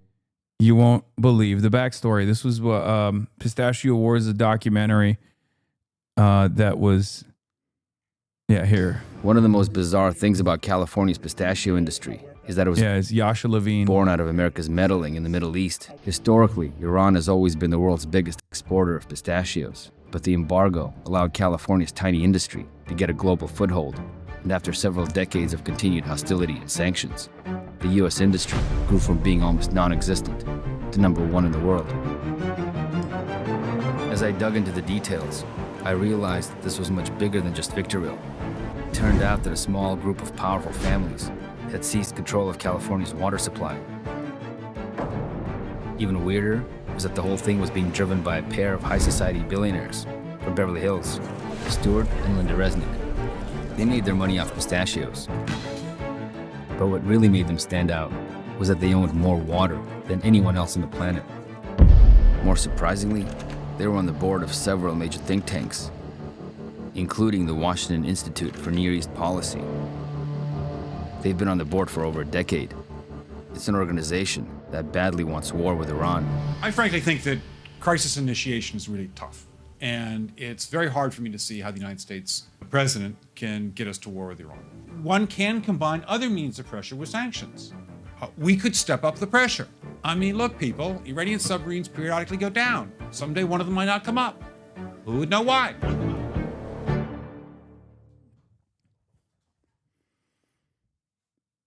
Yeah. One of the most...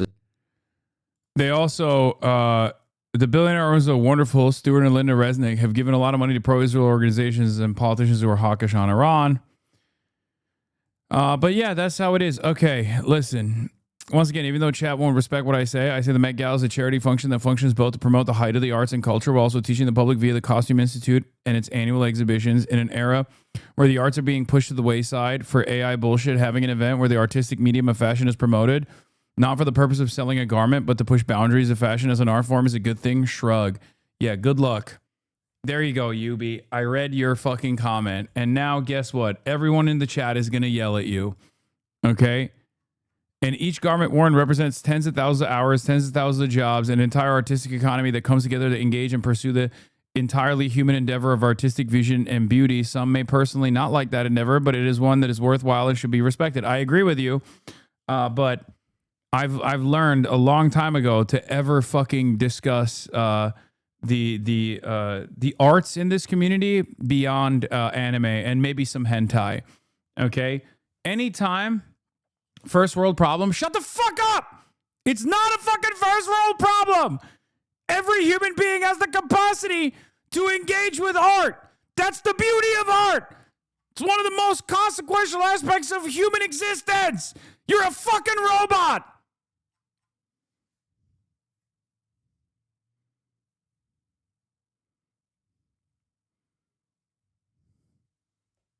Jesus Christ.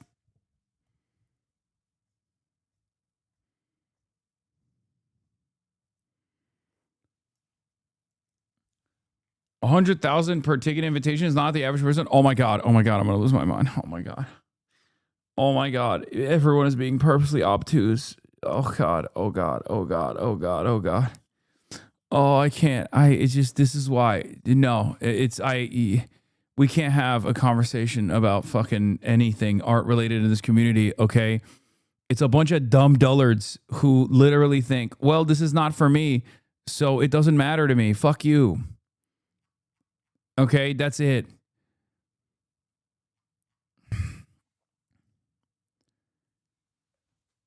That's it. A bunch of fucking Philistines. Oh my God. Barbaric stem cells just that have no appreciation for the arts, and therefore it should not exist.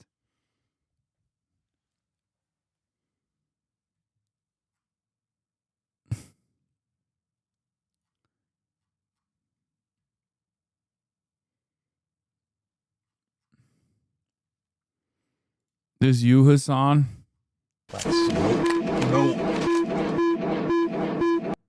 The fuck is this, bro? I love that half your community is well read and loves the arts, and the other half are ding dong gamers. Only you can bring us together. Love the belt and jeans today, by the way. Thank you. Oh my god. Ay, ay, ay.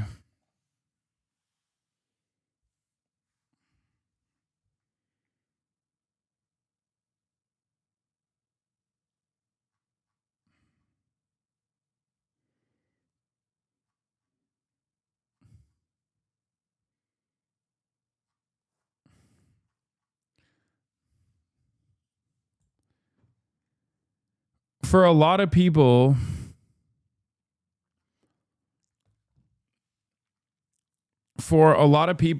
they just they do two things. Number one, if I don't like it, then it's much easier for me to disparage it without actually looking into it, right? That's the one thing that people do that I get really annoyed with. The other thing that a lot of people do, especially on the left, is the moralization of their distaste. You can't just say, you can't have a nuanced perspective on anything. You can't just be like, yeah, this is optically not the greatest look, I'll admit. You know, this level of extravagance, it's not for me, right? You can't just say that. You can't just keep it at that. You have to be like, no, this is the grossest, most like exploitative thing, and you're a bad person if you enjoy it. There's no reason for this event to exist. Like, it's unethical. All this shit. It's like, ugh. Like, you don't have to moralize or distaste. You could just say, I don't like it. That's it.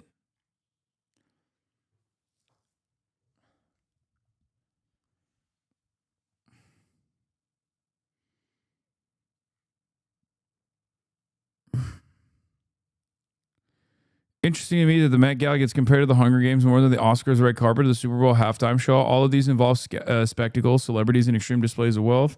Notably, only one of them is a charity for a public institution, the Met Gala, which is a fundraiser for the Met Museum.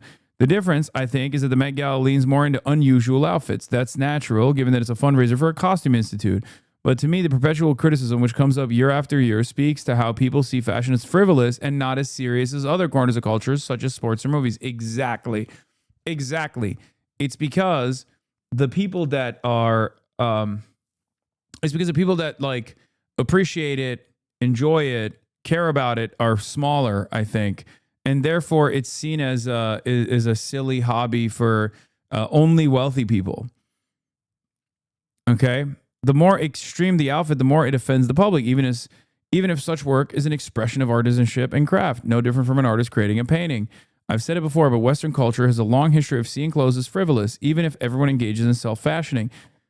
And it's notable that serious areas of culture are often masculine-coded, e.g. architecture, while feminine-coded interests such as fashion are considered frivolous. One can reasonably question whether the Bezos are trying to whitewash their reputation through the fashion industry. They are. And this is no different than Palantir coming out with chore coats, okay? This is no different than all these other companies that are engaging in a billion different unethical endeavors, trying to engage in taste washing, okay? They are trying to do PR to make it seem like they have taste. They are trying to buy taste. Now, of course, the Bezos, they can't actually buy taste. They look like crazy people on the fucking runway when they go through the Met Gala, as opposed to everybody else. But that is exactly what it is. Look at us. We are funding the arts. Look at us. We are cultural tastemakers, right? That's the whole point. That's exactly what they're trying to do. It's already backfired on them, though. It's already backfired on them because there's a bunch of high-profile guests that didn't want to be associated with this event this year, specifically because the Bezos couple is in charge of it.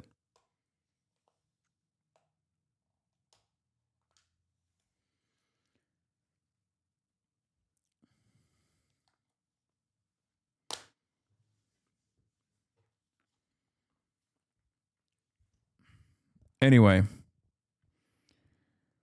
Elon Musk although I would note that we're all participating on Elon Musk's platform, so I see some hypocrisy among those who criticize Met Gala but won't deactivate their accounts. That's a bad argument. You can that's crazy.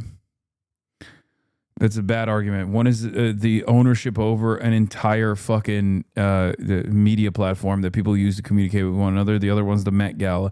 But even though I am in agreement with the overall point that he's making about the Met Gala, that's a silly comparison to make. Anyway, but I also think we can tax the rich and encourage them to donate to public causes, including institutions like the Met. Given my interest, I also think we should take fashion and clothing more seriously. Thankfully, some real researchers and academics are making headway in that regard.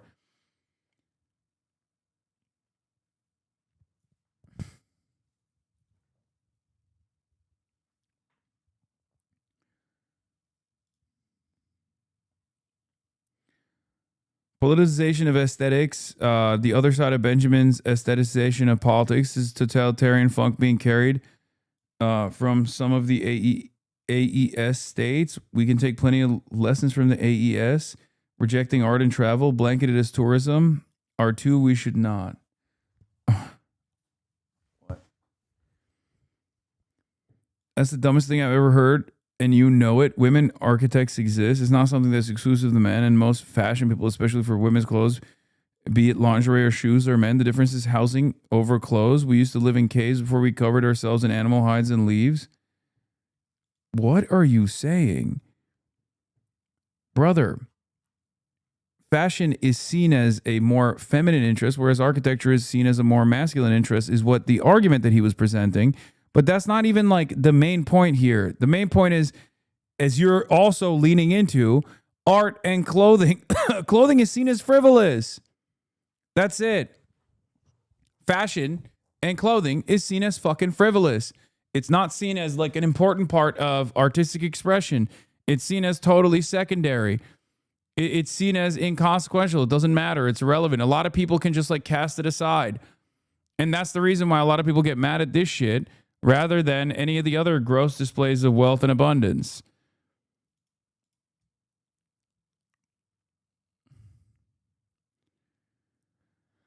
No, frivolous clothing is seen as frivolous. Oh my God.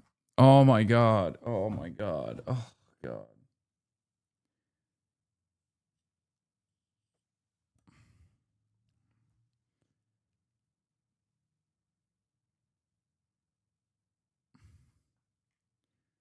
Brother, what the fuck are you doing? Stop asking me which district I live in, okay? The other chatter who keeps going, hey, I just got my ballot. I think I'm your neighbor. Like, okay, dude, what the fuck's wrong with you?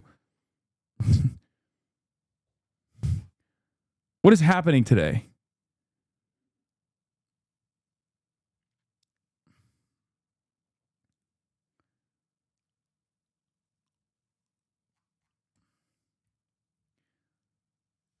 What is wrong with chat today? I took a day off. Usually when I take one day off, chatters go crazy because they didn't get like enough. They didn't get enough attention yesterday. Because they didn't get like sufficient attention, they crave it for the entire day when I'm back. You guys probably haven't encountered it because I never really take days off, but that's what it is. Also, as far as the Met Gala controversy is concerned, Jeff Bezos and Lawrence Sanchez' obscene wealth is really secondary to their generational lack of coolness. Sorry, losers, but you can't buy swag or good taste. Your party sucks.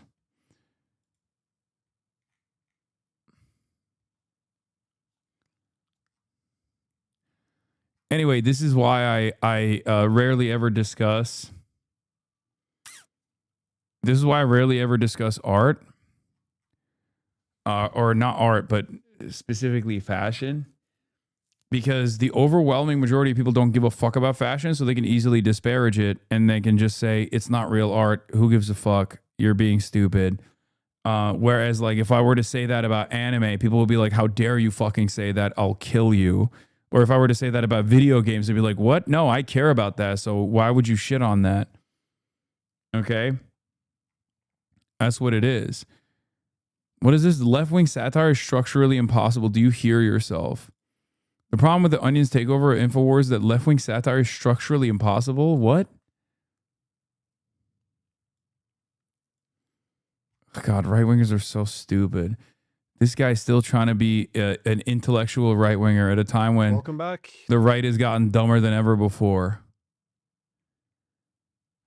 Anyway.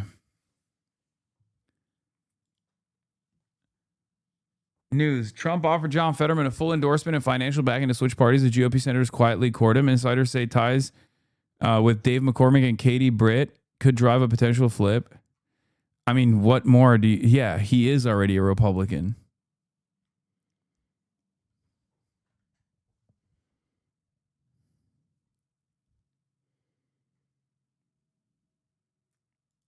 U.S. got a ship through the strait. The U.S. military escorted a U.S. flag car carrier Alliance Fairfax out of the Persian Gulf on May 4th under Project Freedom. The Danish shipping company Maersk confirms that one of its ships has successfully managed to leave the Strait of Hormuz, escorted by the U.S. Navy, marking the first successful transit through the Strait of Hormuz under the operation. Danish shipping giant Maersk said the vessel had been stranded since the war began in February and confirmed all crew are safe and unharmed. The company said it was recently contacted by the U.S. military, which offered escorted passage, and the ship exited the Gulf under U.S. protection on Monday after coordination with Maersk leadership. U.S. Central Command said 2 merchant vessels had transited the strait on Monday. At least one more U.S. flagged vessel is still stuck west of the strait, according to Reuters. Stop sending me this Tucker Carlson video. I promise you I'm not going to watch it. Take 30 seconds off. You cannot educate people on class consciousness and then complain when people don't like something that is obviously not a working class characteristic. Fashion is rich people's thing. Make it relevant to the working class and then we can talk. No, this is just literally... No, you're just wrong. You're fucking wrong. Okay? Artisan hands touch every garment that is produced. That's number one. Okay? There's not a single thing that is designed at the Met Gala and worn by all these obscenely wealthy people that hasn't had workers work on it. Okay? That's number one. Number two, there is a very long history of artistic expression in the form of fashion within the worker side of things as well. I'm currently literally wearing a fucking Carhartt shirt, for example. What the fuck do you think that is? Okay?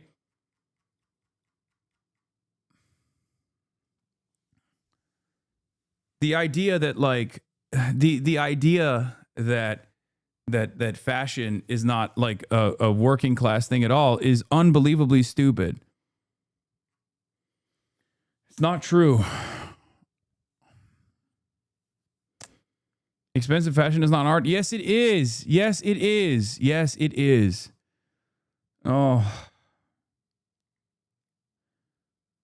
Zoran's take. Work of art, turning the lens on the workers who power fashion.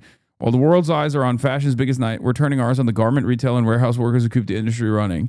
From the true love found on the picket line to the free tailoring school out of a Brooklyn basement, meet the New Yorkers who made it all possible. This is awesome. Union workers, especially garment workers, built this country, says Christopher Anderson. Sonia Castrejon. Ernestine Gay.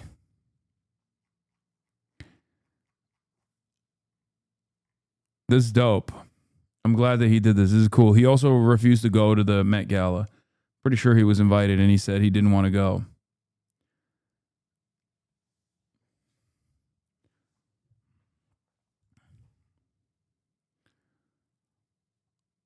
Do these idiots think movies aren't art since studio films have budgets of hundreds of millions of dollars? No, they consume movies and they like movies. That's what it is. I've tried to explain this to people. That's literally all this is because you watch movies and you like movies, but you look down on fashion because you don't give a fuck about it. That's literally all it is.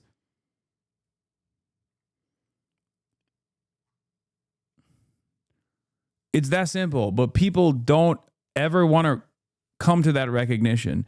They want to think that they have an ethical calculation that they're making here. Yeah, they do not care about fashion. This is always what happens whenever fashion gets brought up in this community. Hella chop motherfuckers in the chat. Okay, now they're going to get even more mad.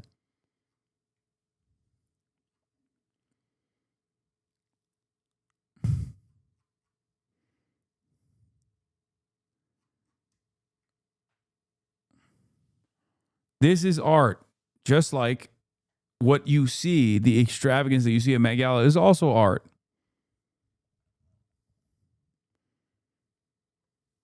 I think you're purposely being obtuse now. No, I'm not. I'm not. This is a consistently held position that I refuse to entertain because chat gets in their feelings every time I talk about it. I don't listen to music. Imagine if I ran around saying music is fucking counter-revolutionary. It's bourgeois decadence. All these artists are making millions of dollars. All these record labels are making billions of dollars to do what? Like, that would be insane, right? You would look at me like I'm an insane person. Just because I don't like it doesn't mean I can't comprehend that it's a profoundly important part of artistic expression, and it plays a formative role in people's development and the way they feel things. 100K ticket is excessive, dude. What the fuck are you saying? Why do you think it's $100,000 so they can do a hoity-toity exclusive event? It's so that they can fundraise for the fucking Costume Institute. I literally just explained it to you. It's a fundraiser. Oh! In a normal functioning society, in a perfect society, it wouldn't be. But still, how can I get into it? Oh my God, you don't have to. I don't even like the optics of it, but it's really fucking unbearable when people just make this argument over and over again. I get it. It's art. Okay. Well, guess what? You don't actually have to go to the Met Gala. You don't go to the Met Gala at all, as a matter of fact. You know where you go to? The Met, which is free. Or you pay as much as you want to, okay, to get in. That's what you do. Part of that upkeep is paid for by the fucking Met Gala, at least for the Costume Institute. Do you understand?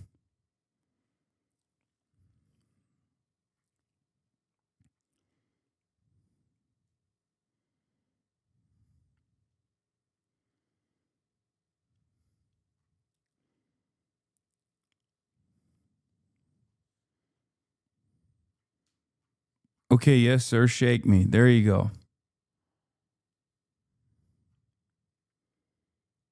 Why don't the Mets fund their own gala? How about the Mets fund their way to a fucking dub for once? Is now 2026 and we're still on Gucci shirt discourse? Yes, always. They have a recommended donation, but admission is free. Yes.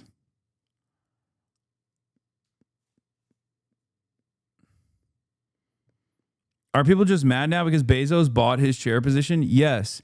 That's a perfectly valid thing to criticize, by the way. Okay? That makes sense. I'm with you. That's my criticism as well. Okay? Now we're cooking. If you want to talk about that, then yeah, I'm there with you. Okay? But if you're going to be like, wow, what the fuck are these guys doing? Fuck these people. It's just like, whatever.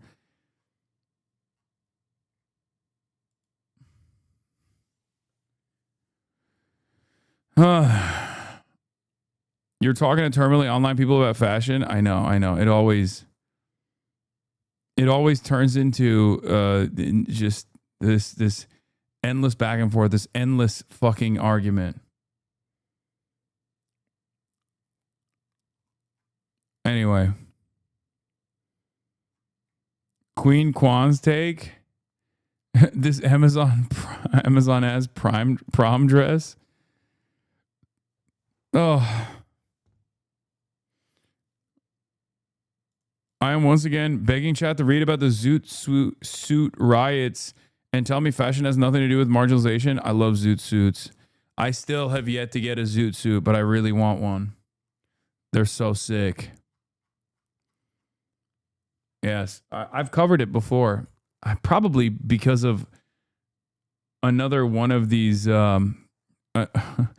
I have probably argued with chat and explained zoot suits in one of these tangents about art.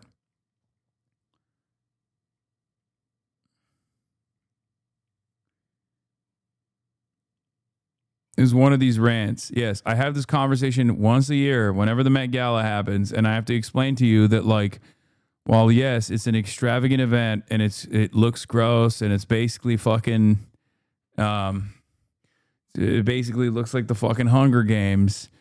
At the end of the day, fashion is a profoundly important part of artistic expression, and And the Met Gala is done specifically to fundraise for the Costume Institute. That's the reason why it's so expensive. Now,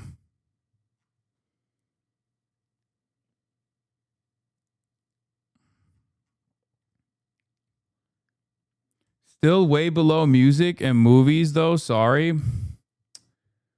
Dude, you should unironically watch The Devil Wears Prada, okay? Because this is such an idiotic take, because I know for a fact that you're wearing clothes right now, okay?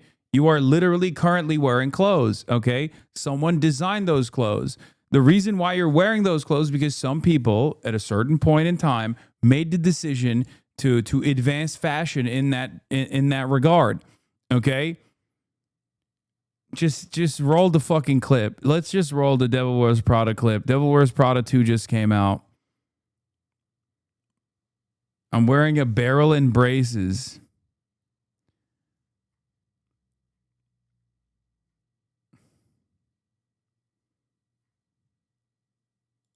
Here. No, and I've seen all this before.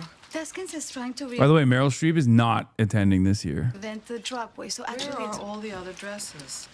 we have some right here, and then And Armani. watch and listen. And I think it can be very interesting No. with.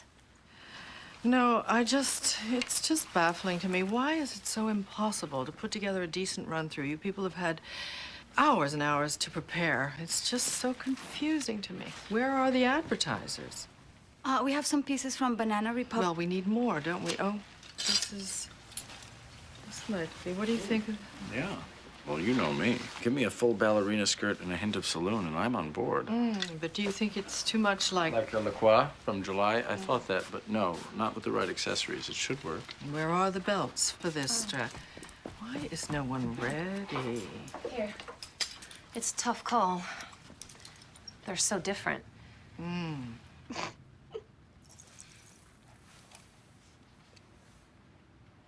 Something funny?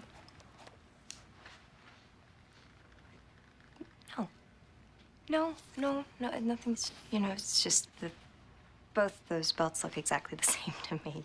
I'm still learning about this stuff and, This stuff? Oh, okay. I see. You think this has nothing to do with you. You go to your closet and you select, I don't know, that lumpy blue sweater, for instance, because you're trying to tell the world that you take yourself too seriously to care about what you put on your back. But what you don't know is that that sweater is not just blue. It's not turquoise. It's not lapis. It's actually cerulean. And you're also blithely unaware of the fact that in 2002, Oscar de la Renta did a collection of cerulean gowns. And then I think it was Yves Saint Laurent, wasn't it, who showed cerulean military jackets? I think we need a jacket here. And then cerulean quickly showed up in the collections of 8 different designers. And then it filtered down through the department stores and then trickled on down into some tragic casual corner where you no doubt fished it out of some clearance bin. However, that blue represents millions of dollars and countless jobs. And it's sort of comical how you think that you've made a choice that exempts you from the fashion industry when in fact you're wearing a sweater that was selected for you by the people in this room from a pile of stuff.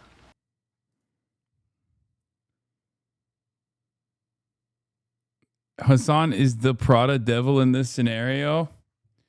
Lady, it's just clothes. Quit sniffing your own farts. See, this is what I mean. This is what I fucking mean. Isn't she pretentious? STEM Lord? Oh my God. Oh my God. She's right. Okay. Also, that ensemble is hideous, but that's besides the point. I'm sure that was popping in 2006 when this movie came out. But, oh God, Chatter didn't get the point. Every single fucking thing that you're wearing, including this, okay, including this fit, it comes from decisions that fashion designers made many decades ago, okay? So even if you are just like, oh, whatever, I'm just picking this shit up, down to the fact that even t-shirts exist, down to the fact that cargo shorts exist, dad shoes, all of that all of that had a designer make it, and then it fell out of favor and it made its way into a fucking bargain bin at Ross Dress for Less where you picked it up.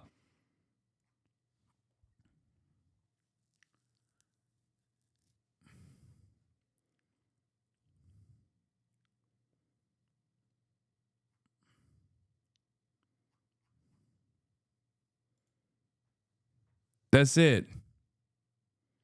Yeah, dude, without fashion designers that invent clothes, we'd all be naked. Oh my God. Oh my God. Oh my God. I swear to God, it doesn't matter. It doesn't matter. It's not going to happen. It's never going to happen. It's never going to happen. There's just going to be people that will just, their inability to understand this concept is, we're never going to get it across, I think. We're outnumbered, I fear. Yes, that's why I don't talk about it in this fucking community. Okay? And for the record, the white t-shirt is one of the hardest and most labor-intensive pieces of clothing to manufacture.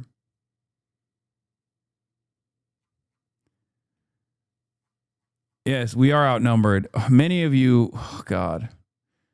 We're outnumbered, and honestly, you guys love AI art, I think. That's what it is. I'm shocked that there are so many people who hate AI art in this community, but when it comes to fashion, they're like, what? I don't understand. I don't understand. This is how Republicans talk about modern art? Yeah. No, literally. It's so funny.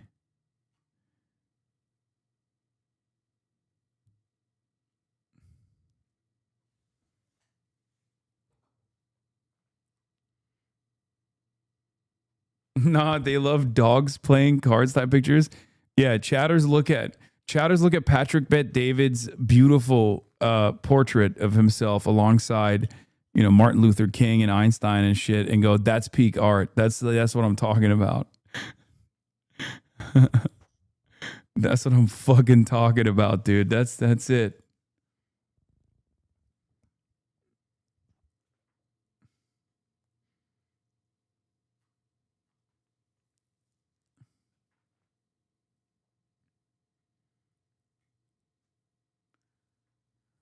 But she's wrong, though. The job she's talking about is just third world exploitation. I get the value of fashion as an art, and I hate how exploitative this bullshit is, though the fault of capitalism, not the art. It's not that hard. Don't even get me started on this side of the fucking conversation. Many of the fucking designers that are... Many of the fashion houses that are actually the most expensive pieces of clothing, unironically, don't rely as much on third world exploitation as the fucking Forever 21's jeans that you purchase that you think are more ethical. And that's before we even talk about fast fashion and its impact on the environment, okay? All the cheap clothing that you purchase as opposed to articles of clothing that require like craftsmanship, artisanship, that is made in European fashion houses. Those are actually unironically more ethical, if you want to think about it that way. But that's another conversation we're not going to get into. This is going to really piss off people. Okay. Oh my God.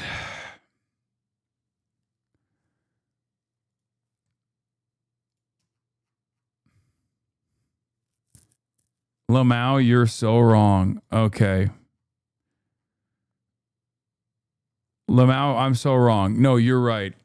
The Amazon Basics t-shirt that you purchased was made in the most ethical manner by Bangladeshi child labor, as opposed to, the fucking, I don't know, Dolce & Gabbana tailored suit or whatever.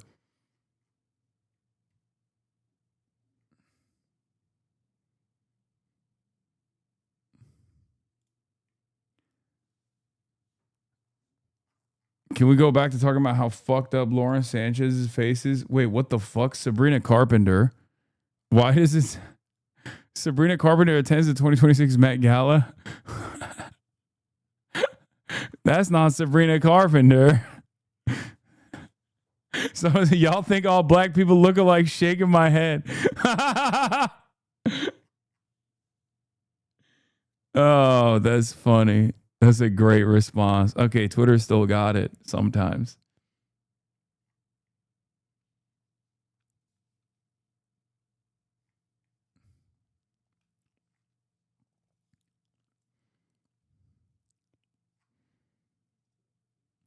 Bro, you're digging yourself deeper with that argument. That's not a good thing, which is even worse because that means the only way to get ethical clothes is to spend a shit ton of money. That's not a good thing. When did I say that's a good thing? Point to me when I said that's a good thing. When have I ever said that? When have I ever said that? I didn't. You're inventing things.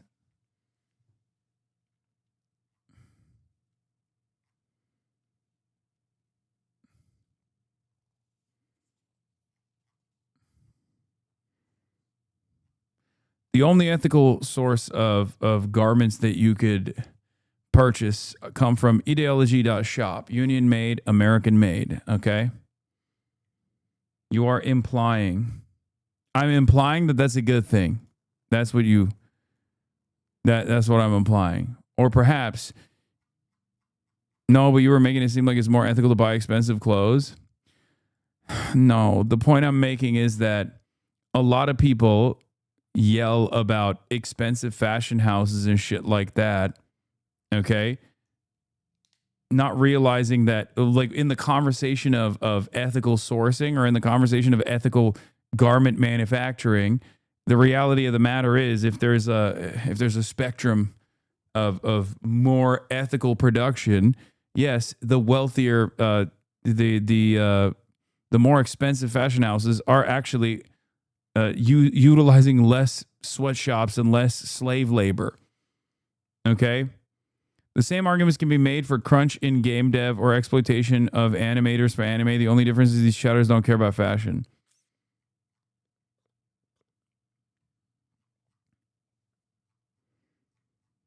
Broski, I know I own some. See, this is a guy that's trying to also subtly flex. Yo, I got designer. All this Rick on me like I'm mortified. Eileen Gu at the 2026 Met Gala. Go best friend! Wait, what the fuck? She got bubbles on it? Unmod me? Yeah. Hello, Mr. Piker. It has come to our attention that you have disparaged your employer, Mr. Bezos, regarding his esteemed position with the Met Gala. This comes directly after you have been severely time off task. Furthermore, you have now disparaged the outstanding quality of our Amazon Basics t-shirts. Your punishment is currently being determined. Please stand by.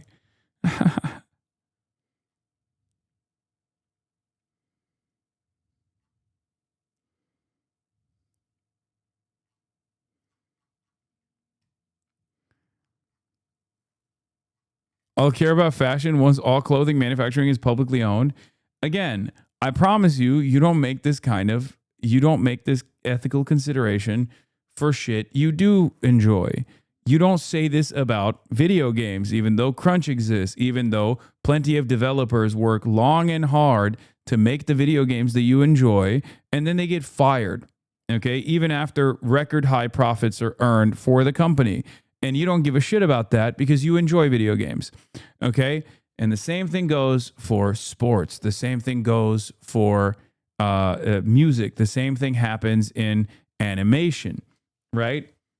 When you just like the output, you like the product, so you don't really make these sorts of like broad sweeping ethical considerations. That's all it is, okay? You're just anti-fashion. And whenever I say that, people go, no, you don't understand. I just have the ethical consideration just for fashion, okay? For nothing else. Well, that's my point.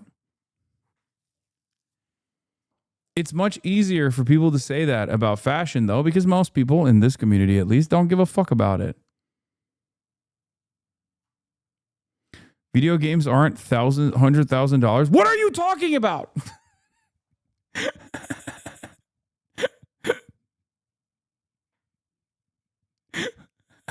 I'm going to lose my mind. What article of clothing is $100,000, chatter? The Met Gala is $100,000 per plate because it's a fundraiser for the Costume Institute, which you can go and look at the costumes for $0, as a matter of fact. You don't have to pay any money to go see the costumes. Part of that is because the upkeep is paid for with the tickets at this fundraiser. It's called a fundraiser, okay? It's called a fundraiser. I don't know if you know what a fundraiser is. Do you know what a fundraiser is? When they raise funds, okay? When they raise funds for a public good, like a museum. This is how it's done. I totally get how the Red Guards operated. This is what happens. I'm seeing it. I understand the Cultural Revolution. I totally understand how you could just like put up in the town square just like all artisans and be like, this is counter-revolutionary. Art is counter-revolutionary. I don't like science. My science teacher is engaging in a Western pervertry and counter-revolutionary behavior. I'm going to flog you now. I'm going to get all the other youths in the town to flog the shit out of you. That's literally what this is. It's just like in different villages, motherfuckers are like, I hate math. I'm going to fucking kill my math teacher. Okay. Time for a flogging. Everybody turns into the fucking Pol Pot when it comes to fashion. It's crazy. Also, these guys always look at the retail price of the most expensive shit. If you pay full price for designer brands instead of sale or use, you're a dumbass. Yes. You can also thrift. Like this that you guys remember this morning when you guys were like, wow, that's a really cool jacket, right? You're wearing this really cool jacket. This jacket is however you say the brand. What is it? Aeropostale? I don't know. It's like one of those Abercrombie and Fitch ass fucking jackets. Okay. It's not expensive at all. As a matter of fact, I also thrifted this many, many years ago, and I've worn it for longer than a decade. Most of the clothes that I wear for longer than a fucking decade, okay? You don't always have to buy expensive shit. But you can also understand that this design, somewhere along the way, a designer made this design, okay? They put a lot of love into it. And then it was mass produced by Aeropostale. Is that how you say it? Aeropostale?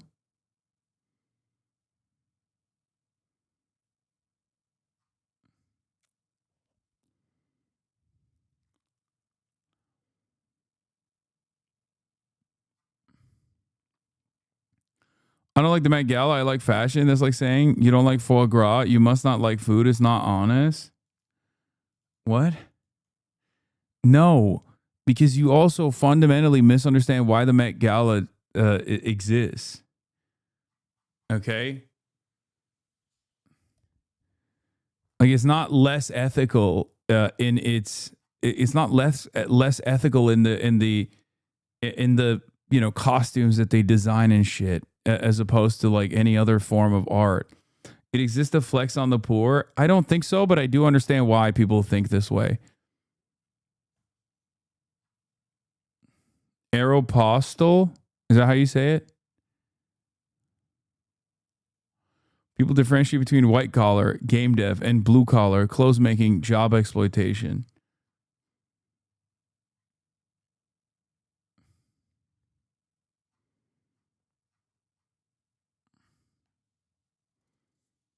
I love that this is where the chat draws a line and shows you have many true revolutionaries in here. Shut the fuck up. Except for your ring that costs $3.8 million. Yes, my $3.8 million rings.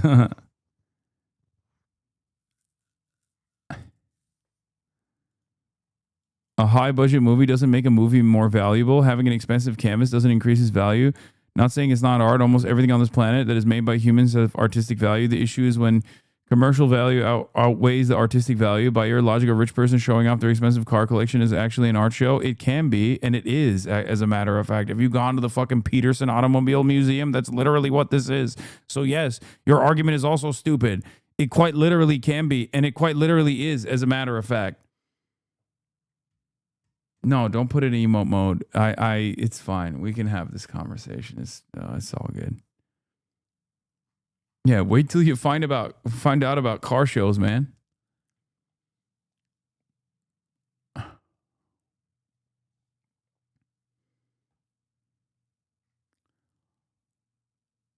Anokiai at the Met Gala. Oh my God.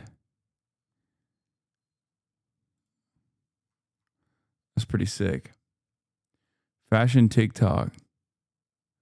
So 3 cultures in 3 different parts of the world come up with 3 wildly different solutions for hot climates. So in the Arabian Peninsula, which is today's Saudi Arabia, UAE, Bedouins lived in the desert. And up until the 10th century, they used mostly wool. And the choice of wool is due to a combination of various factors. They lived in the desert and it's very hot. I love this guy, but I always feel betrayed by the end of the video because he's usually promoting some new design that he has. But I still watch his videos regardless. Okay? He always does this thing where he'll like go through this incredible story about like workwear, you know, chore shirts, right? The history of chore shirts. And then he'll be like, and this is why we made a chore shirt. And I'm like, damn, man, it's a fucking ad for something that you made yourself. I mean, it's fine. Your designs are cool too, but like, it's just, it just, I don't know, sits with me weirdly.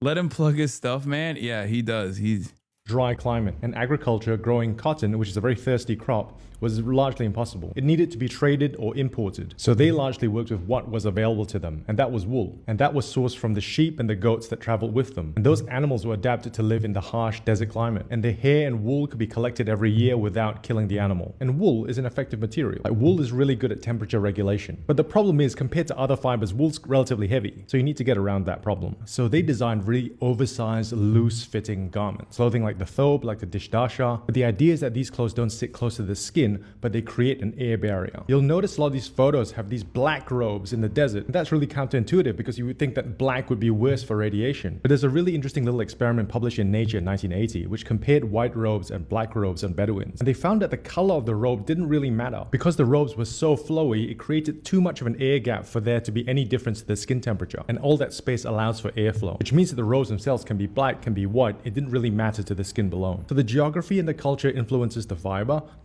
influences the shape, and the combination of the fiber and the shape gives you the design. Now the second culture is Japan. And Japan has a very different warm climate. It's not dry heat, but an oppressive sort of humidity. And very much like the Bedouins, there was a period of time in Japan where cotton was not widespread. And the principal summer fibers were linen or rami. Rami is not very popular now because it's quite labor intensive to extract. It's a bast fiber, which is from the stalk of the plant, and it's really highly breathable, but you have to weave it in a certain way. And their solution was not to create volume, but to create airflow through weaving. So you can see through these summer kimonos, and that requires advanced craftsmanship in weaving techniques. The clothing could sit a little bit closer to the body because you still had ventilation. And the third culture is India. India's relationship with cotton goes back 5,000 years. And over millennia, they have developed mastery over spinning, over weaving. And the popular story is that you could pull an entire garment through a ring because the fabric was so thin and so fine. And their use of cotton really highlights the natural properties of what it's really good at. It's super soft. It's really light. So their garments like the dhoti, like the sari, they're big sheets of cotton that are folded and layered. They're dynamic. They have drape. They allow for certain movement and ventilation.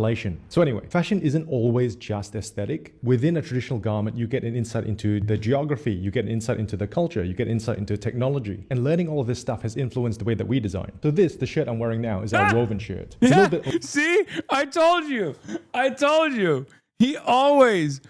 He will give you like the longest fucking most thoughtful spiel about the history of certain kinds of garments and how they've evolved, and then boom. And this is exactly why I made this airy shirt, this breathable shirt. Oversized to allow for ventilation. And this is a fabric that's woven just for us. It has this incredible open weave. It's made from 100% cotton, and because of the ventilation and because of the open weave, we could make it in both an undyed as well as in a black. And that's largely the idea behind all of this study that hopefully leads to somewhere, hopefully leads to some research and development of our stuff. Although, to be honest, it's pretty fun to do anyway as part of my job. So 3 cultures in 3 different parts of the world. Yeah. Let him get his bag. Chatters will watch this and say, this is bourgeois propaganda while wearing their Gildan Genshin Impact tee. Yeah.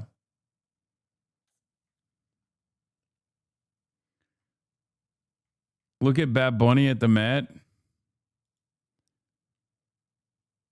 Sabrina Carpenter's entire Met Gala fit is made of film. What the fuck? That's got to be hella uncomfortable, no?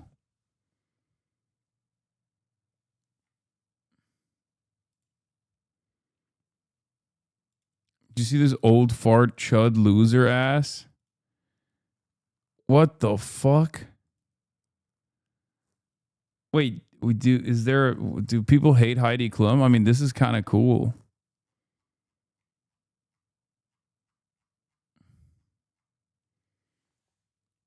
Why'd you say old chud loser ass? This is kind of dope. Check Rachel Zegler's fit.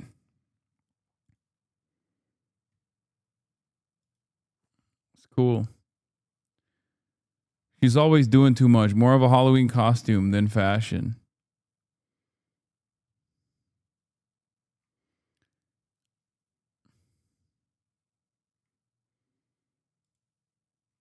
Bad Bunny. What the fuck? Wait, what? What?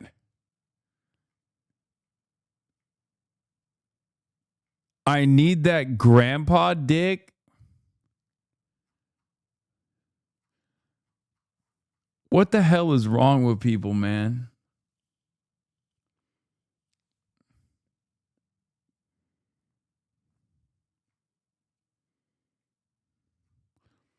Explain this one, Fashion Boy. Man, I don't fucking understand it. Bad Bunny is doing a call out to the Ayatollah. Somehow still relevant. What does this have to do with anything? The U.S. is blockading Cuba and I'm bringing them humanitarian aid. Why are you wearing clothes? Bro's a Hassan dick rider.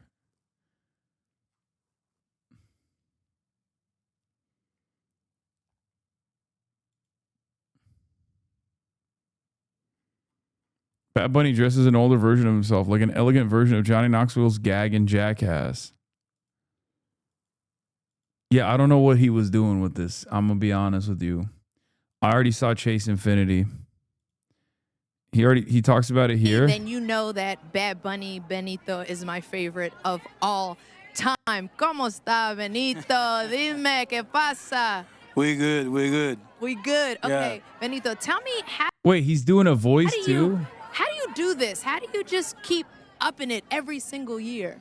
I don't know. It's getting part of my life. Always try to do something different, and this day of the Met is a perfect day to you explore and be creative and express yourself in a different way. So that's what I'm doing tonight, and glad to be here with you and we all everyone here. Y Benito, ¿cuántas horas para hacer esto? How many hours? 53 years. 53 exactly, 53 years. So it took a little bit, but it worth it. I hope it looked good. Do I look good? You look great. Thank you. You look perfect. Thank you. Benito, gracias para todo. Gracias a ustedes siempre. Of course. He on them Chinese peptides? Yeah, he on them peptides that make you old. He's coming out as old. Spooky Gala, Jordan Roth on his way to the Met Gala. What the fuck? That's kind of cool too. There you go. Jordan, look straight ahead in the middle. Thank you. See you at the Met. Have fun. Bro, how do you even sit in the car? How do you sit in the car with that?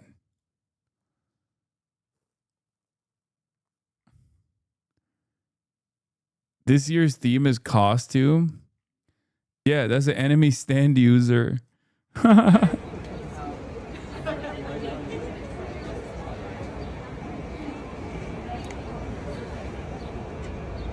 Like, she's getting in that van? Like, does she just stand up the whole time? How does that work?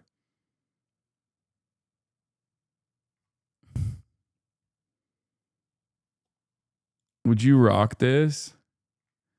No. This is such a crazy fit.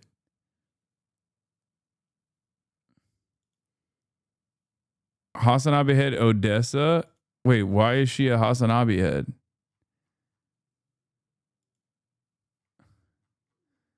I mean, that's crazy.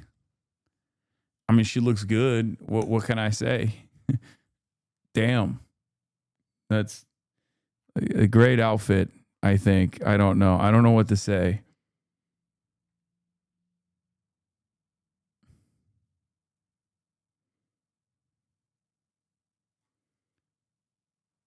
You're so awkward. They assemble it out of the car in a dressing room off site. Silly. Do they?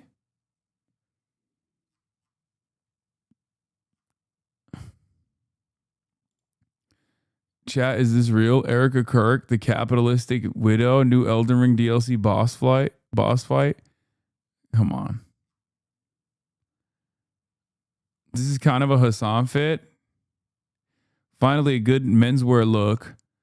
Karan Johar wearing custom Manish Malhotra outfit inspired by Raja Ravi Warma's art. The embroiders look handmade. God damn. That's crazy. This is fire. Sarah Paulson calls out capitalism with her look.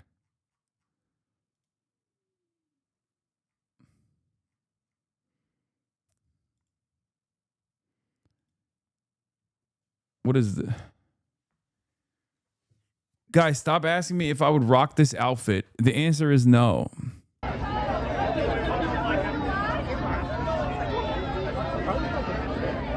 He got that's the fucking bull outfit. Like he's what is it called? The Matador. He's got the Matador outfit. Is that what the Ottomans used to wear? No.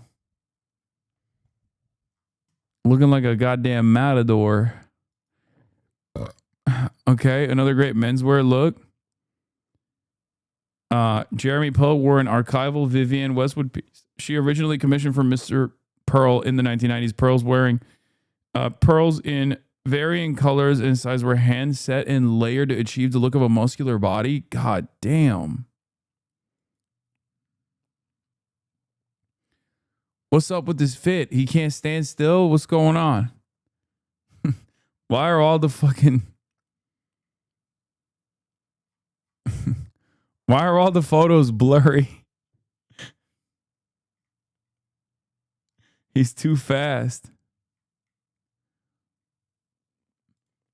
Welcome back, Tsar Nicholas II.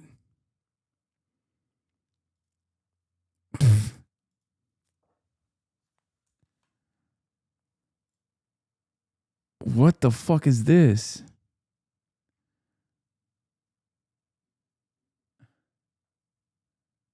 Robot butterfly dress. Janelle Monáe in custom moving Christian Siriano.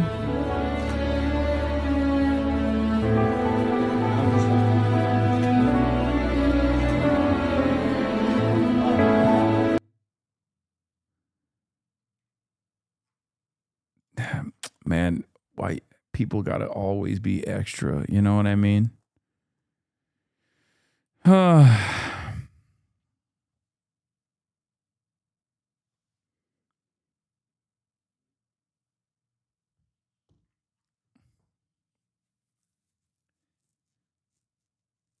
I'm not gonna lie, I love Janelle Monáe, but this outfit is eh.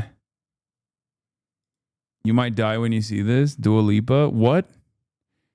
Bro, this isn't even at the Met Gala. This is just her walking with her booty cheeks out. What the fuck? Bro.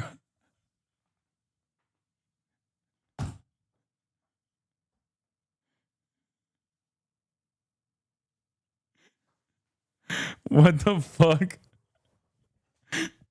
What is this? What does it have to do with anything?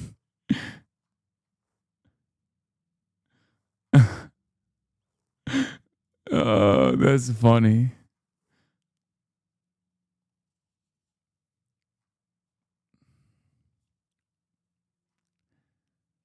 I bookmarked this. Okay, y'all are pervs, dude. This is cool.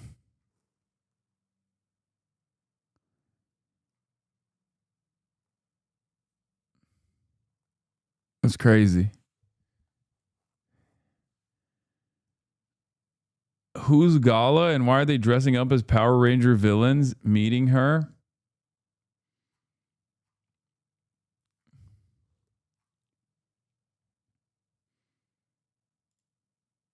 Connor's story.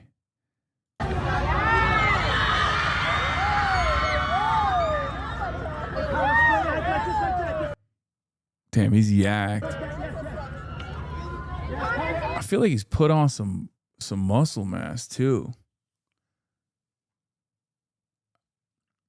Having your whole shit out is not an outfit, lame. Okay, calm down. I hope you realize that people you are arguing with about fashion probably don't consider food art and have no qualms with the unethical nature of consuming meat in its current system. Yeah, I don't want to get back into it, please. Can we just not? Dua Lipa at the Met Gala? Fuck you. I fucking take an hour off. Fuck you. I got so excited. I clicked on it without even looking at the fucking thumbnail. God damn it. Fuck you. Okay, fuck yourself. How about that? Fuck yourself. Are you excited? Are you happy? You got it? You got me? You hit me with a Dua Lipa Met Gala fit and I got excited? Oh, wow. Piece of shit. We're doing Met Gala. We're doing Met Gala.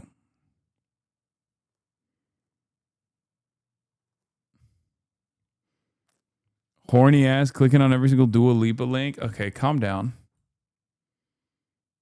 Aren't ironically your best fit? Oh my God. Stop.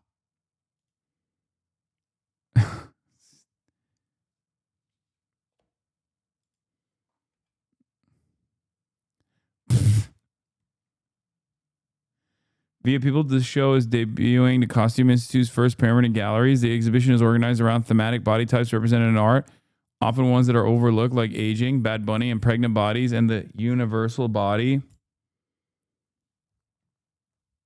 Where's clavicular? I don't think Anna Wintour would ever allow clavicular anywhere near this fucking event. Are you out of your mind? Her whole thing is like she usually doesn't allow... She usually doesn't allow any... This is 2024. This is last year. Or 2 years ago. Which is fine. We can still look at it, but...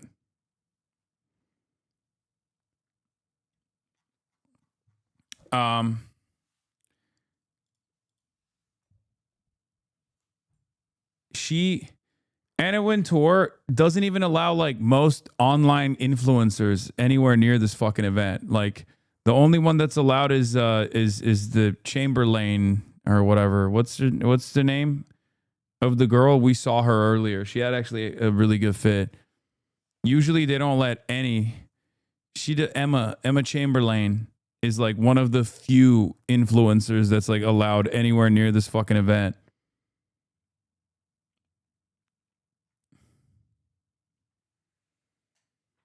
No, Wisdom wasn't even allowed to go the last year or the year before. Think they would invite you? Fuck no. Are you kidding me? Plus, do you think it's really worth it? Look, maybe a couple years ago, I would have entertained something like this. I would have been like, this is so sick. And you know, what a cool opportunity. But are you out of your fucking mind now? You think now I would go to the Met Gala? Are you insane? Someone would kill me. And it wouldn't even be like a right-winger that would kill me for going to the Met Gala. It'd be a fucking anarchist. Are you out of your fucking mind? Dude.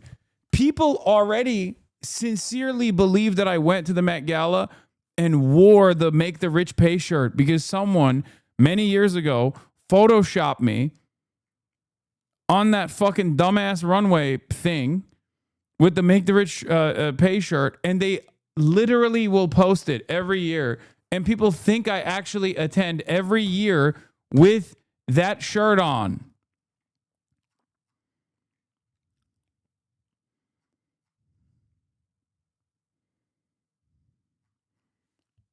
Bro, I went to Cuba to deliver humanitarian aid and to do some reporting about the conditions that we have subjected the Cubans to. And there was a 3-week-long discourse around the price point that they assumed of the shirt that I was wearing, the glasses that I have on currently, my rings. Do you know what it would be like? Counterpoint. I saw you there with my own eyes.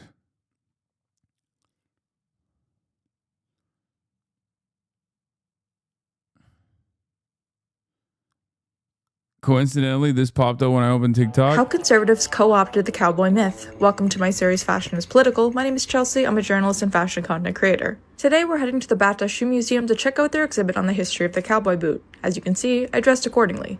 Nobody loves a cowboy boot more than a conservative politician on the campaign trail, both here in Canada and south of the border. And yeah, I'm thinking about that Kristi Noem commercial. A boot! She said a boot! Get her! I gotta pee. Why do I love these wide open spaces? They remind me of why our forefathers came here. Not just for its beauty, but for the freedom only America provides. The cowboy myth represents individuality, self-reliance, national pride, work ethic, rugged masculinity, and overwhelmingly whiteness. The problem is that it's divorced from reality. Historically, a quarter to a third of cowboys were black, Mexican, or indigenous, and the original cowboy boot evolved from Mexican vaquero riding traditions. The design was practical: tall shafts to protect riders' legs, angled heels for stability in the saddle. And fun fact, one early inspiration for the heel actually came from Persian cavalry riders, which you can see referenced here in the museum. So this isn't exactly a purely homegrown American invention, but Hollywood westerns in the 1930s and 40s turned the cowboy into a national myth. Cowboys became white, heroic, and patriotic, and the boot became a fashion symbol of that identity. Politicians have been tapping into that myth for decades. Ronald Reagan famously wore Western gear to project strength, self-reliance, and working-class relatability. Today, that same imagery is often used to signal nationalism and tough border politics in the US and increasingly in Western Canada. But Black and Mexican communities are also actively reclaiming cowboy imagery, because the Wild West was never white, and the real cowboys who shaped America deserve to be remembered. How conservatives co-opted the cowboy myth. Welcome to my series Fashion is Political. My name is Chelsea. I'm a journalist and fashion content creator. Today we're heading to the Bata Shoe Museum to check out their exhibit on the history of the cowboy boot. As you can see, I dressed accordingly. Again, I know, I pissed. Kate didn't get an invite to the Met. Miley. Bro, this is last year, man. This is last year. I know. Damn, I've been here for over 6 years and I thought the pic was at the Met. And people brought it up every year to rag on you. I didn't know it was Photoshop. Resident Union Trucker. You thought I went to the Met Gala wearing the fucking Make the Rich Pay shirt? Actually? God damn, son. What the fuck? There's people in this chat that thought I went to the Met Gala? Ain't no fucking way. You don't say it enough that you were wearing it for a friend? Yes. Yes. It was merch that my fucking anarchist friend made. Okay? I was modeling his merch. God damn it. This is not a new article.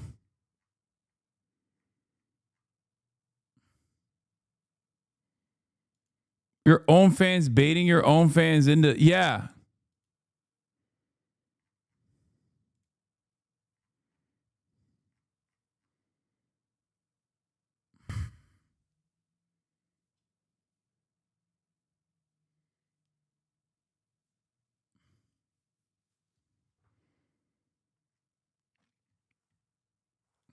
God damn it.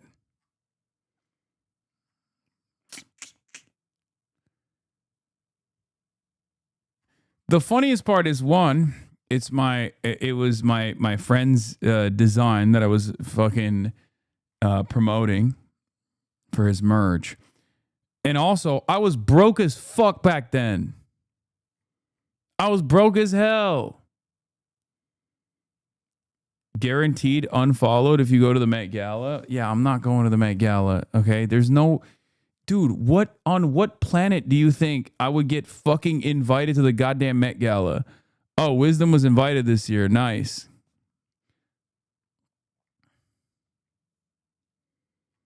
He looks great.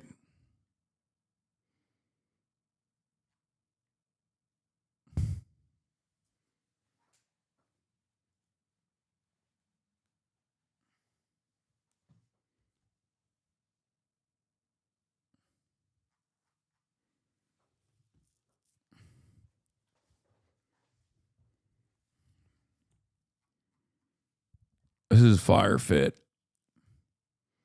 See Tyla? No. Breaking Met Gala news.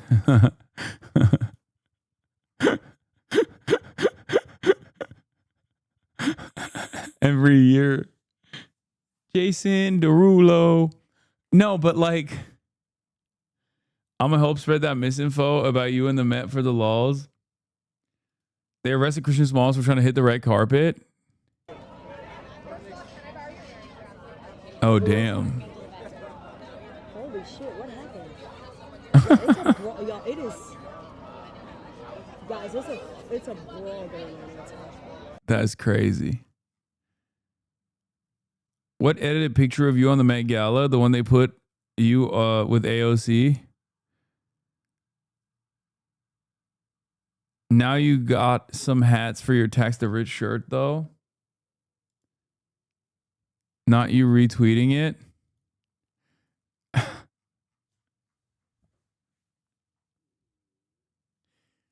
Yeah. Yeah, I might have played a role in this.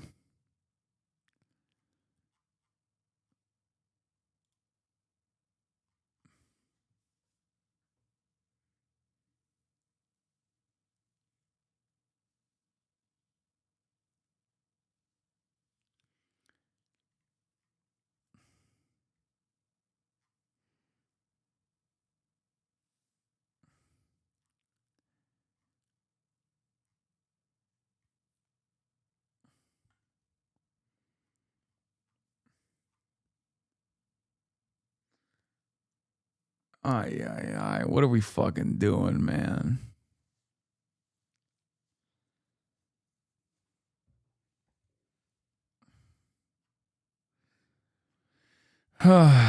Is that Photoshop? Your head's normal size? What makes you think that this is Photoshop? SZA's Met Gala outfit. Nice.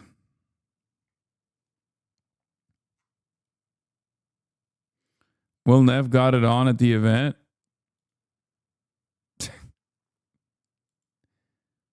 This is kink, right? Am I crazy? Isn't this like a...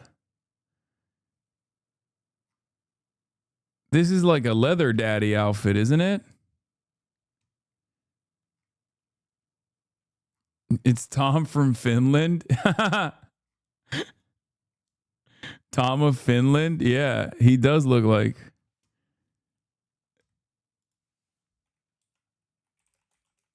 I mean, that's probably the point, right? That's got to be the reason. Yeah, look. Here, let's put you on some game here.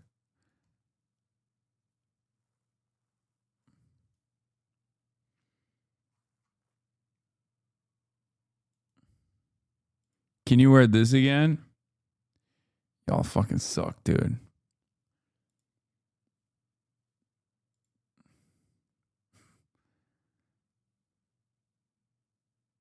Imagine how much noise this dress makes when she's walking around. What is this?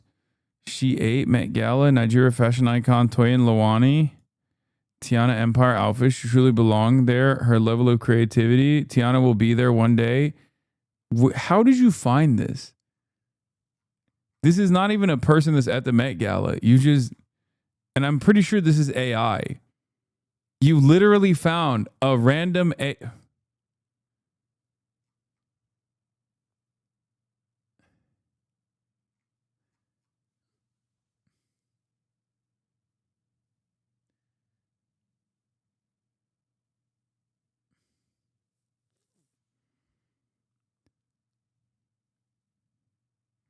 This is like a Nigerian auntie AI posting. How is this on your For You page? Like, there's no shot. There's no fucking shot that this showed up on your For You page. How is that possible?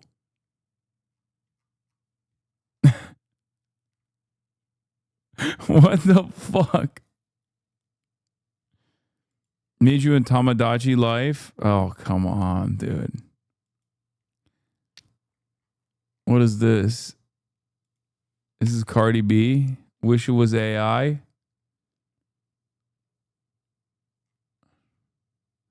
What the fuck?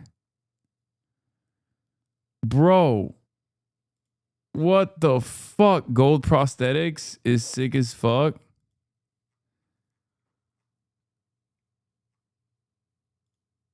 Whoa. That is pretty fire.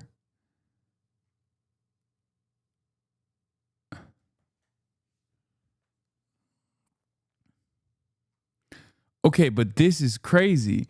Bro, this unironically looks like a Bloodborne / Elden Ring boss. Like, what the fuck was this? Godskin Cardi B? Lena Dunham looking like a bag of guajillo chiles?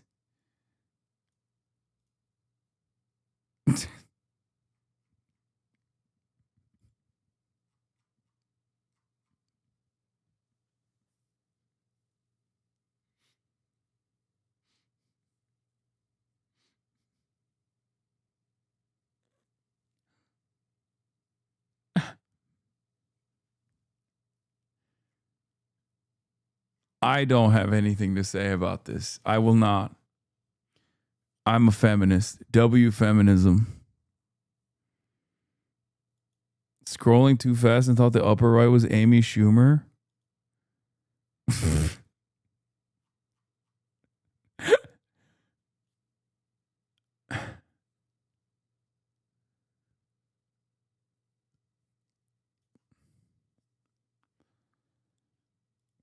Did you see Nicki Minaj's fit? Nicki Minaj was not invited to the...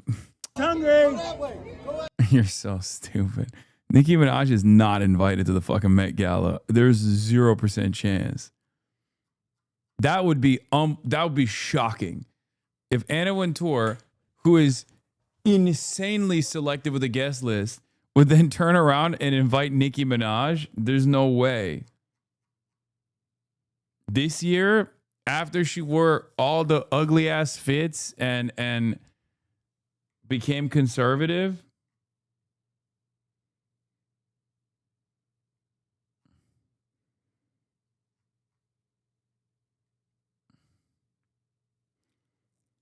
here's Cutie's girl crush at the Met Gala, and she looks exactly like Cutie here. Paige Buchers. I mean, it's all right. It's an all right fit. I mean, I like her. I think she's cool, but it's a little bit for this occasion. You got to go big. Do you get invited, or do you pay $100,000 or both? No. You get invited. You're I think I think rich people and brands, like, they buy tables and then they have a guest list, right? But even on the guest list, like, you have to get okayed. But brands buy the tables. This is a little bit underwhelming, I will admit. And I think Damson Idris is cool as fuck, but this is an underwhelming fit. The only reason why you guys are saying it's his fire is because he's hot. That's it. It's because he's hot.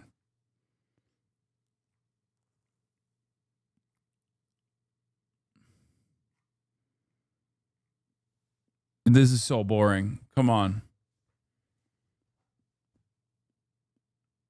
Normally, men just wear suits with the bars in hell. It's your fit and we are used to it.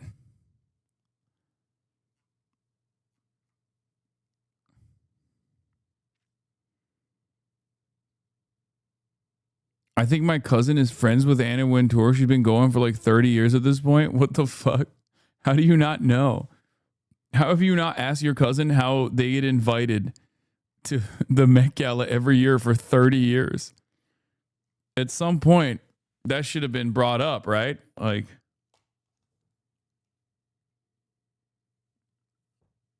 oh yeah, I heard Katy Perry fit with dog shit. Let's see.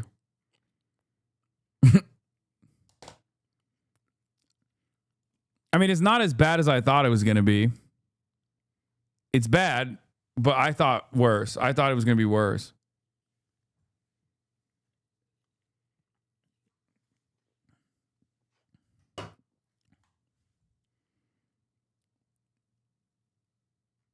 Where's Justin Trudeau?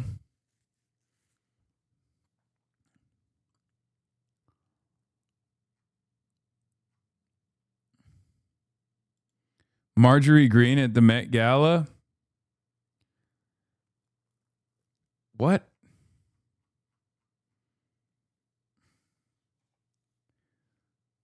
What are you...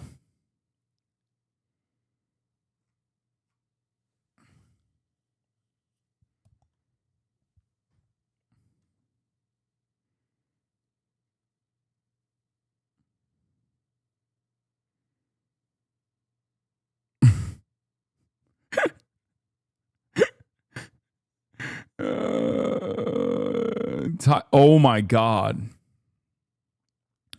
Wow. That's a very nice outfit.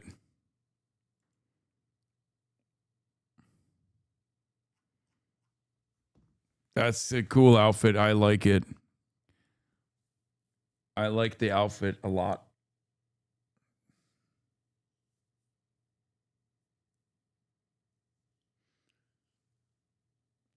Pervert? What do you mean? I'm looking at the art.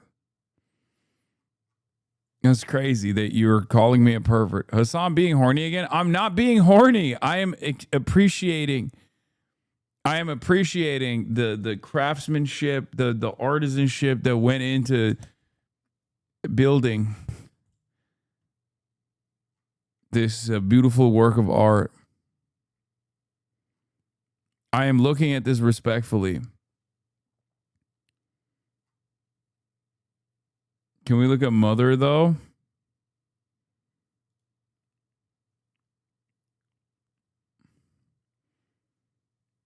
I don't know who Weiseld is, and I'm too afraid to ask.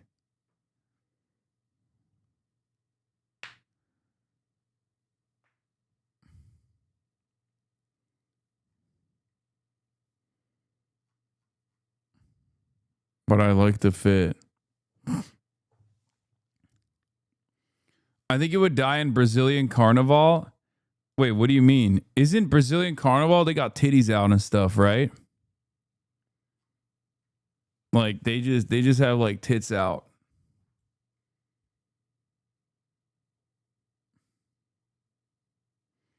Look at this. Look, this guy. Kneecap concert outside of Met Gala. Zara Mamdani, isn't this your NYPD? I thought they weren't supposed to be involved with ICE operations. And whatever happened to abolish ICE, your rhetoric is loud and bold, but the reality of actions, like we're over here looking at the fucking Met Gala and this chatter has to be like, no, it's time for the news, please. Like, can we just not be fucking autistic news frogs for like 3 seconds? Jesus Christ, dude. Oh my God. Stop trying to bait me into clicking on shit.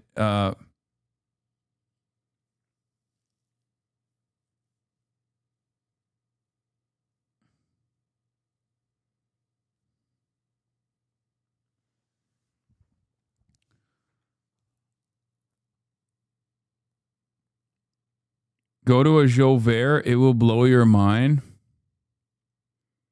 Kim Kardashian fit as mid as fuck. That's not surprising. That's not that, I mean, that's not that bad. It's been done before and better. I mean, this is a pretty standard at this point, right? It's like the gold-plated armor fit. It's kind of mid. Especially, I don't like the color. But it's not as bad as, you know. Another shot of Tyler from the front. Wow.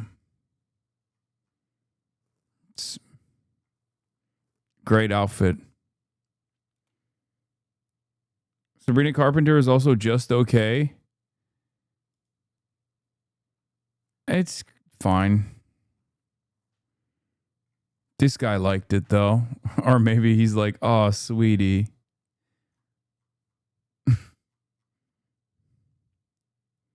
Them toes are stuffed. Delete.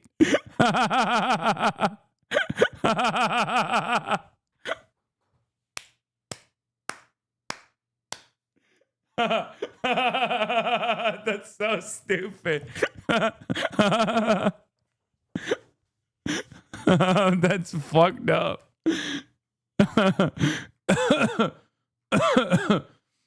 Oh man, that's funny. Lisa Blackpink. Fire, fire, fire, fire, fire, fire. Goated, fire. Angelic, ethereal.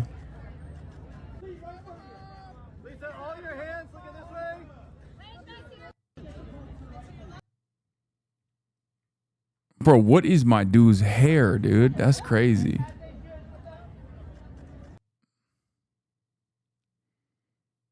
Stan Lisa, Stan Blackpink. Blackpink in your area.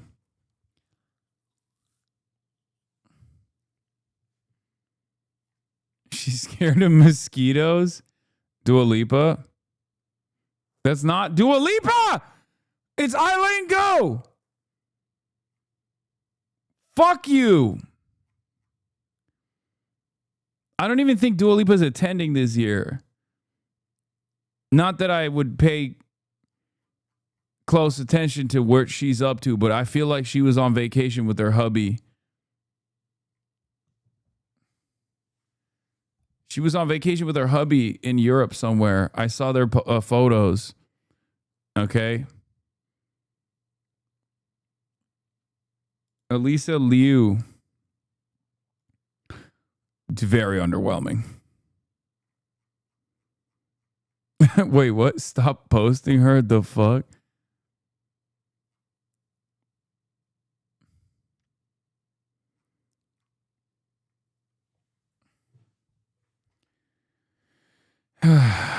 People get divorced all the time, hanging their buddy. She's new. Don't be rude. It's never their fault. The outfits that they wear, they don't fucking choose. Yeah, Emma Chamberlain's fit was fire. HasanAbi head glazing you in the weirdest way. Hasan Piker is the Mother Jones of the 21st century. That's crazy. I don't think I'm worthy of that comparison. Mitch McConnell at the gala. Kidnapping them?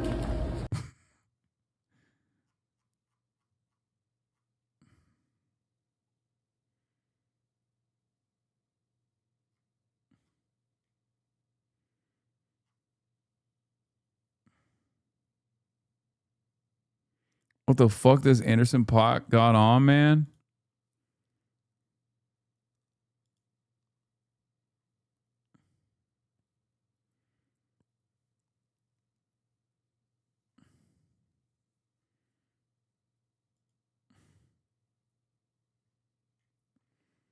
Mallory McMorrow went pull up the pics. Oh. Solid. Yeah, that's cool. Again, how do you sit? Like, how do you sit? Like, this is what I don't understand. How is that? Oh, hello. Is that Abdul El Sayed at the Met Gala? Yeah, he slayed. He slayed. They take all the shit off when they go in. Do they? You don't sit? There's no sitty? How do you shit? That's another question. Karina from aespa, underwhelming but pretty. Yeah, that's normie. Coleman Domingo looking fly as fuck. He's the GOAT. He's the GOAT at all of these things. He's always the best. Rihanna leaves the Carlisle Hotel before the Met Gala. That's cool.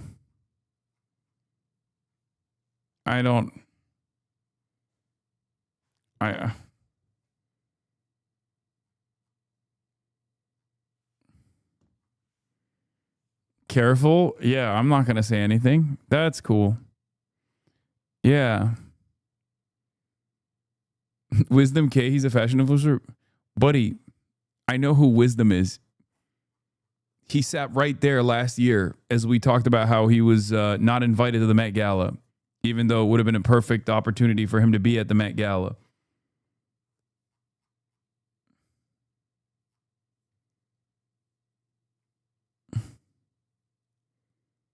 Tiana Taylor. Unexpected. This is like, what is it? Is it the Bigfoot? Like it's, but like a OG version. Yeti? Yeah, not Bigfoot, Yeti. Like a 70s Yeti.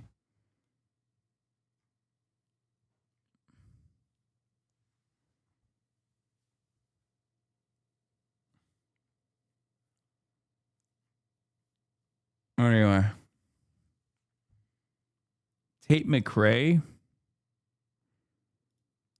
Bro, she's just hot. Like that's what I feel like everything Tate McRae does is just carried by how hot she is. Including this outfit as well. You know what I mean? It's just, she's just hot. She's attractive. So it's like one of the, it's one of those things where it's just like exclusively elevated because she's attractive.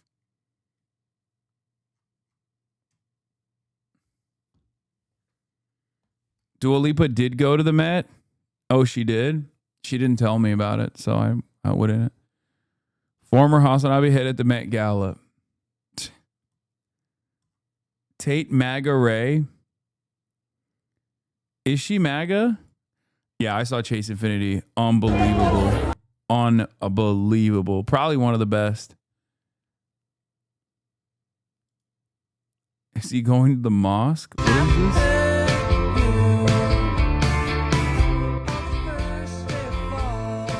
This is a sunnet fit, dude. This is what you get before you get your pee-pee snipped. In Turkey. Literally, this is what you wear when you get the sunnet. Bro, she is 22. Can you say that? Who? Chase Infinity? What?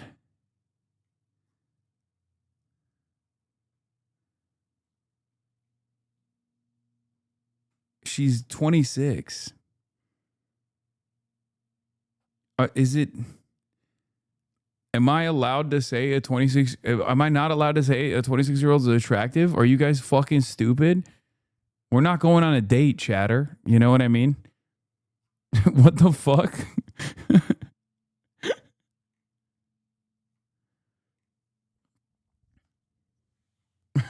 She's a 26-year-old toddler. Is that what the argument is? Like you're not. What? Aren't you like 50? First of all, I'm 34. Secondly, even if I was 50 years old, if a 26-year-old woman is attractive, I can be like, she's attractive. Okay. It's not. What the fuck is wrong with you guys, man? Are you serious? She's 26, you sick fuck.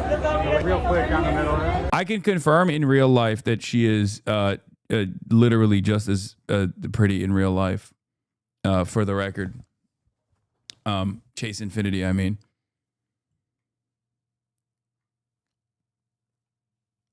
It's okay, you said it.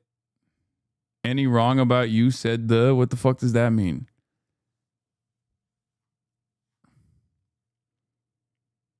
Bruh, chatter was saying Tate McRae is 22. Tate McRae is 22? She's 22 years old? What the fuck? Wait, really? Bro, what's up with Zoomers, man? Is it MAGA face? What is that? Wait, what? She's 22? I thought she was like... No disrespect. I think she's a very attractive lady, but I thought she was like... I thought she was like 32. Fuck. What the fuck? What the fuck? She's 22 years old?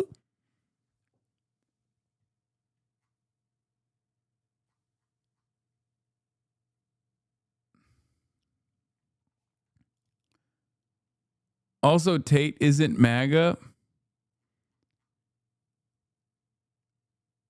We call her Tate MAGA Cray for a reason. 32 years smoking. Okay, maybe not 32, but I thought she was like, you know, close to her 30s.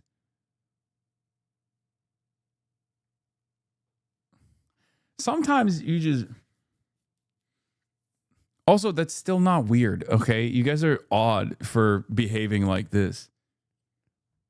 Like you can say guys, you can say a 22-year-old is attractive, okay? The fuck? Like I'm not, you know. That's what the fuck? What are we doing? Also, I didn't even think that she was 22, but regardless. That's a no growth sweaty, no problematic age gap thoughts. Yeah, what the fuck? But she used to be a teenager. Check yourself. That's true.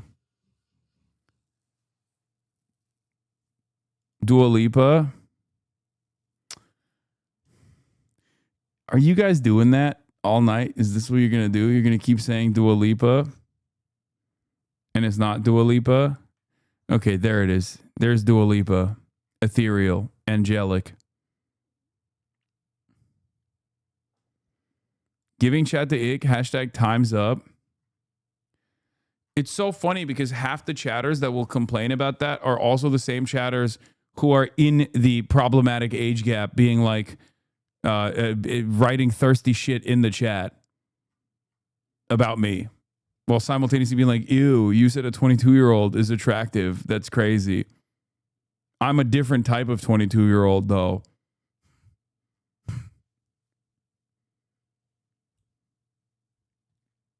Unc, please let the Glaze vid play. Somber kind of tour. Yeah. I mean, I hate to admit that, but yeah. It's not bad.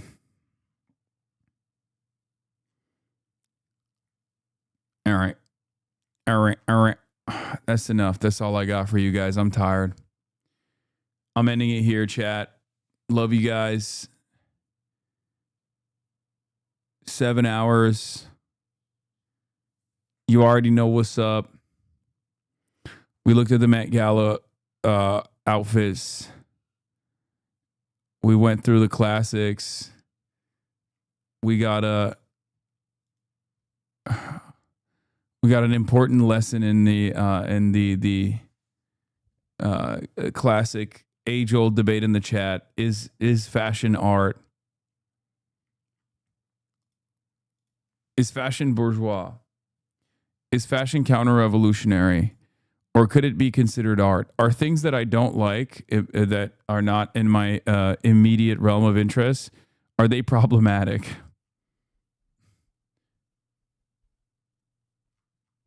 Guest this week? I don't know. Probably nothing. I can't think of anything right now. I'm sure we have some guests or shit going on. Oh, yeah, I'm going to San Francisco this week for the Shoycott rally. But,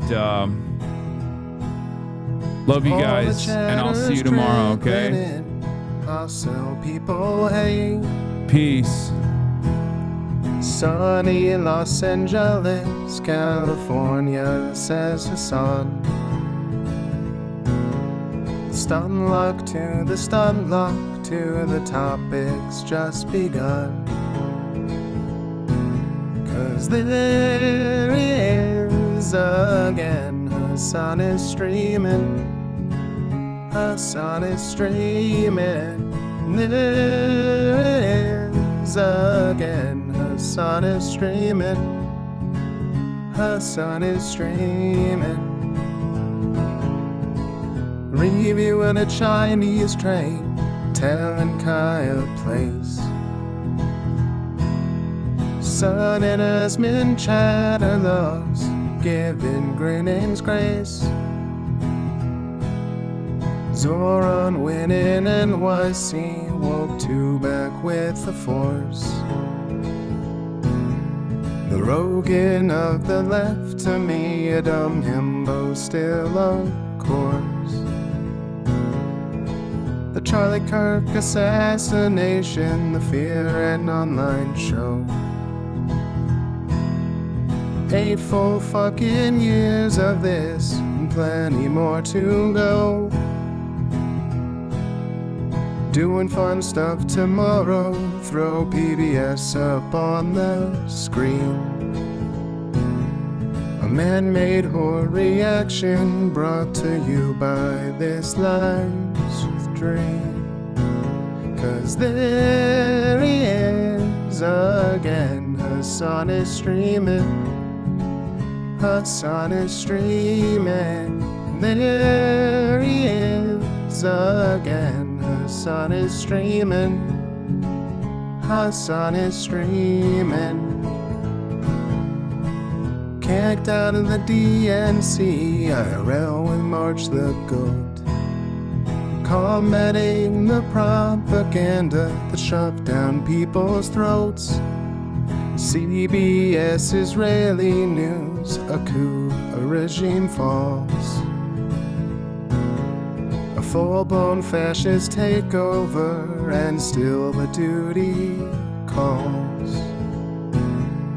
Total radicalization coming out to sea. The system will always fail, it's up to you and me. On these daily streets, whether short or whether long, have helped millions of people keep it moving right along. 'Cause there he is again, Hasan is streaming. Hasan is streaming. There he is again, Hasan is streaming. Hasan is streaming. But hey, what can you say? That's PBS for you. But he'll play games real soon. Just you wait. Say, hey, what can you say? That's PBS for you. But he'll move on real soon. Just you wait. Ba-da-da, ba-da-da, ba-da-da-da-da-da. Hey, what can you say? That's PBS for you. But he'll pull your lungs real soon. Just you wait. Sha-da-da, sha-da-da, sha-da-da-da-da-da. Hey, what can you say? That's PBS for you. But he'll do jet advice real soon. Just you wait. But hey, what can you say? That's PBS for you. Brought on by viewers like you. Just you wait. Just you wait.